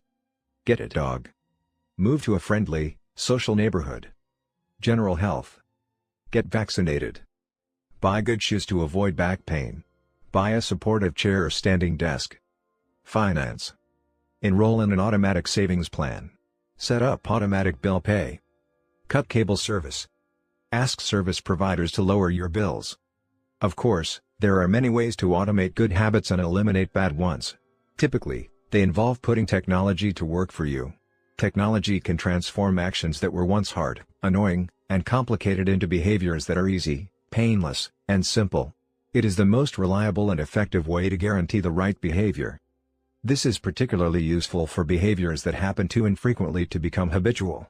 Things you have to do monthly or yearly, like rebalancing your investment portfolio, are never repeated frequently enough to become a habit, so they benefit in particular from technology remembering to do them for you. Other examples include medicine. Prescriptions can be automatically refilled. Personal finance. Employees can save for retirement with an automatic wage deduction. Cooking. Meal delivery services can do your grocery shopping. Productivity. Social media browsing can be cut off with a website blocker. When you automate as much of your life as possible, you can spend your effort on the tasks machines cannot do yet. Each habit that we hand over to the authority of technology frees up time and energy to pour into the next stage of growth. As mathematician and philosopher Alfred North Whitehead wrote, civilization advances by extending the number of operations we can perform without thinking about them. Of course, the power of technology can work against us as well. Binge watching becomes a habit because you have to put more effort into stop looking at the screen than to continue doing so. Instead of pressing a button to advance to the next episode, Netflix or YouTube will autoplay it for you. All you have to do is keep your eyes open. Technology creates a level of convenience that enables you to act on your smallest whims and desires. At the mere suggestion of hunger, you can have food delivered to your door. At the slightest hint of boredom, you can get lost in the vast expanse of social media. When the effort required to act on your desires becomes effectively zero, you can find yourself slipping into whatever impulse arises at the moment. The downside of automation is that we can find ourselves jumping from easy task to easy task without making time for more difficult, but ultimately more rewarding, work. I often find myself gravitating towards social media during any downtime. If I feel bored for just a fraction of a second, I reach for my phone. It's easy to write off these minor distractions as just taking a break, but over time they can accumulate into a serious issue. The constant tug of just one more minute can prevent me from doing anything of consequence. I'm not the only one. The average person spends over 2 hours per day on social media. What could you do with an extra 600 hours per year? During the year I was writing this book, I experimented with a new time management strategy. Every Monday, my assistant would reset the passwords on all my social media accounts, which logged me out on each device. All week I worked without distraction. On Friday, she would send me the new passwords. I had the entire weekend to enjoy what social media had to offer until Monday morning when she would do it again. If you don't have an assistant, team up with a friend or a family member and reset each other's passwords each week. One of the biggest surprises was how quickly I adapted. Within the first week of locking myself out of social media, I realized that I didn't need to check it nearly as often as I had been, and I certainly didn't need it each day. It had simply been so easy that it had become the default. Once my bad habit became impossible, I discovered that I did actually have the motivation to work on more meaningful tasks. After I removed the mental candy from my environment, it became much easier to eat the healthy stuff. When working in your favor, automation can make your good habits inevitable and your bad habits impossible. It is the ultimate way to lock in future behavior rather than relying on willpower in the moment. By utilizing commitment devices, strategic one-time decisions, and technology, you can create an environment of inevitability, a space where good habits are not just an outcome you hope for but an outcome that is virtually guaranteed. Chapter Summary. The inversion of the third law of behavior changes make it difficult. A commitment device is a choice you make in the present that locks in better behavior in the future. The ultimate way to lock in future behavior is to automate your habits. One-time choices, like buying a better mattress or enrolling in an automatic savings plan, are single actions that automate your future habits and deliver increasing returns over time. Using technology to automate your habits is the most reliable and effective way to guarantee the right behavior. How to create a good habit. The first law, make it obvious. 1.1. Fill out the habits scorecard. Write down your current habits to become aware of them. 1.2. Use implementation intentions, I will, behavior, at, time, in, location. 1.3. Use habit stacking, after, current habit, I will, new habit. 1.4. Design your environment. Make the cues of good habits obvious and visible. The second law, make it attractive. 2.1. Use temptation bundling. Pair an action you want to do with an action you need to do. 2.2. Join a culture where your desired behavior is the normal behavior. 2.3. Create a motivation ritual. Do something you enjoy immediately before a difficult habit. The third law, make it easy. 3.1. Reduce friction. Decrease the number of steps between you and your good habits. 3.2. Prime the environment. Prepare your environment to make future actions easier. 3.3. Master the decisive moment. Optimize the small choices that deliver outsized impact. 3.4. Use the 2-minute rule. Downscale your habits until they can be done in 2 minutes or less. 3.5. Automate your habits. Invest in technology and one-time purchases that lock in future behavior. The fourth law, make it satisfying. How to break a bad habit. Inversion of the first law, make it invisible. 1.5. Reduce exposure. Remove the cues of your bad habits from your environment. Inversion of the second law, make it unattractive. 2.4. Reframe your mindset. Highlight the benefits of avoiding your bad habits. Inversion of the third law, make it difficult. 3.6. Increase friction. Increase the number of steps between you and your bad habits. 3.7. Use a commitment device. Restrict your future choices to the ones that benefit you. Inversion of the fourth law, make it unsatisfying. You can download a printable version of this habits cheat sheet at atomichabits.com/cheat sheet. The fourth law. Make it satisfying. 15. The cardinal rule of behavior change. In the late 1990s, a public health worker named Stephen Luby left his hometown of Omaha, Nebraska, and bought a one-way ticket to Karachi, Pakistan. Karachi was one of the most populous cities in the world. By 1998, over 9 million people called it home. It was the economic center of Pakistan and a transportation hub, with some of the most active airports and seaports in the region. In the commercial parts of town, you could find all of the standard urban amenities and bustling downtown streets. But Karachi was also one of the least livable cities in the world. Over 60% of Karachi's residents lived in squatter settlements and slums. These densely packed neighborhoods were filled with makeshift houses cobbled together from old boards, cinder blocks, and other discarded materials. There was no waste removal system, no electricity grid, no clean water supply. When dry, the streets were a combination of dust and trash. When wet, they became a muddy pit of sewage. Mosquito colonies thrived in pools of stagnant water, and children played among the garbage. The unsanitary conditions lead to widespread illness and disease. Contaminated water sources caused epidemics of diarrhea, vomiting, and abdominal pain. Nearly 1/3 of the children living there were malnourished. With so many people crammed into such a small space, viruses and bacterial infections spread rapidly. It was this public health crisis that had brought Stephen Luby to Pakistan.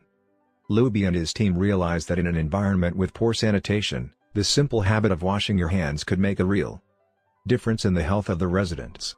But they soon discovered that many people were already aware that hand washing was important. And yet, despite this knowledge, many residents were washing their hands in a haphazard fashion. Some people would just run their hands under the water quickly. Others would only wash one hand. Many would simply forget to wash their hands before preparing food. Everyone said hand washing was important, but few people made a habit out of it. The problem wasn't knowledge. The problem was consistency. That was when Luby and his team partnered with Procter & Gamble to supply the neighborhood with Safeguard soap. Compared to your standard bar of soap, using Safeguard was a more enjoyable experience. In Pakistan, Safeguard was a premium soap, Luby told me. The study participants commonly mentioned how much they liked it. The soap foamed easily, and people were able to lather their hands with suds. It smelled great. Instantly, hand washing became slightly more pleasurable. I see the goal of hand washing promotion not as behavior change but as habit adoption, Luby said. It is a lot easier for people to adopt a product that provides a strong positive sensory signal, for example the mint taste of toothpaste, than it is to adopt a habit that does not provide pleasurable sensory feedback, like flossing one's teeth. The marketing team at Procter & Gamble talked about trying to create a positive hand-washing experience. Within months, the researchers saw a rapid shift in the health of children in the neighborhood. The rate of diarrhea fell by 52%, pneumonia by 48%, and impetigo, a bacterial skin infection, by 35%. The long-term effects were even better. We went back to some of the households in Karachi 6 years after, Luby told me. Over 95% of households who had been given the soap for free and encouraged to wash their hands had a hand-washing station with soap and water available when our study team visited. We had not given any soap to the intervention group for over 5 years, but during the trial they had become so habituated to wash their hands, that they had maintained the practice. It was a powerful example of the fourth and final law of behavior change: make it satisfying. We are more likely to repeat a behavior when the experience is satisfying. This is entirely logical. Feelings of pleasure, even minor ones like washing your hands with soap that smells nice and lathers well, are signals that tell the brain, this feels good. Do this again, next time. Pleasure teaches your brain that a behavior is worth remembering and repeating. Take the story of chewing gum. Chewing gum had been sold commercially throughout the 1800s, but it wasn't until Wrigley launched in 1891 that it became a worldwide habit. Early versions were made from relatively bland resins, chewy, but not tasty.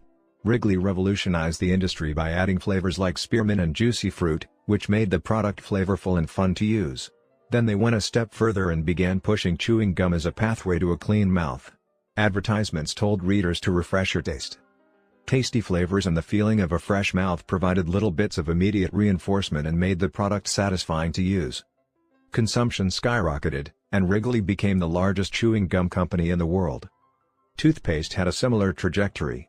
Manufacturers enjoyed great success when they added flavors like spearmint, peppermint, and cinnamon to their products. These flavors don't improve the effectiveness of toothpaste. They simply create a clean mouth feel and make the experience of brushing your teeth more pleasurable.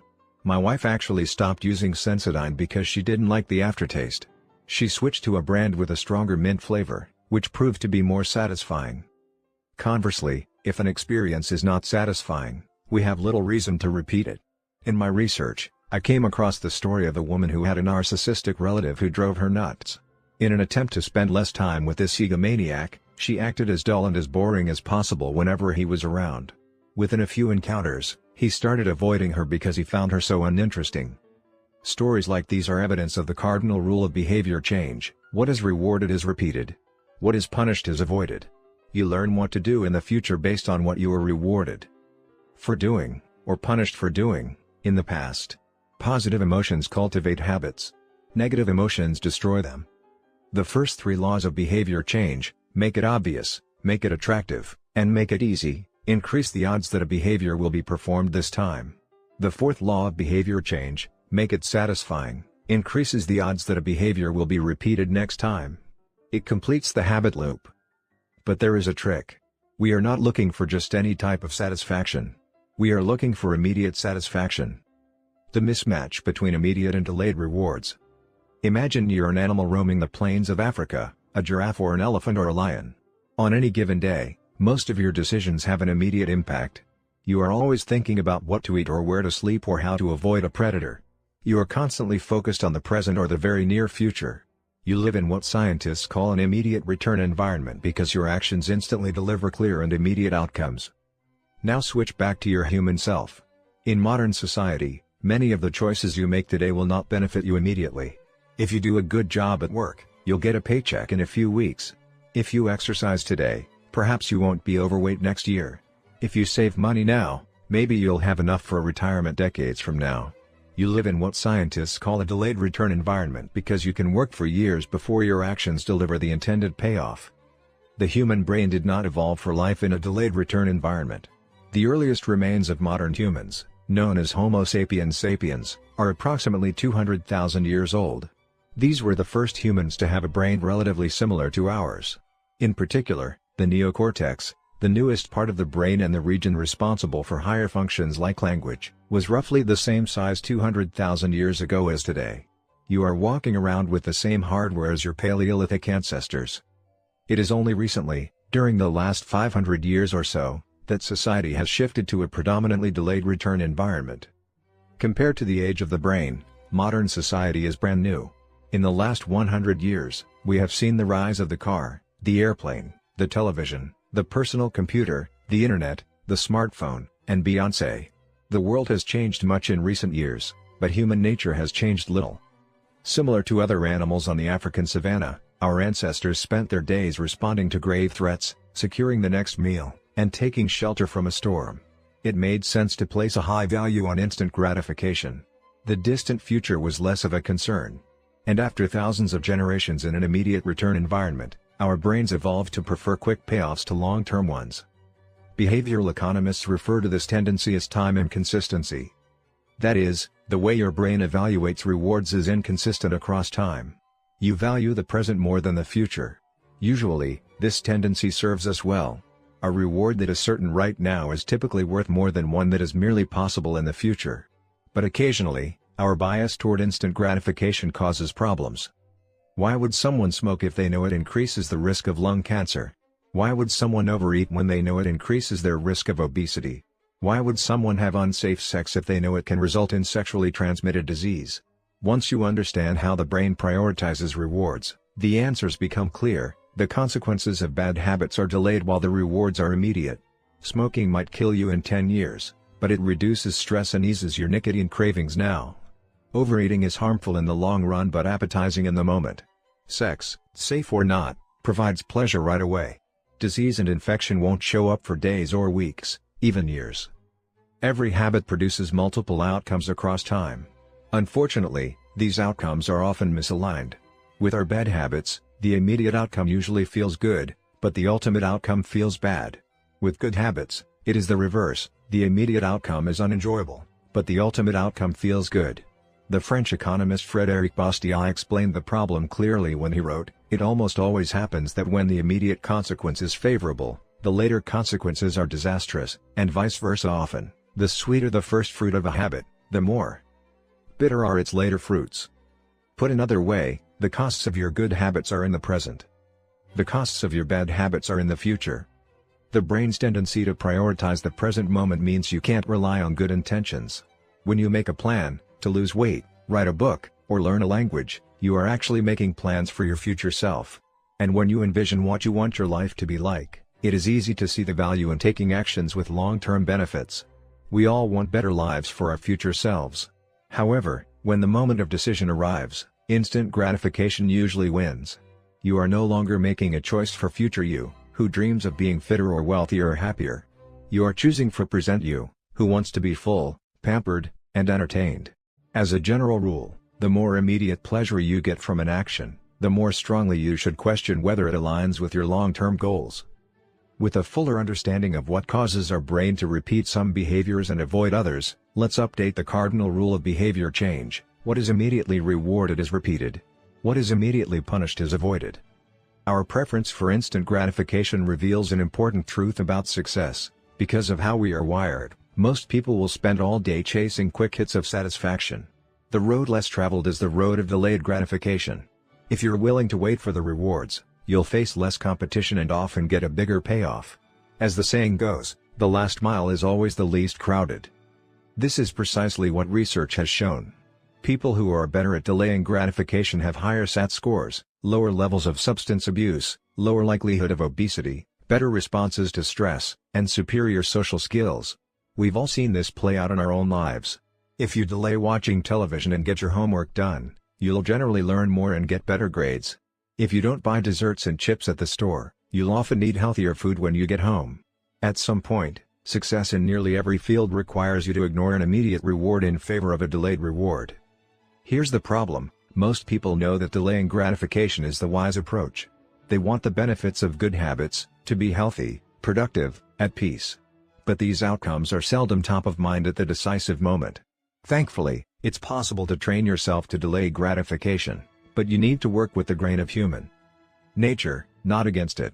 The best way to do this is to add a little bit of immediate pleasure to the habits that pay off in the long run and a little bit of immediate pain to ones that don't. How to turn instant gratification to your advantage. The vital thing in getting a habit to stick is to feel successful, even if it's in a small way.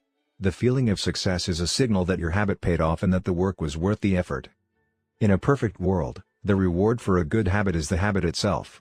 In the real world, good habits tend to feel worthwhile only after they have provided you with something. Early on, it's all sacrifice.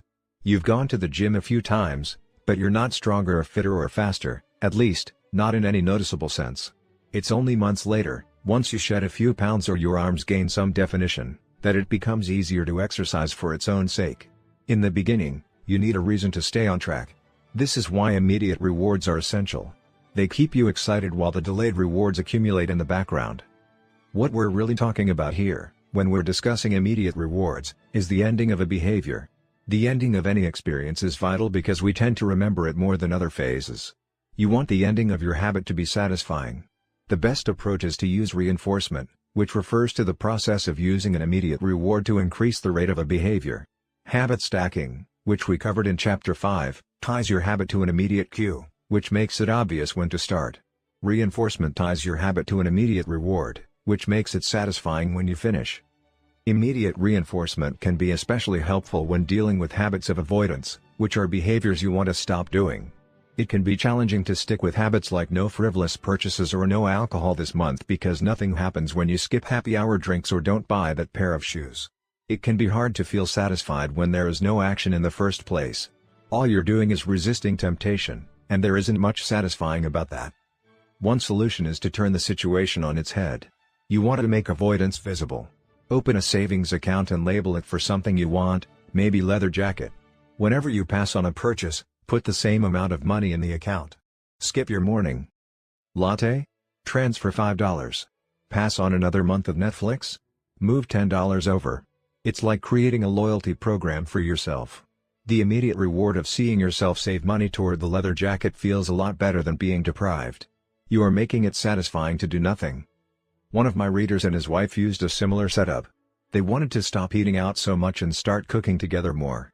They labeled their savings account trip to Europe. Whenever they skipped going out to eat, they transferred $50 into the account. At the end of the year, they put the money toward the vacation. It is worth noting that it is important to select short-term rewards that reinforce your identity rather than ones that conflict with it. Buying a new jacket is fine if you're trying to lose weight or read more books, but it doesn't work if you're trying to budget and save money.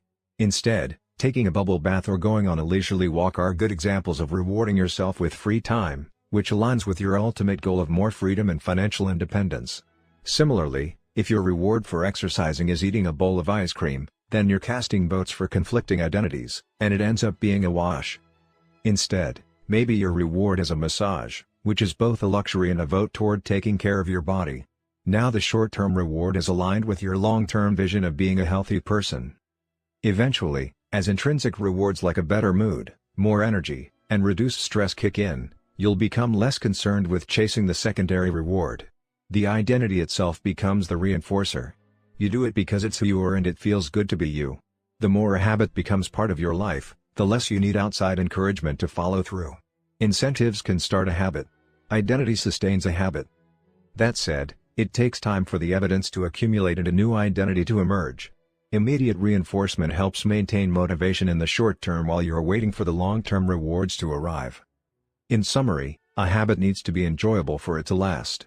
Simple bits of reinforcement, Like soap that smells great or toothpaste that has a refreshing mint flavor, or seeing $50 hit your savings account, can offer the immediate pleasure you need to enjoy a habit.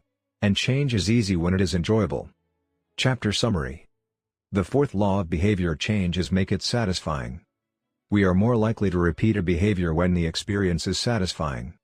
The human brain evolved to prioritize immediate rewards over delayed rewards. The cardinal rule of behavior change: what is immediately rewarded is repeated. What is immediately punished is avoided. To get a habit to stick, you need to feel immediately successful, even if it's in a small way. The first three laws of behavior change: make it obvious, make it attractive, and make it easy, increase the odds that a behavior will be performed this time. The fourth law of behavior change: make it satisfying, increases the odds that a behavior will be repeated next time. 16. How to stick with good habits every day. In 1993, a bank in Abbotsford, Canada, hired a 23-year-old stockbroker named Trent Dyersmith. Abbotsford was a relatively small suburb, tucked away in the shadow of nearby Vancouver, where most of the big business deals were being made. Given the location, and the fact that Dyersmith was a rookie, nobody expected too much of him. But he made brisk progress thanks to a simple daily habit. Dyersmith began each morning with 2 jars on his desk. One was filled with 120 paper clips. The other was empty. As soon as he settled in each day, he would make a sales call. Immediately after, he would move one paper clip from the full jar to the empty jar, and the process would begin again. Every morning I would start with 120 paper clips in one jar, and I would keep dialing the phone until I had moved them all to the second jar, he told me. Within 18 months, Dyersmith was bringing in $5 million to the firm. By age 24, he was making $75,000 per year, the equivalent of $125,000 today. Not long after, he landed a 6-figure job with another company. I like to refer to this technique as the paperclip strategy, and, over the years, I've heard from readers who have employed it in a variety of ways. One woman shifted a hairpin from one container to another whenever she wrote a page of her book. Another man moved a marble from one bin to the next after each set of push-ups. Making progress is satisfying, and visual measures, like moving paper clips or hairpins or marbles, provide clear evidence of your progress. As a result, they reinforce your behavior and add a little bit of immediate satisfaction to any activity. Visual measurement comes in many forms: food journals, workout logs, loyalty punch cards, the progress bar on a software download, even the page numbers in a book. But perhaps the best way to measure your progress is with a habit tracker. How to keep your habits on track. A habit tracker is a simple way to measure whether you did a habit. The most basic format is to get a calendar and cross off each day you stick with your routine. For example, if you meditate on Monday, Wednesday, and Friday, each of those dates gets an X. As time rolls by, the calendar becomes a record of your habit streak. Countless people have tracked their habits, but perhaps the most famous was Benjamin Franklin. Beginning at age 20, Franklin carried a small booklet everywhere he went and used it to track 13 personal virtues. This list included goals like lose no time, be always employed in something useful, and avoid trifling conversation. At the end of each day, Franklin would open his booklet and record his progress. Jerry Seinfeld reportedly uses a habit tracker to stick with his streak of writing jokes. In the documentary Comedian, he explains that his goal is simply to never break the chain of writing jokes every day. In other words, he is not focused on how good or bad a particular joke is or how inspired he feels. He is simply focused on showing up and adding to his streak. Don't break the chain is a powerful mantra. Don't break the chain of sales calls and you'll build a successful book of business. Don't break the chain of workouts and you'll get fit faster than you'd expect. Don't break the chain of creating every day and you will end up with an impressive portfolio. Habit tracking is powerful because it leverages multiple laws of behavior change. It simultaneously makes a behavior obvious, attractive, and satisfying. Let's break down each one. Benefit number 1: habit tracking is obvious. Recording your last action creates a trigger that can initiate your next one. Habit tracking naturally builds a series of visual cues like the streak of X's on your calendar or the list of meals in your food log. When you look at the calendar and see your streak, you'll be reminded to act again. Research has shown that people who track their progress on goals like losing weight, quitting smoking, and lowering blood pressure are all more likely to improve than those who don't. One study of more than 1,600 people found that those who kept a daily food log lost twice as much weight as those who did not. The mere act of tracking a behavior can spark the urge to change it, Habit tracking also keeps you honest. Most of us have a distorted view of our own behavior. We think we act better than we do. Measurement offers one way to overcome our blindness to our own behavior and notice what's really going on each day. One glance at the paper clips in the container and you immediately know how much work you have, or haven't, been putting in. When the evidence is right in front of you, you're less likely to lie to yourself. Benefit number 2, habit tracking is attractive. The most effective form of motivation is progress. When we get a signal that we are moving forward, we become more motivated to continue down that path. In this way, habit tracking can have an addictive effect on motivation.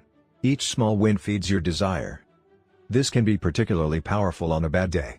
When you're feeling down, it's easy to forget about all the progress you have already made. Habit tracking provides visual proof of your hard work, a subtle reminder of how far you've come. Plus, the empty square you see each morning can motivate you to get started because you don't want to lose your progress by breaking the streak. Benefit number 3, habit tracking is satisfying. This is the most crucial benefit of all. Tracking can become its own form of reward. It is satisfying to cross an item off your to-do list, to complete an entry in your workout log, or to mark an X on the calendar.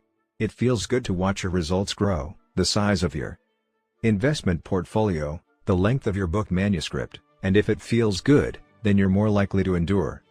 Habit tracking also helps keep your eye on the ball. You're focused on the process rather than the result.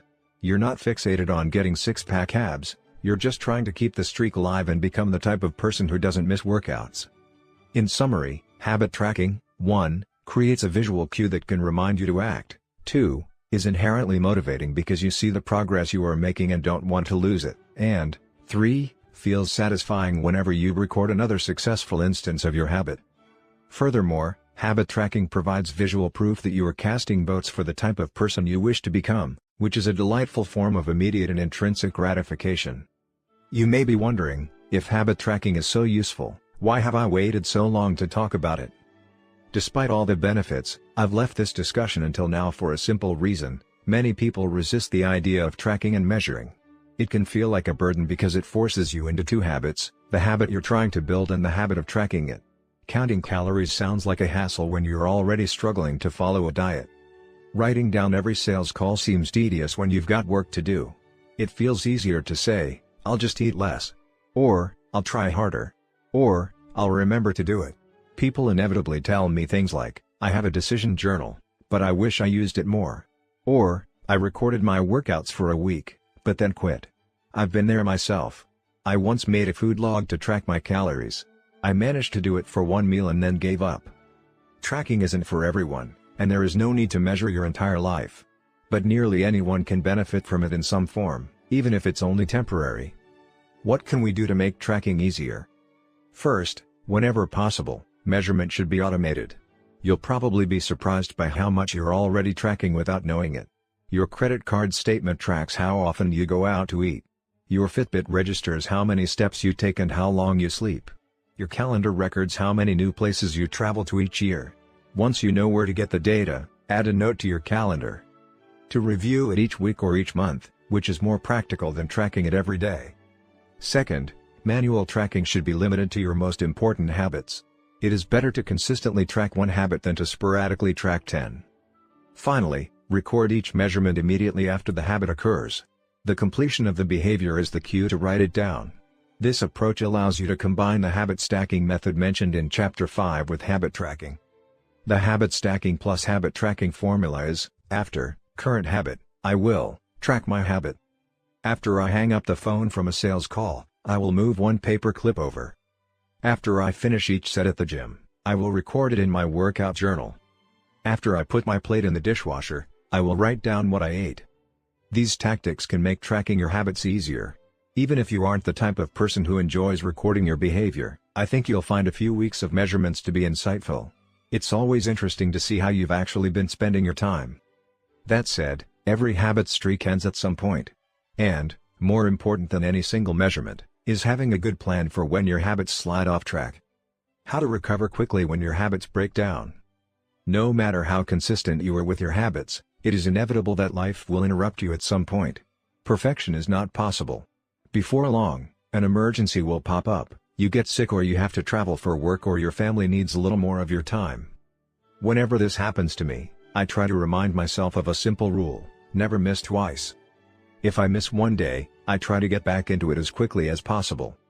Missing one workout happens, but I'm not going to miss 2 in a row. Maybe I'll eat an entire pizza, but I'll follow it up with a healthy meal. I can't be perfect, but I can avoid a second lapse. As soon as one streak ends, I get started on the next one. The first mistake is never the one that ruins you. It is the spiral of repeated mistakes that follows. Missing once is an accident. Missing twice is the start of a new habit. This is a distinguishing feature between winners and losers. Anyone can have a bad performance, a bad workout, or a bad day at work. But when successful people fail, they rebound quickly. The breaking of a habit doesn't matter if the reclaiming of it is fast. I think this principle is so important that I'll stick to it even if I can't do a habit as well or as completely as I would like. Too often, we fall into an all-or-nothing cycle with our habits. The problem is not slipping up, the problem is thinking that if you can't do something perfectly, then you shouldn't do it at all. You don't realize how valuable it is to just show up on your bad, or busy, days. Lost days hurt you more than successful days help you. If you start with $100, then a 50% gain will take you to $150. But you only need a 33% loss to take you back to $100. In other words, avoiding a 33% loss is just as valuable as achieving a 50% gain. As Charlie Munger says, the first rule of compounding: never interrupt it unnecessarily. This is why the bad workouts are often the most important ones. Sluggish days and bad workouts maintain the compound gains you accrued from previous good days. Simply doing something, 10 squats, 5 sprints, a push-up, anything really, is huge. Don't put up a 0. Don't let losses eat into your compounding. Furthermore, it's not always about what happens during the workout. It's about being the type of person who doesn't miss workouts. It's easy to train when you feel good, but it's crucial to show up when you don't feel like it, even if you do less than you hope. Going to the gym for 5 minutes may not improve your performance, but it reaffirms your identity. The all-or-nothing cycle of behavior change is just one pitfall that can derail your habits. Another potential danger, especially if you are using a habit tracker, is measuring the wrong thing. Knowing when, and when not, to track a habit. Say you're running a restaurant and you want to know if your chef is doing a good job. One way to measure success is to track how many customers pay for a meal each day. If more customers come in, the food must be good. If fewer customers come in, something must be wrong. However, this one measurement, daily revenue, only gives a limited picture of what's really going on. Just because someone pays for a meal doesn't mean they enjoy the meal. Even dissatisfied customers are unlikely to dine and dash. In fact, if you're only measuring revenue, the food might be getting worse but you're making up for it with marketing or discounts or some other method. Instead, it may be more effective to track how many customers finish their meal or perhaps the percentage of customers who leave a generous tip. The dark side of tracking a particular behavior is that we become driven by the number rather than the purpose behind it. If your success is measured by quarterly earnings, you will optimize sales, revenue, and accounting for quarterly earnings. If your success is measured by a lower number on the scale, you will optimize for a lower number on the scale, even if that means embracing crash diets, juice cleanses, and fat loss pills. The human mind wants to win whatever game is being played. This pitfall is evident in many areas of life. We focus on working long hours instead of getting meaningful work done. We care more about getting 10,000 steps than we do about being healthy. We teach for standardized tests instead of emphasizing learning, curiosity, and critical thinking. In short, we optimize for what we measure.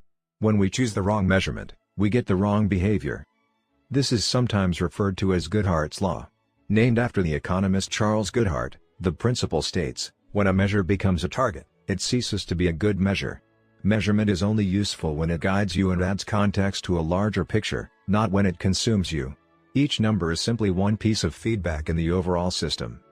In our data-driven world, we tend to overvalue numbers and undervalue anything ephemeral, soft, and difficult to quantify. We mistakenly think the factors we can measure are the only factors that exist. But just because you can measure something doesn't mean it's the most important thing. And just because you can't measure something doesn't mean it's not important at all. All of this to say, it's crucial to keep habit tracking in its proper place. It can feel satisfying to record a habit and track your progress, but the measurement is not the only thing that matters. Furthermore, there are many ways to measure progress, and sometimes it helps to shift your focus to something entirely different. This is why non-scale victories can be effective for weight loss. The number on the scale may be stubborn, so if you focus solely on that number, your motivation will sag. But you may notice that your skin looks better, or you wake up earlier, or your sex drive got a boost. All of these are valid ways to track your improvement. If you're not feeling motivated by the number on the scale, perhaps it's time to focus on a different measurement, one that gives you more signals of progress. No matter how you measure your improvement, habit tracking offers a simple way to make your habits more satisfying. Each measurement provides a little bit of evidence that you're moving in the right direction and a brief moment of immediate pleasure for a job well done. Chapter Summary. One of the most satisfying feelings is the feeling of making progress. A habit tracker is a simple way to measure whether you did a habit, like marking an X on a calendar. Habit trackers and other visual forms of measurement can make your habits satisfying by providing clear evidence of your progress. Don't break the chain. Try to keep your habit streak alive. Never miss twice. If you miss one day, try to get back on track as quickly as possible. Just because you can measure something doesn't mean it's the most important thing. 17. How an accountability partner can change everything. After serving as a pilot in World War II, Roger Fisher attended Harvard Law School and spent 34 years specializing in negotiation and conflict management. He founded the Harvard Negotiation Project and worked with numerous countries and world leaders on peace resolutions, hostage crises, and diplomatic compromises. But it was in the 1970s and 1980s, as the threat of nuclear war escalated, that Fisher developed perhaps his most interesting idea. At the time, Fisher was focused on designing strategies that could prevent nuclear war, and he had noticed a troubling fact. Any sitting president would have access to launch codes that could kill millions of people but would never actually see anyone die because he would always be thousands of miles away. My suggestion was quite simple, he wrote in 1981. Put that nuclear code number in a little capsule, and then implant that capsule right next to the heart of a volunteer. The volunteer would carry with him a big, heavy butcher knife as he accompanied the president. If ever the president wanted to fire nuclear weapons, the only way he could do so would be for him first, with his own hands, to kill one human being. The president says, "George, I'm sorry but tens of millions must die." He has to look at someone and realize what death is, what an innocent death is. Blood on the White House carpet. It's reality brought home. When I suggested this to friends in the Pentagon, they said, "My God, that's terrible. Having to kill someone would distort the president's judgment. He might never push the button." Throughout our discussion of the fourth law of behavior change, we have covered the importance of making good habits immediately satisfying. Fisher's proposal is an inversion of the fourth law: make it immediately unsatisfying. Just as we are more likely to repeat an experience when the ending is satisfying, we are also more likely to avoid an experience when the ending is painful. Pain is an effective teacher. If a failure is painful, it gets fixed.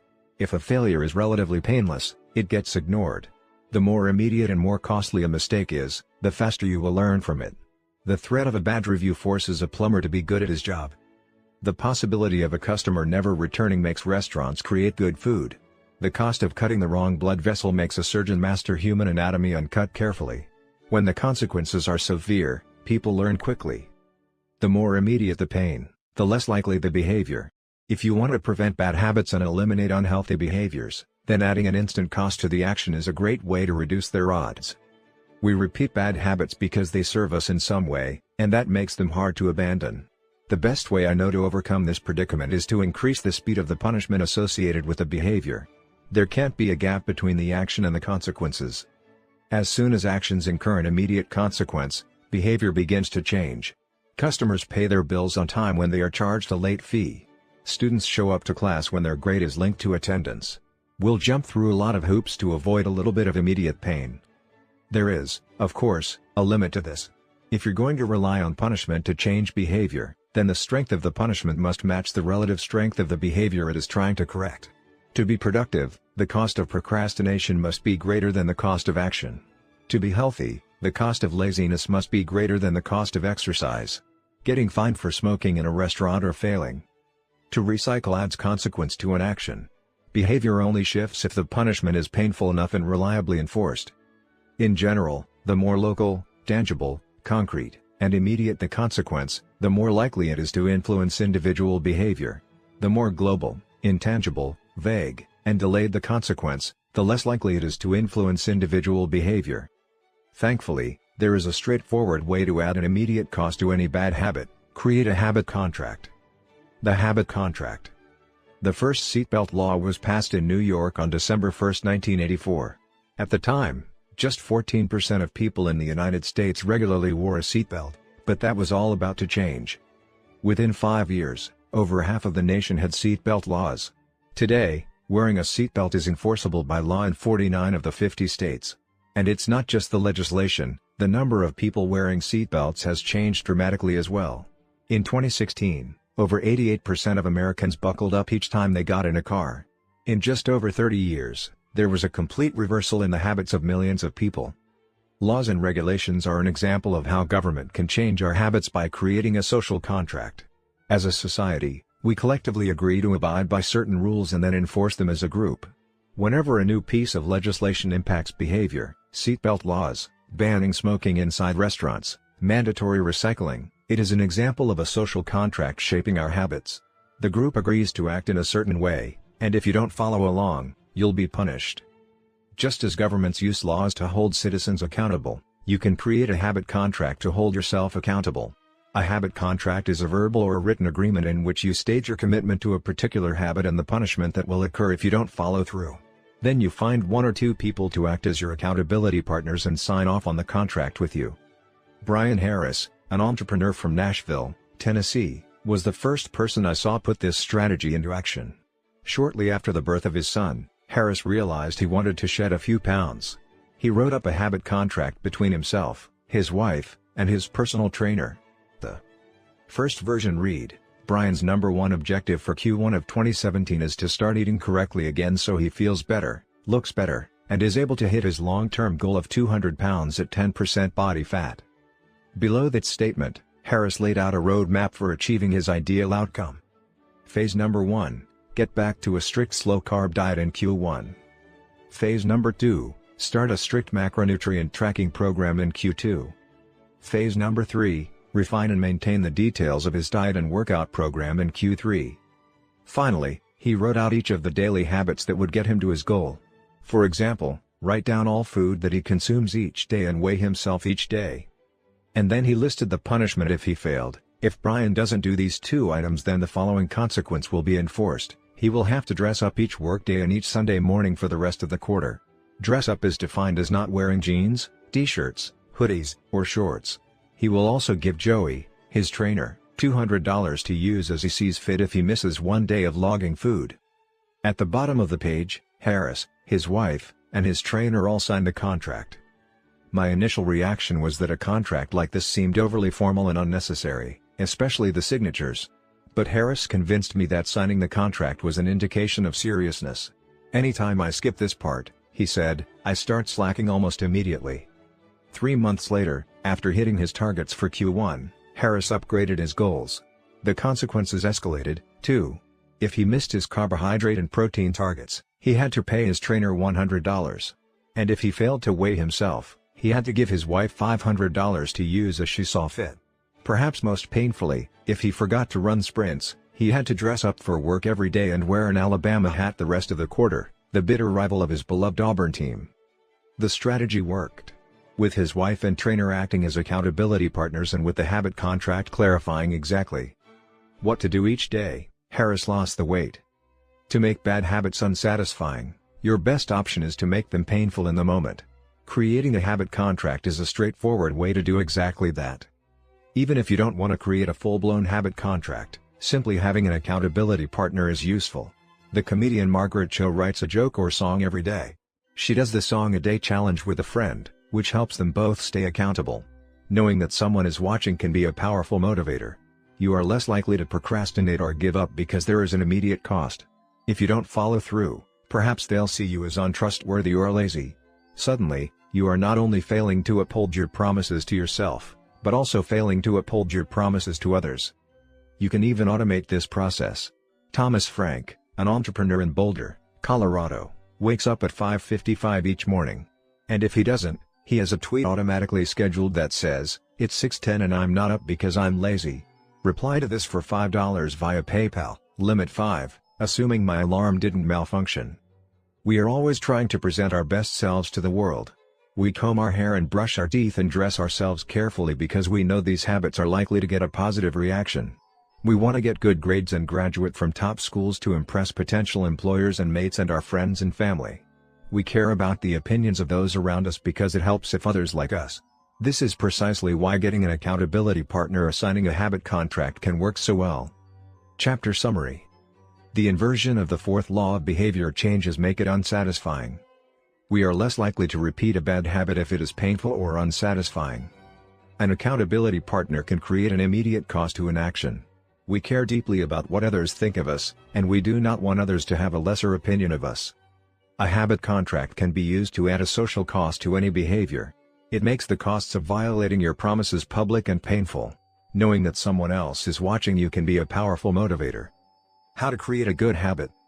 The first law, make it obvious. 1.1. Fill out the habits scorecard.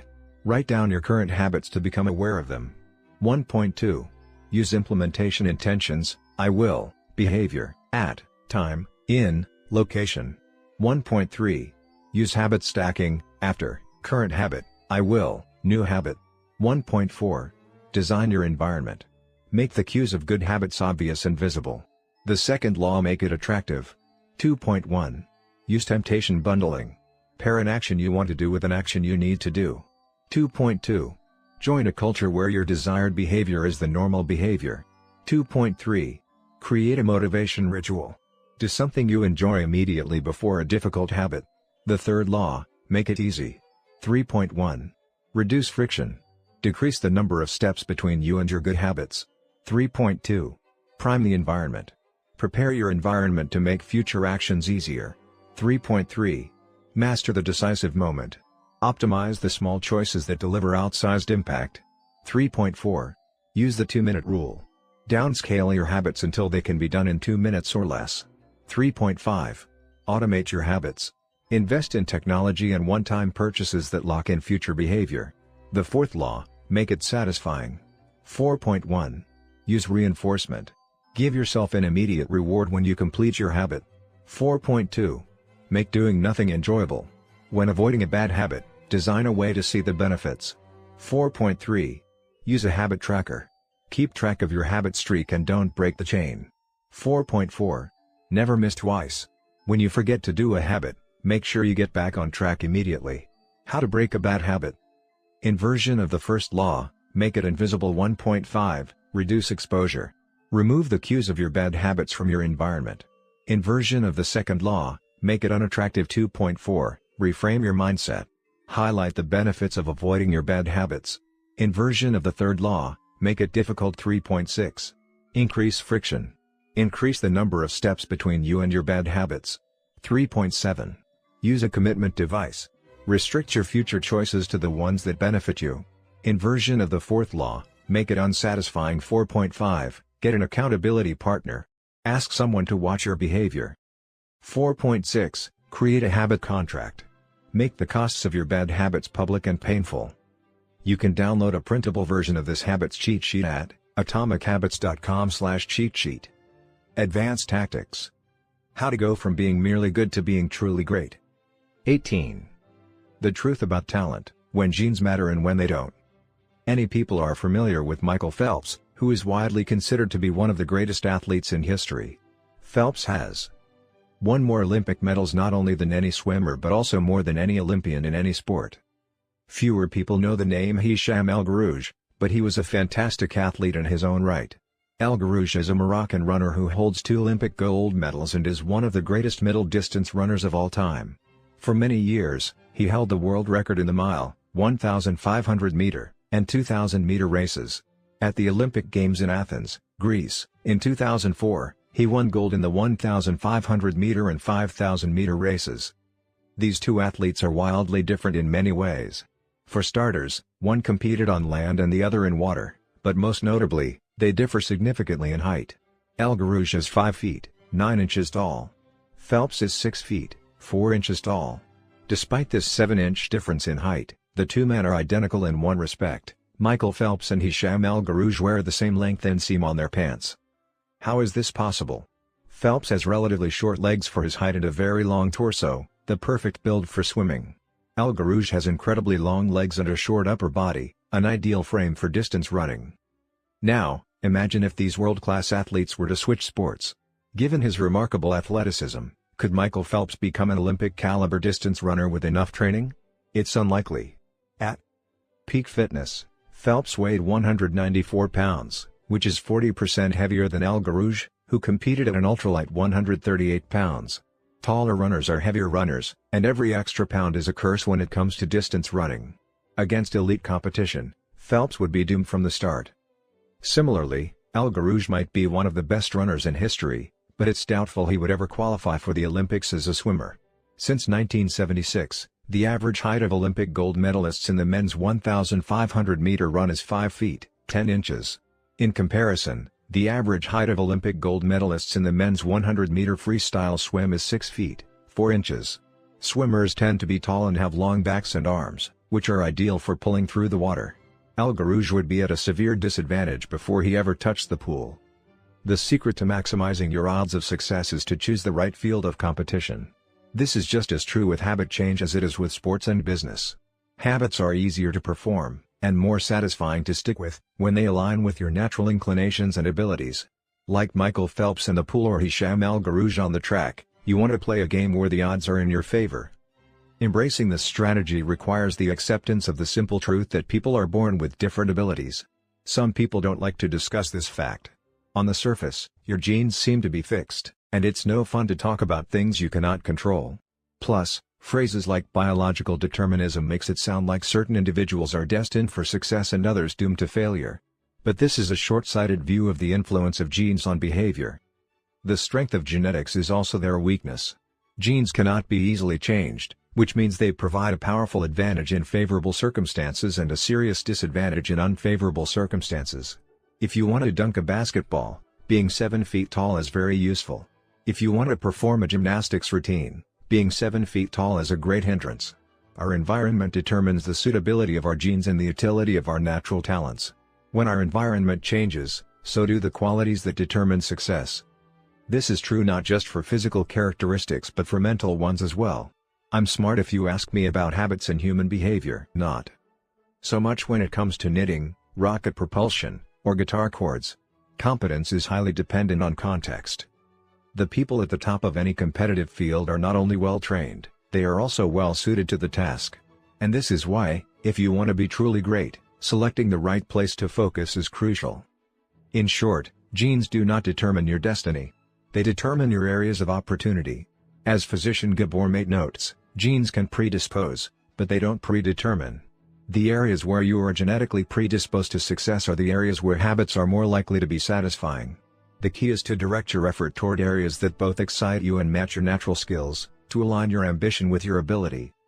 The obvious question is, how do I figure out where the odds are in my favor? How do I identify the opportunities and habits that are right for me? The first place we will look for an answer is by understanding your personality. How your personality influences your habits. Your genes are operating beneath the surface of every habit. Indeed, beneath the surface of every behavior. Genes have been shown to influence everything from the number of hours you spend watching television to your likelihood to marry or divorce to your tendency to get addicted to drugs, alcohol, or nicotine. There's a strong genetic component to how obedient or rebellious you are when facing authority, how vulnerable or resistant you are to stressful events, how proactive or reactive you tend to be, and even how captivated or bored you feel during sensory experiences like attending a concert. As Robert Blowman, a behavioral geneticist at King's College in London, told me, it is now at the point where we have stopped testing to see if traits have a genetic component because we literally can't find a single one that isn't influenced by our genes. Bundled together, your unique cluster of genetic traits predispose you to a particular personality. Your personality is the set of characteristics that is consistent from situation to situation. The most proven scientific analysis of personality traits is known as the Big Five, which breaks them down into 5 spectrums of behavior. 1. Openness to experience, from curious and inventive on one end to cautious and consistent on the other. 2. Conscientiousness, organized and efficient to easygoing and spontaneous. 3. Extroversion, outgoing and energetic to solitary and reserved, you likely know them as extroverts versus introverts. 4. Agreeableness, friendly and compassionate to challenging and detached. 5. Neuroticism, anxious and sensitive to confident, calm, and stable. All 5 characteristics have biological underpinnings. Extroversion, for instance, can be tracked from birth. If scientists play a loud noise in the nursing ward, some babies turn toward it while others turn away. When the researchers tracked these children through life, they found that the babies who turned toward the noise were more likely to grow up to be extroverts. Those who turned away were more likely to become introverts. People who are high in agreeableness are kind, considerate, and warm. They also tend to have higher natural oxytocin levels, a hormone that plays an important role in social bonding, increases feelings of trust, and can act as a natural antidepressant. You can easily imagine how someone with more oxytocin might be inclined to build habits like writing thank you notes or organizing social events. As a third example, consider neuroticism, which is a personality trait all people possess to various degrees. People who are high in neuroticism tend to be anxious and worry more than others. This trait has been linked to hypersensitivity of the amygdala, the portion of the brain responsible for noticing threats. In other words, people who are more sensitive to negative cues in their environment are more likely to score high in neuroticism. Our habits are not solely determined by our personalities, but there is no doubt that our genes nudge us in a certain direction. Our deeply rooted preferences make certain behaviors easier for some people than for others. You don't have to apologize for these differences or feel guilty about them, but you do have to work with them. A person who scores lower on conscientiousness, for example, will be less likely to be orderly by nature and may need to rely more heavily on environment design to stick with good habits. As a reminder for the less conscientious readers among us, environment design is a strategy we discussed in chapters 6 and 12. The takeaway is that you should build habits that work for your personality. People can get ripped working out like a bodybuilder, but if you prefer rock climbing or cycling or rowing, then shape your exercise habit around your interests. If your friend follows a low-carb diet but you find that low-fat works for you, then more power to you. If you want to read more, don't be embarrassed if you prefer steamy romance novels over non-fiction. Read whatever fascinates you. You don't have to build the habits everyone tells you to build. Choose the habit that best suits you, not the one that is most popular. There is a version of every habit that can bring you joy and satisfaction. Find it. Habits need to be enjoyable if they are going to stick. This is the core idea behind the 4th law. Tailoring your habits to your personality is a good start, but this is not the end of the story. Let's turn our attention to finding and designing situations where you're at a natural advantage. How to find a game where the odds are in your favor. Learning to play a game where the odds are in your favor is critical for maintaining motivation and feeling successful. In theory, you can enjoy almost anything. In practice, you are more likely to enjoy the things that come easily to you. People who are talented in a particular area tend to be more competent at that task and are then praised for doing a good job. They stay energized because they are making progress where others have failed, and because they get rewarded with better pay and bigger opportunities, which not only makes them happier but also propels them to produce even higher quality work. It's a virtuous cycle. Pick the right habit and progress is easy. Pick the wrong habit and life is a struggle. How do you pick the right habit? The first step is something we covered in the 3rd law: make it easy. In many cases, when people pick the wrong habit, it simply means they picked a habit that was too difficult. When a habit is easy, you are more likely to be successful. When you are successful, you are more likely to feel satisfied. However, there is another level to consider. In the long run, if you continue to advance and improve, any area can become challenging. At some point, you need to make sure you're playing the right game for your skill set. How do you figure that out? The most common approach is trial and error. Of course, there's a problem with this strategy: life is short. You don't have time to try every career, date every eligible bachelor, or play every musical instrument. Thankfully, there is an effective way to manage this conundrum, and it is known as the explore/exploit trade-off. In the beginning of a new activity, there should be a period of exploration. In relationships, it's called dating. In college, it's called the liberal arts. In business, it's called split testing. The goal is to try out many possibilities, research a broad range of ideas, and cast a wide net. After this initial period of exploration, shift your focus to the best solution you've found, but keep experimenting occasionally. The proper balance depends on whether you're winning or losing. If you are currently winning, you exploit, exploit, exploit. If you are currently losing, you continue to explore, explore, explore.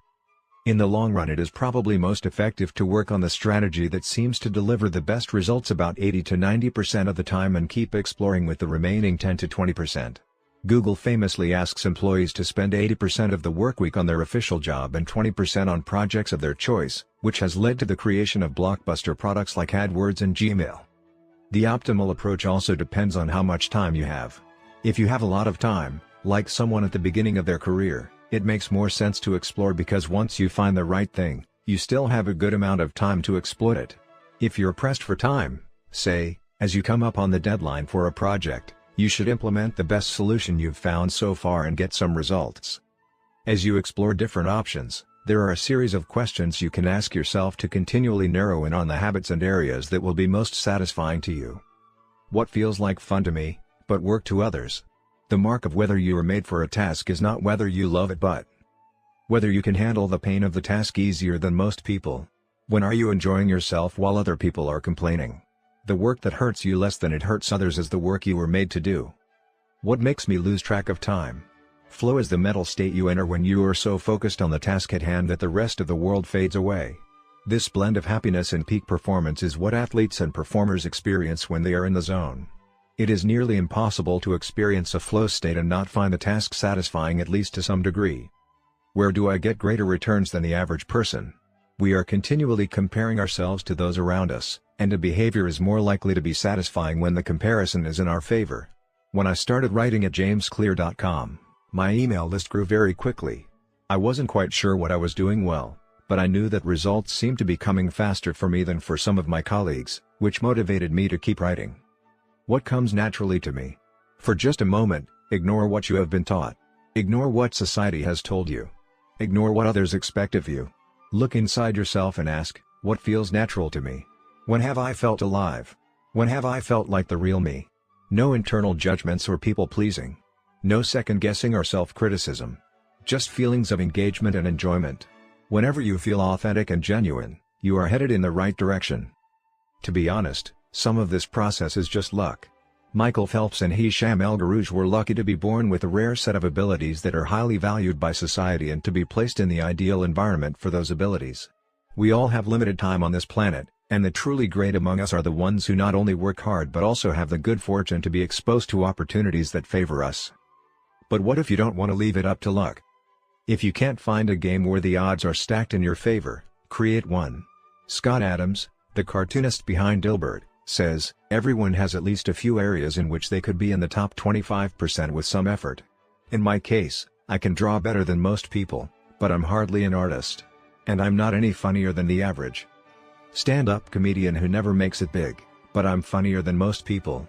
The magic is that few people can draw well and write jokes.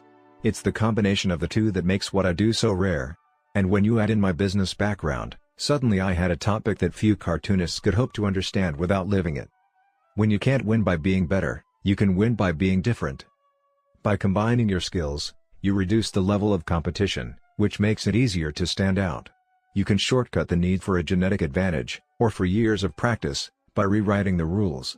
A good player works hard to win the game everyone else is playing. A great player creates a new game that favors their strengths and avoids their weaknesses. In college, I designed my own major, biomechanics, which was a combination of physics, chemistry, biology, and anatomy. I wasn't smart enough to stand out among the top physics or biology majors, so I created my own game. And because it suited me, I was only taking the courses I was interested in. Studying felt like less of a chore. It was also easier to avoid the trap of comparing myself to everyone else. After all, nobody else was taking the same combination of classes, so who could say if they were better or worse? Specialization is a powerful way to overcome the accident of bad genetics. The more you master a specific skill, the harder it becomes for others to compete with you.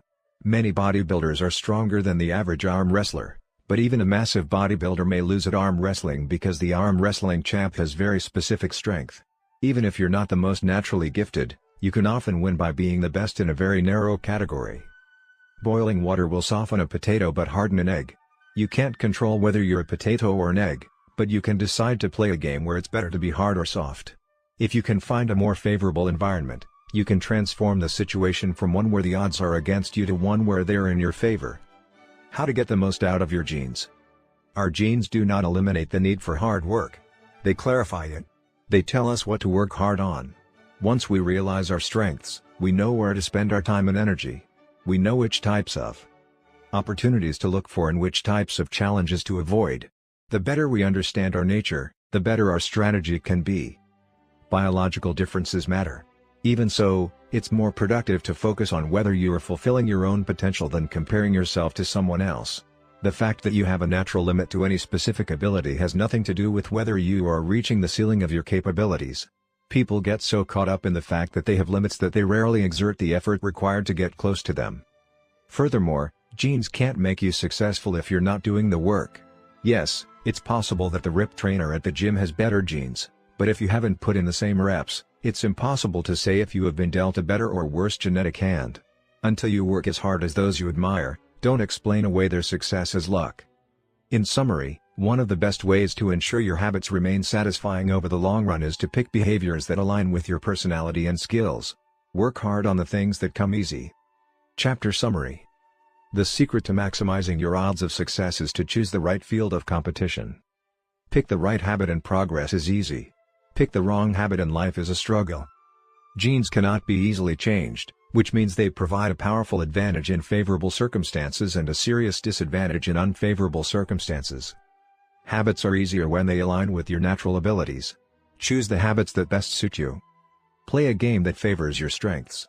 If you can't find a game that favors you, create one. Genes do not eliminate the need for hard work. They clarify it. They tell us what to work hard on. 19. The Goldilocks Rule: How to Stay Motivated in Life and Work. In 1955, Disneyland had just opened in Anaheim, California, when a 10-year-old boy walked in and asked for a job. Labor laws were loose back then and the boy managed to land a position selling guidebooks for 50 cents apiece. Within a year, he had transitioned to Disney's magic shop, where he learned tricks from the older employees. He experimented with jokes and tried out simple routines on visitors. Soon he discovered that what he loved was not performing magic but performing in general. He set his sights on becoming a comedian. Beginning in his teenage years, he started performing in little clubs around Los Angeles. The crowds were small and his act was short. He was rarely on stage for more than 5 minutes. Most of the people in the crowd were too busy drinking or talking with friends to pay attention. One night, he literally delivered his stand-up routine to an empty club.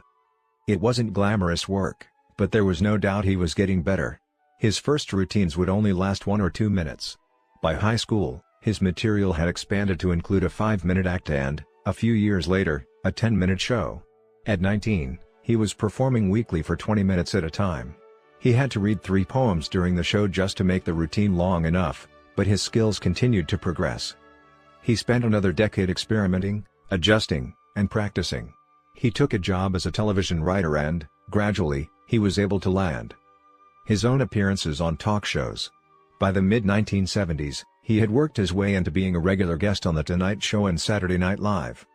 Finally, after nearly 15 years of work, the young man rose to fame. He toured 60 cities in 63 days. Then 72 cities in 80 days.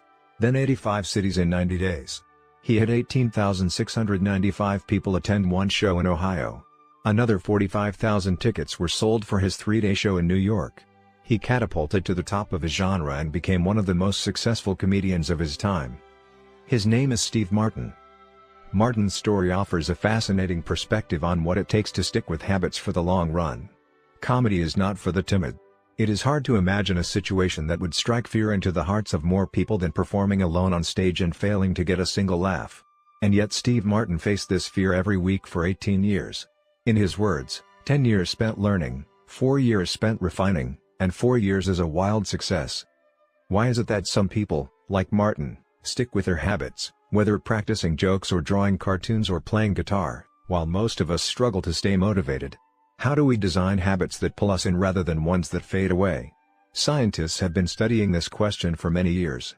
While there is still much to learn, one of the most consistent findings is that the way to maintain motivation and achieve peak levels of desire is to work on tasks of just manageable difficulty. The human brain loves a challenge, but only if it is within an optimal zone of difficulty. If you love tennis and try to play a serious match against a 4-year-old, you will quickly become bored. It's too easy. You'll win every point. In contrast, If you play a professional tennis player like Roger Federer or Serena Williams, you will quickly lose motivation because the match is too difficult. Now consider playing tennis against someone who is your equal. As the game progresses, you win a few points and you lose a few. You have a good chance of winning, but only if you really try. Your focus narrows, distractions fade away, and you find yourself fully invested in the task at hand. This is a challenge of just manageable difficulty, and it is a prime example of the Goldilocks rule. The Goldilocks rule states that humans experience peak motivation when working on tasks that are right on the edge of their current abilities. Not too hard. Not too easy. Just right. The Goldilocks rule. Figure 15. Maximum motivation occurs when facing a challenge of just manageable difficulty. In psychology research, this is known as the Yerkes-Dodson law, which describes the optimal level of arousal as the midpoint between boredom and anxiety. Martin's comedy career is an excellent example of the Goldilocks rule in practice. Each year, he expanded his comedy routine, but only by a minute or two. He was always adding new material, but he also kept a few jokes that were guaranteed to get laughs. There were just enough victories to keep him motivated and just enough mistakes to keep him working hard. When you're starting a new habit, it's important to keep the behavior as easy as possible so you can stick with it even when conditions aren't perfect. This is an idea we covered in detail while discussing the third law of behavior change. Once a habit has been established, however, it's important to continue to advance in small ways. These little improvements and new challenges keep you engaged. And if you hit the Goldilocks zone just right, you can achieve a flow state. A flow state is the experience of being in the zone and fully immersed in an activity. Scientists have tried to quantify this feeling. They found that to achieve a state of flow, a task must be roughly 4% beyond your current ability. In real life, it's typically not feasible to quantify the difficulty of an action in this way, but the core idea of the Goldilocks rule remains: working on challenges of just manageable difficulty, something on the perimeter of your ability, seems crucial for maintaining motivation. Improvement requires a delicate balance. You need to regularly search for challenges that push you to your edge while continuing to make enough progress to stay motivated. Behaviors need to remain novel in order for them to stay attractive and satisfying.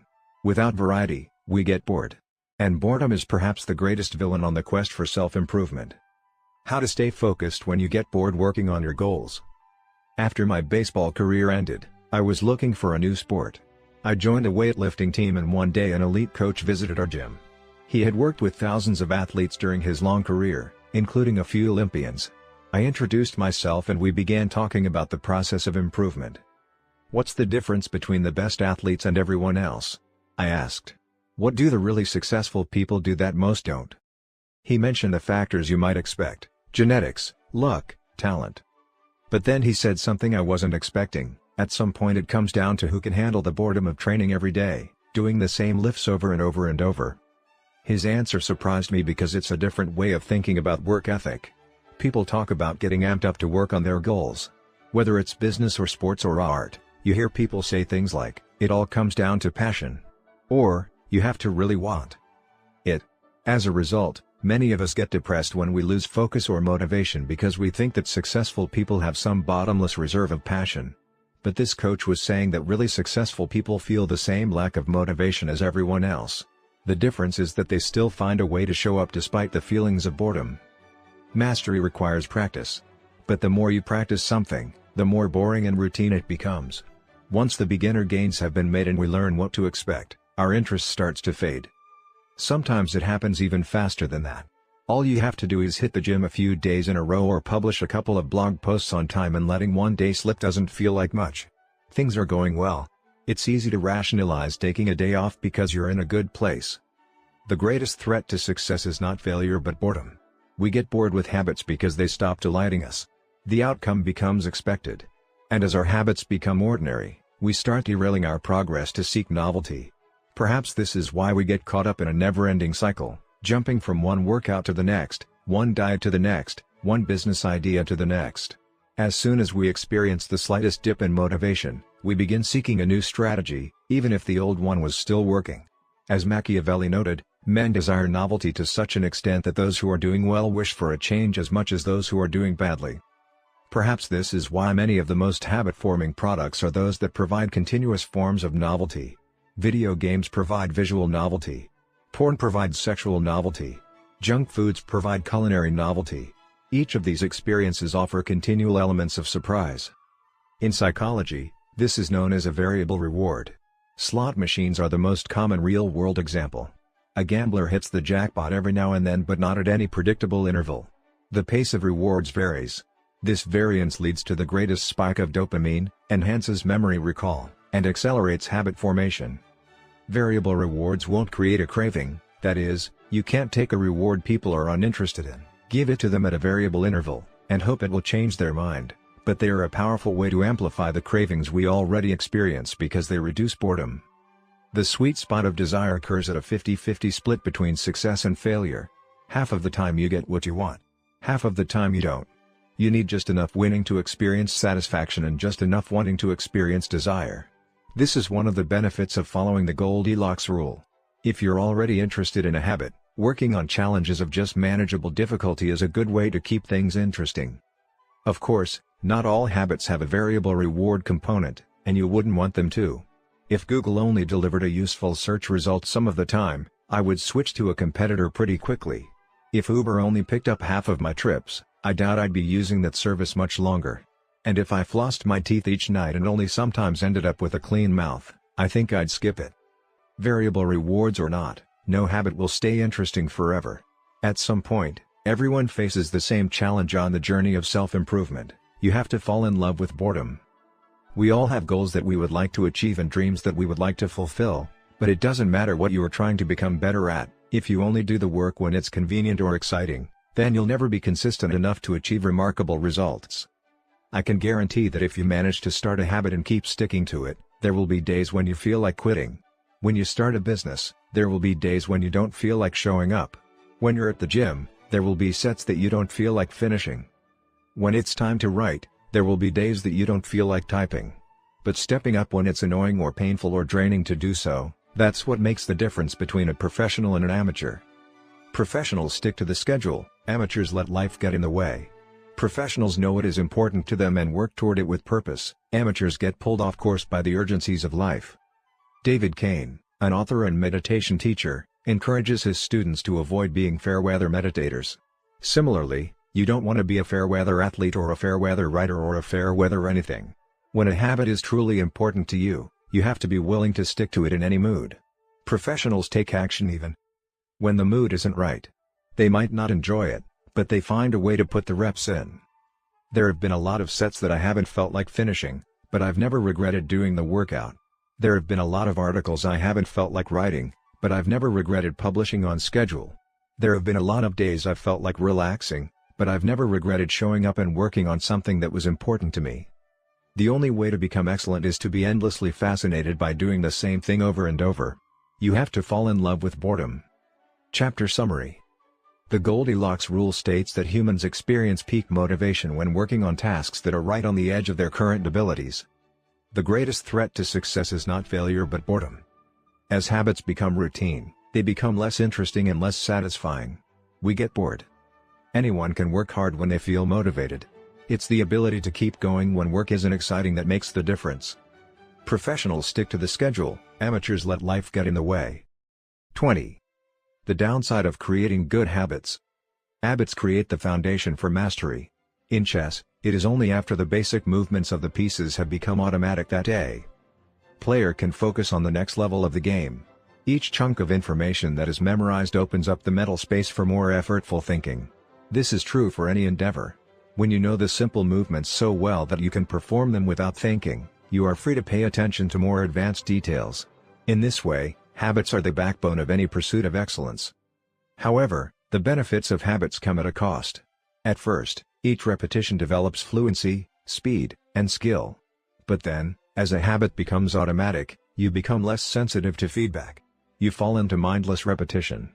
It becomes easier to let mistakes slide.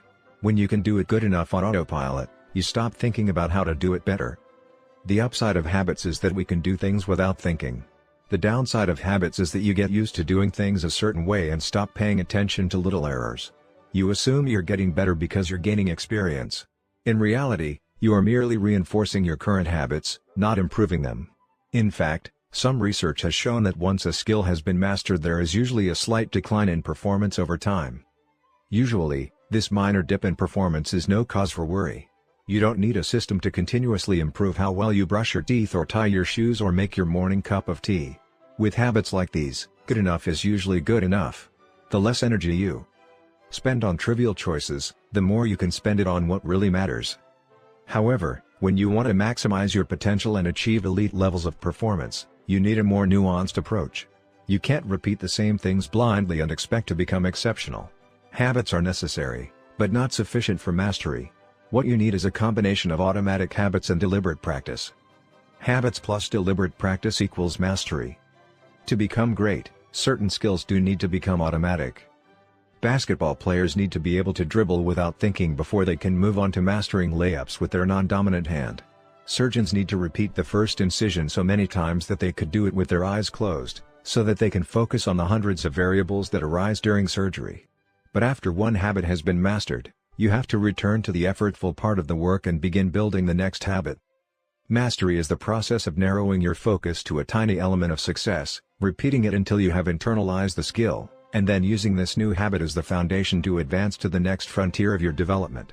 Old tasks become easier the second time around, but it doesn't get easier overall because now you're pouring your energy into the next challenge.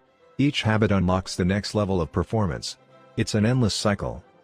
Mastering one habit. Mastering a field.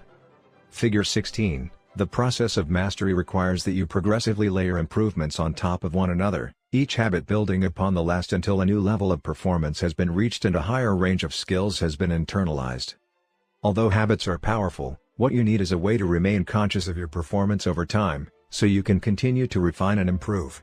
It is precisely at the moment when you begin to feel like you have mastered a skill, right when things are starting to feel automatic and you are becoming comfortable, that you must avoid slipping into the trap of complacency. The solution? Establish a system for reflection and review. How to review your habits and make adjustments.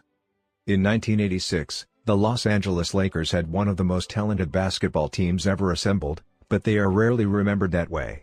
The team started the 1985-1986 NBA season with an astounding 29-5 record. The pundits were saying that we might be the best team in the history of basketball, head coach Pat Riley said after the season. Surprisingly, the Lakers stumbled in the 1986 playoffs and suffered a season-ending defeat in the Western Conference Finals. The best team in the history of basketball didn't even play for the NBA championship. After that blow, Riley was tired of hearing about how much talent his players had and about how much promise his team held.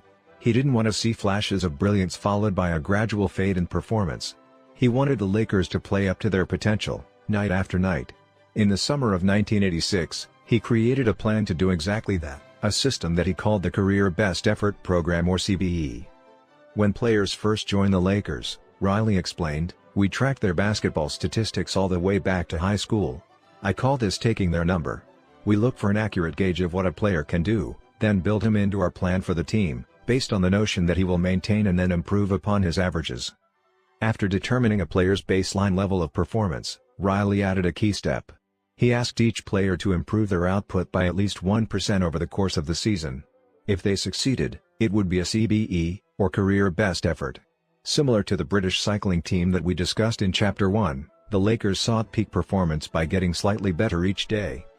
Riley was careful to point out that CBE was not merely about points or statistics but about giving your best effort spiritually and mentally and physically. Players got credit for allowing an opponent to run into you when you know that a foul will be called against him, diving for loose balls, going after rebounds whether you are likely to get them or not, helping a teammate when the player he's guarding has surged past him, and other unsung hero deeds. As an example, let's say that Magic Johnson, the Lakers' star player at the time, had 11 points, 8 rebounds, 12 assists, 2 steals, and 5 turnovers in a game. Magic also got credit for an unsung hero deed by diving after a loose ball, +1. Finally, he played a total of 33 minutes in this imaginary game. The positive numbers, 11 + 8 + 12 + 2 + 1, add up to 34.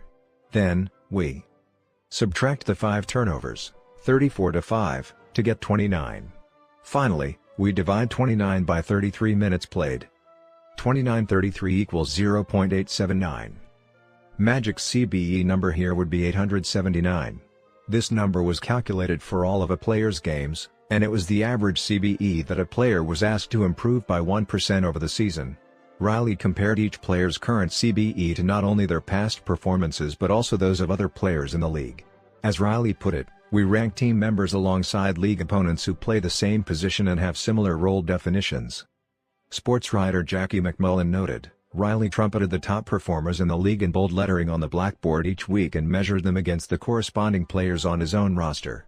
Solid, reliable players generally rated a score in the 600s, while elite players scored at least 800. Magic Johnson, who submitted 138 triple-doubles in his career, often scored over 1,000. The Lakers also emphasized year-over-year progress by making historical comparisons of CBE data. Riley said, "We stacked the month of November 1986, next to November 1985, and showed the players whether they were doing better or worse than at the same point last season. Then we showed them how their performance figures for December 1986, stacked up against November's." The Lakers rolled out CBE in October 1986. 8 months later, they were NBA champions. The following year, Pat Riley led his team to another title as the Lakers became the first team in 20 years to win back-to-back NBA championships. Afterward, he said, "Sustaining an effort is the most important thing for any enterprise. The way to be successful is to learn how to do things right, then do them the same way every time." The CBE program is a prime example of the power of reflection and review. The Lakers were already talented. CBE helped them get the most out of what they had, and made sure their habits improved rather than declined. Reflection and review enables the long-term improvement of all habits because it makes you aware of your mistakes and helps you consider possible paths for improvement. Without reflection, we can make excuses, create rationalizations, and lie to ourselves. We have no process for determining whether we are performing better or worse compared to yesterday. Top performers in all fields engage in various types of reflection and review, and the process doesn't have to be complex. Kenyan runner Eliud Kipchoge is one of the greatest marathoners of all time and an Olympic gold medalist. He still takes notes after every practice in which he reviews his training for the day and searches for areas that can be improved. Similarly, gold medal swimmer Katie Ledecky records her wellness on a scale of 1 to 10 and includes notes on her nutrition and how well she slept. She also records the times posted by other swimmers. At the end of each week, her coach goes over her notes and adds his thoughts. It's not just athletes, either. When comedian Chris Rock is preparing fresh material, he will first appear at small nightclubs dozens of times and test hundreds of jokes. He brings a notepad on stage and records which bits go over well and where he needs to make adjustments. The few killer lines that survive will form the backbone of his new show. I know of executives and investors who keep a decision journal in which they record the major decisions they make each week, why they made them, and what they expect the outcome to be. They review their choices at the end of each month or year to see where they were correct and where they went wrong. Improvement is not just about learning habits, it's also about fine-tuning them. Reflection and review ensures that you spend your time on the right things and make course corrections whenever necessary, like Pat Riley adjusting the effort of his players on a nightly basis. You don't want to keep practicing a habit if it becomes ineffective. Personally, I employ two primary modes of reflection and review. Each December, I perform an annual review, in which I reflect on the previous year. I tally my habits for the year by counting up how many articles I published, how many workouts I put in, how many new places I visited, and more. Then, I reflect on my progress, or lack thereof, by answering 3 questions. 1. What went well this year? 2. What didn't go so well this year? 3. What did I learn? 6 months later, when summer rolls around, I conduct an integrity report. Like everyone, I make a lot of mistakes. My integrity report helps me realize where I went wrong and motivates me to get back on course. I use it as a time to revisit my core values and consider whether I have been living in accordance with them. This is when I reflect on my identity and how I can work toward being the type of person I wish to become. My yearly integrity report answers 3 questions. 1. What are the core values that drive my life and work? 2. How am I living and working with integrity right now? 3. How can I set a higher standard in the future? These 2 reports don't take very long, just a few hours per year, but they are crucial periods of refinement. They prevent the gradual slide that happens when I don't pay close attention. They provide an annual reminder to revisit my desired identity and consider how my habits are helping me become the type of person I wish to be. They indicate when I should upgrade my habits and take on new challenges and when I should dial my efforts back and focus on the fundamentals. Reflection can also bring a sense of perspective. Daily habits are powerful because of how they compound, but worrying too much about every daily choice is like looking at yourself in the mirror from an inch away. You can see every imperfection and lose sight of the bigger picture. There is too much feedback. Conversely, never reviewing your habits is like never looking in the mirror. You aren't aware of easily fixable flaws, a spot on your shirt, a bit of food in your teeth. There is too little feedback. Periodic reflection and review is like viewing yourself in the mirror from a conversational distance. You can see the important changes you should make without losing sight of the bigger picture. You want to view the entire mountain range, not obsess over each peak and valley.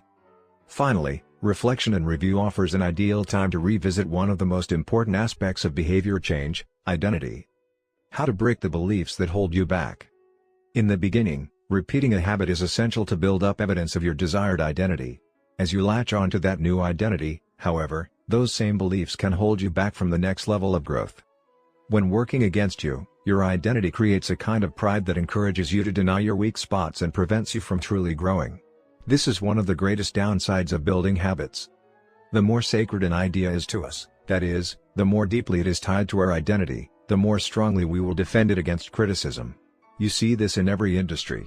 The school teacher who ignores innovative teaching methods and sticks with her tried and true lesson plans. The veteran manager who is committed to doing things his way. The surgeon who dismisses the ideas of her younger colleagues. The band who produces a mind-blowing first album and then gets stuck in a rut. The tighter we cling to an identity, the harder it becomes to grow beyond it. One solution is to avoid making any single aspect of your identity an overwhelming portion of who you are. In the words of investor Paul Graham, keep your identity small. The more you let a single belief define you, the less capable you are of adapting when life challenges you. If you tie everything up in being the point guard or the partner at the firm or whatever else, then the loss of that facet of your life will wreck you. If you're a vegan and then develop a health condition that forces you to change your diet, you'll have an identity crisis on your hands. When you cling too tightly to one identity, you become brittle. Lose that one thing and you lose yourself. For most of my young life, being an athlete was a major part of my identity. After my baseball career ended, I struggled to find myself. When you spend your whole life defining yourself in one way and that disappears, who are you now? Military veterans and former entrepreneurs report similar feelings. If your identity is wrapped up in a belief like I'm a great soldier, what happens when your period of service ends? For many business owners, their identity is something along the lines of I'm the CEO or I'm the founder. If you have spent every waking moment working on your business, how will you feel after you sell the company? The key to mitigating these losses of identity is to redefine yourself such that you get to keep important aspects of your identity even if your particular role changes. I'm an athlete becomes I'm the type of person who is mentally tough and loves a physical challenge. I'm a great soldier transforms into I'm the type of person who is disciplined, reliable, and great on a team. I'm the CEO translates to I'm the type of person who builds and creates things. When chosen effectively, an identity can be flexible rather than brittle. Like water flowing around an obstacle, your identity works with the changing circumstances rather than against them. The following quote from the Tao Te Ching encapsulates the ideas perfectly. Men are born soft and supple, dead, they are stiff and hard. Plants are born tender and pliant, dead, they are brittle and dry. Thus whoever is stiff and inflexible is a disciple of death. Whoever is soft and yielding is a disciple of life. The hard and stiff will be broken. The soft and supple will prevail. Lao Tzu. Habits deliver numerous benefits, but the downside is that they can lock us into our previous patterns of thinking and acting, even when the world is shifting around us. Everything is impermanent. Life is constantly changing, so you need to periodically check in to see if your old habits and beliefs are still serving you. A lack of self-awareness is poison. Reflection and review is the antidote. Chapter summary. The upside of habits is that we can do things without thinking. The downside is that we stop paying attention to little errors. Habits plus deliberate practice equals mastery. Reflection and review is a process that allows you to remain conscious of your performance over time. The tighter we cling to an identity, the harder it becomes to grow beyond it. Conclusion. The secret to results that last. Here is an ancient Greek parable known as the Sorites paradox, which talks about the effect one small action can have when repeated enough times. One formulation of the paradox goes as follows: can one coin make a person rich? If you give a person a pile of 10 coins, you wouldn't claim that he or she is rich. But what if you add another? And another? And another? At some point, you will have to admit that no one can be rich unless one coin can make him or her so. We can say the same about atomic habits. Can one tiny change transform your life? It's unlikely you would say so. But what if you made another? And another? And another? At some point, you will have to admit that your life was transformed by one small change. The holy grail of habit change is not a single 1% improvement, but 1,000 of them. It's a bunch of atomic habits stacking up, each one a fundamental unit of the overall system. In the beginning, small improvements can often seem meaningless because they get washed away by the weight of the system. Just as one coin won't make you rich, one positive change like meditating for 1 minute or reading one page each day is unlikely to deliver a noticeable difference. Gradually, though, as you continue to layer small changes on top of one another, the scales of life start to move. Each improvement is like adding a grain of sand to the positive side of the scale, slowly tilting things in your favor. Eventually, if you stick with it, you hit a tipping point. Suddenly, it feels easier to stick with good habits.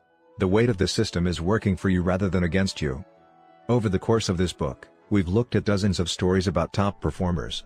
We've heard about Olympic gold medalists, award-winning artists, business leaders, life-saving physicians, and star comedians who have all used the science of small habits to master their craft and vault to the top of their field. Each of the people, teams, and companies we have covered has faced different circumstances, but ultimately progressed in the same way, through a commitment to tiny, sustainable, unrelenting improvements. Success is not a goal to reach or a finish line to cross. It is a system to improve, an endless process to refine. In Chapter 1, I said, if you're having trouble changing your habits, the problem isn't you. The problem is your system. Bad habits repeat themselves again and again not because you don't want to change, but because you have the wrong system for change. As this book draws to a close, I hope the opposite is true. With the 4 laws of behavior change, you have a set of tools and strategies that you can use to build better systems and shape better habits. Sometimes a habit will be hard to remember and you'll need to make it obvious. Other times you won't feel like starting and you'll need to make it attractive. In many cases, you may find that a habit will be too difficult and you'll need to make it easy. And sometimes, you won't feel like sticking with it and you'll need to make it satisfying. Behaviors are effortless here. Behaviors are difficult here. Obvious, invisible. Attractive, unattractive. Easy, hard. Satisfying, unsatisfying. You want to push your good habits toward the left side of the spectrum by making them obvious, attractive, easy, and satisfying. Meanwhile, you want to cluster your bad habits toward the right side by making them invisible, unattractive, hard, and unsatisfying. This is a continuous process. There is no finish line. There is no permanent solution. Whenever you're looking to improve, you can rotate through the 4 laws of behavior change until you find the next bottleneck. Make it obvious. Make it attractive. Make it easy. Make it satisfying. Round and round. Always looking for the next way to get 1% better. The secret to getting results that last is to never stop making improvements. It's remarkable what you can build if you just don't stop. It's remarkable the business you can build if you don't stop working. It's remarkable the body you can build if you don't stop training. It's remarkable the knowledge you can build if you don't stop learning. It's remarkable the fortune you can build if you don't stop saving. It's remarkable the friendships you can build if you don't stop caring. Small habits don't add up. They compound. That's the power of atomic habits. Tiny changes. Remarkable results. Appendix. What should you read next? Thank you so much for taking the time to read this book. It has been a pleasure sharing my work with you. If you are looking for something to read next, allow me to offer a suggestion. If you enjoyed Atomic Habits, then you may like my other writing as well. My latest articles are sent out in my free weekly newsletter. Subscribers are also the first to hear about my newest books and projects. Finally, in addition to my own work, each year I send out a reading list of my favorite books from other authors on a wide range of subjects. You can sign up at jamesclear.com/newsletter. Little lessons from the 4 laws.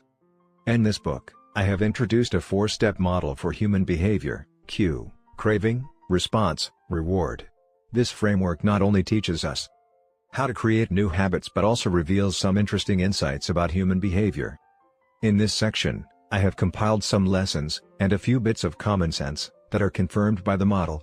The purpose of these examples is to clarify just how useful and wide-ranging this framework is when describing human behavior.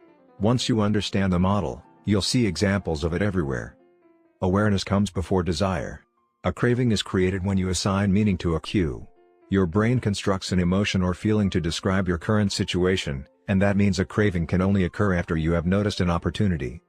Happiness is simply the absence of desire.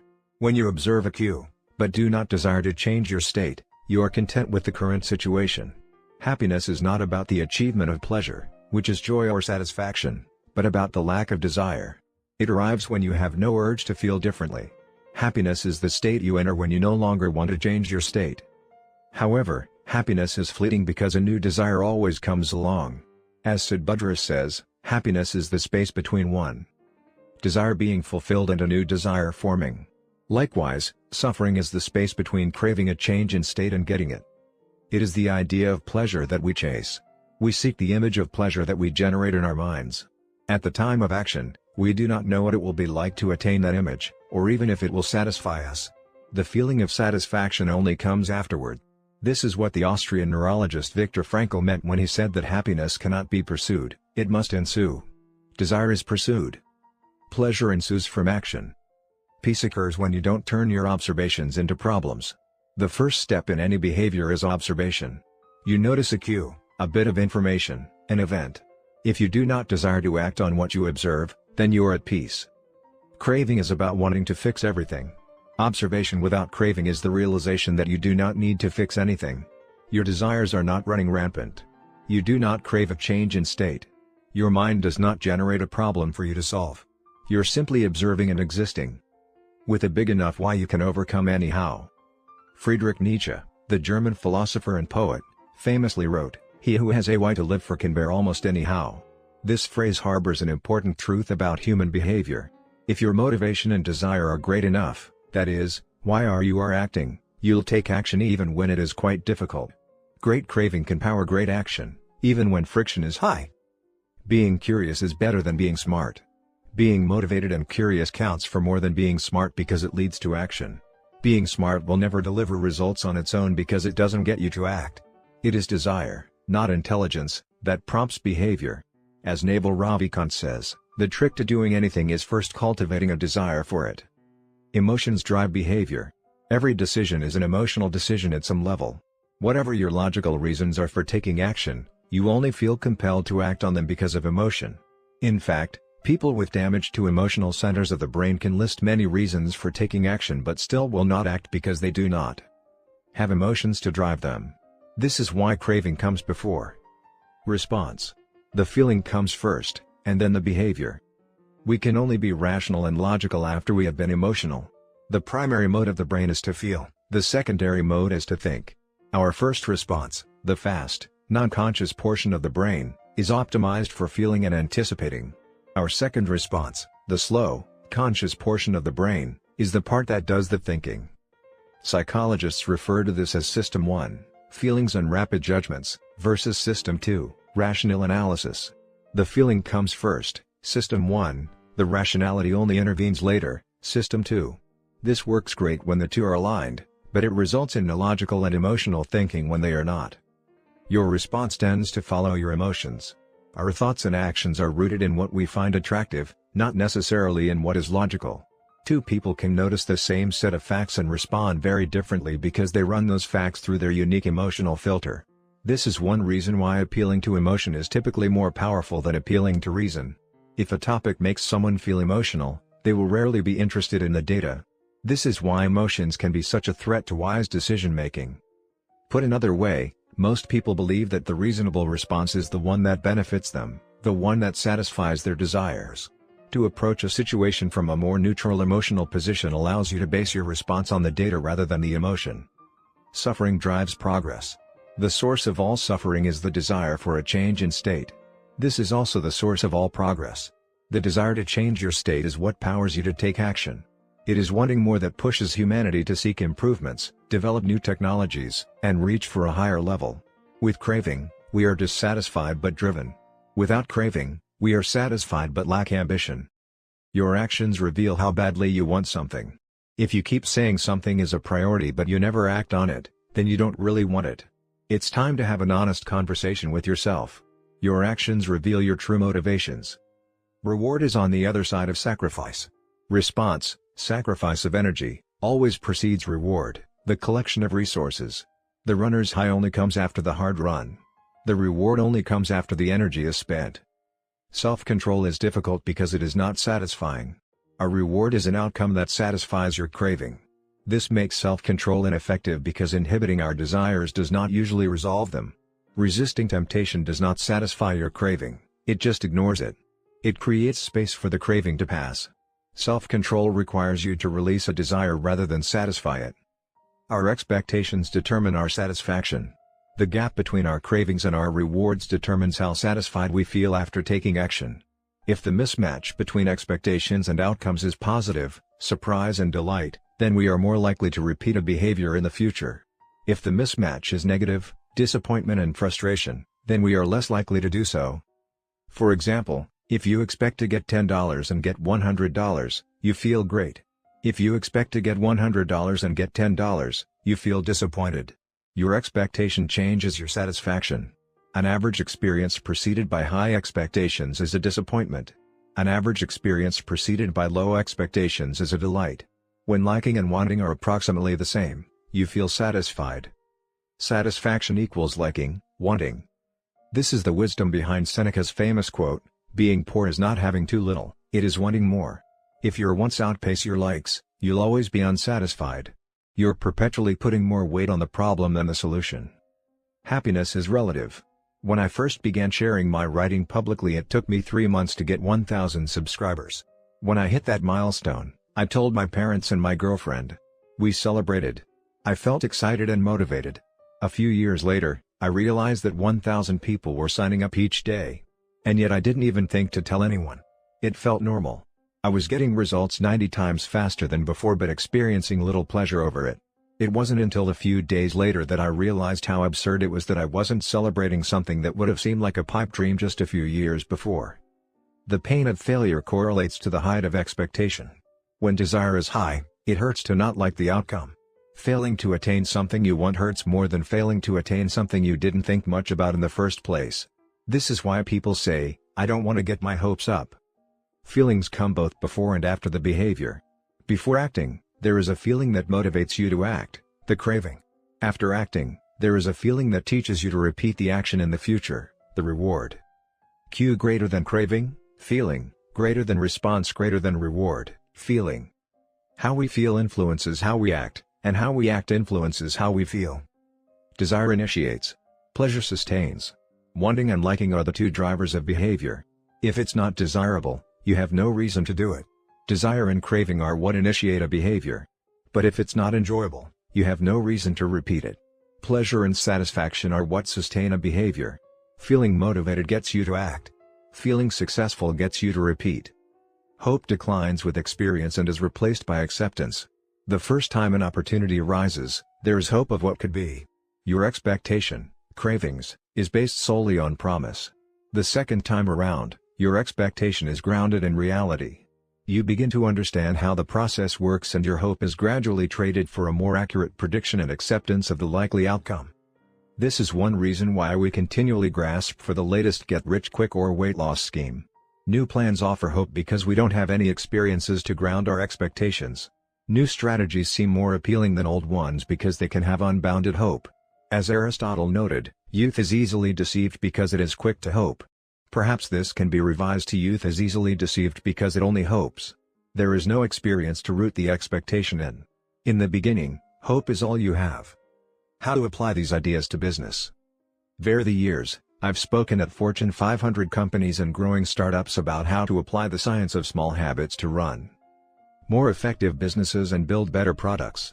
I've compiled many of the most practical strategies into a short bonus chapter. I think you'll find it to be an incredibly useful addition to the main ideas mentioned in Atomic Habits. You can download this chapter at atomichabits.com/business. How to apply these ideas to parenting. One of the most common questions I hear from readers is something along the lines of, "How can I get my kids to do this stuff?" The ideas in Atomic Habits are intended to apply broadly to all of human behavior, Teenagers are humans, too, which means you should find plenty of useful strategies in the main text. That said, parenting does face its own set of challenges. As a bonus chapter, I've put together a brief guide on how to apply these ideas specifically to parenting. You can download this chapter at atomichabits.com/parenting. Acknowledgements. Have relied heavily on others during the creation of this book. Before anyone else, I must thank my wife, Christy, who has been indispensable throughout this process. She has played every role a person can play in the writing of a book: spouse, friend, fan, critic, editor, researcher, therapist. It is no exaggeration to say this book would not be the same without her. It might not exist at all. Like everything in our life, we did it together. Second, I'm grateful to my family, not only for their support and encouragement on this book but also for believing in me no matter what project I happen to be working on. I have benefited from many years of support from my parents, grandparents, and siblings. In particular, I want my mom and dad to know that I love them.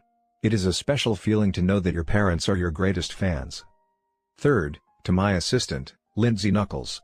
At this point, her job defies description as she has been asked to do nearly everything one could imagine for a small business.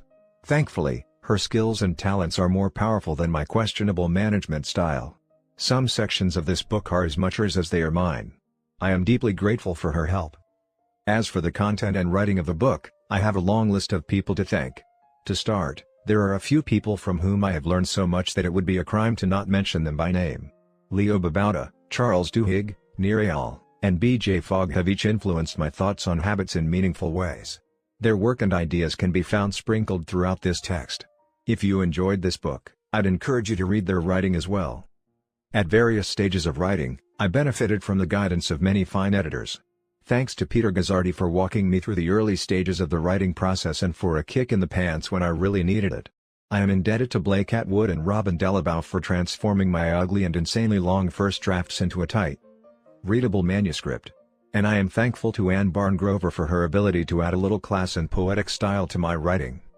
I'd like to thank the many people who read early versions of the manuscript, including Bruce Ammons, Darcy Ansell, Tim Ballard, Vishal Bardwaj, Charlotte Blank, Jerome Burt, Sim Campbell, Al Carlos, Nikki Case, Julie Chang, Jason Collins, Deborah Croy, Roger Dooley, Diago Forte, Matt Gartlin, Andrew Girer, Randy Giffen, John Gigandi, Adam Gilbert, Stefan Guillenay, Jeremy Hendon, Jane Horvath, Joachim Jansen, Josh Kaufman, Ann Kavanaugh, Chris Klaus, Zeke Lopez, Katie Macon, Sid Madsen, Kira McGrath, Amy Mitchell, Anna Moise, Stacey Morris, Darren Nicole Nelson, Taylor Pearson, Max Shank, Trey Shelton, Jason Shen, Jacobs Angelides, and Aries Elmanau.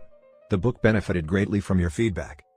To the team at Avery and Penguin Random House who made this book a reality, thank you. I owe a debt of special thanks to my publisher, Megan Newman, for her endless patience as I continually pushed back deadlines. She gave me the space I needed to create a book I was proud of and championed my ideas at every step. To Nina, for her ability to transform my writing while still retaining my original message. To Lindsay, Farron, Casey, and the rest of the PRH team for spreading the message of this book to more people than I could ever reach on my own. To Pete Garceau, for designing a beautiful cover for this book. And to my agent, Lisa DeMona, for her guidance and insight at every step of the publishing process. To the many friends and family members who asked how's the book going? And offered a word of encouragement when I inevitably replied slowly thank you. Every author faces a few dark moments when writing a book, and one kind word can be enough to get you to show up again the next day. I am sure there are people I have forgotten, but I keep an updated list of anyone who has influenced my thinking in meaningful ways at jamesclear.com/thanks. And finally, to you. Life is short and you have shared some of your precious time with me by reading this book. Thank you. May 2018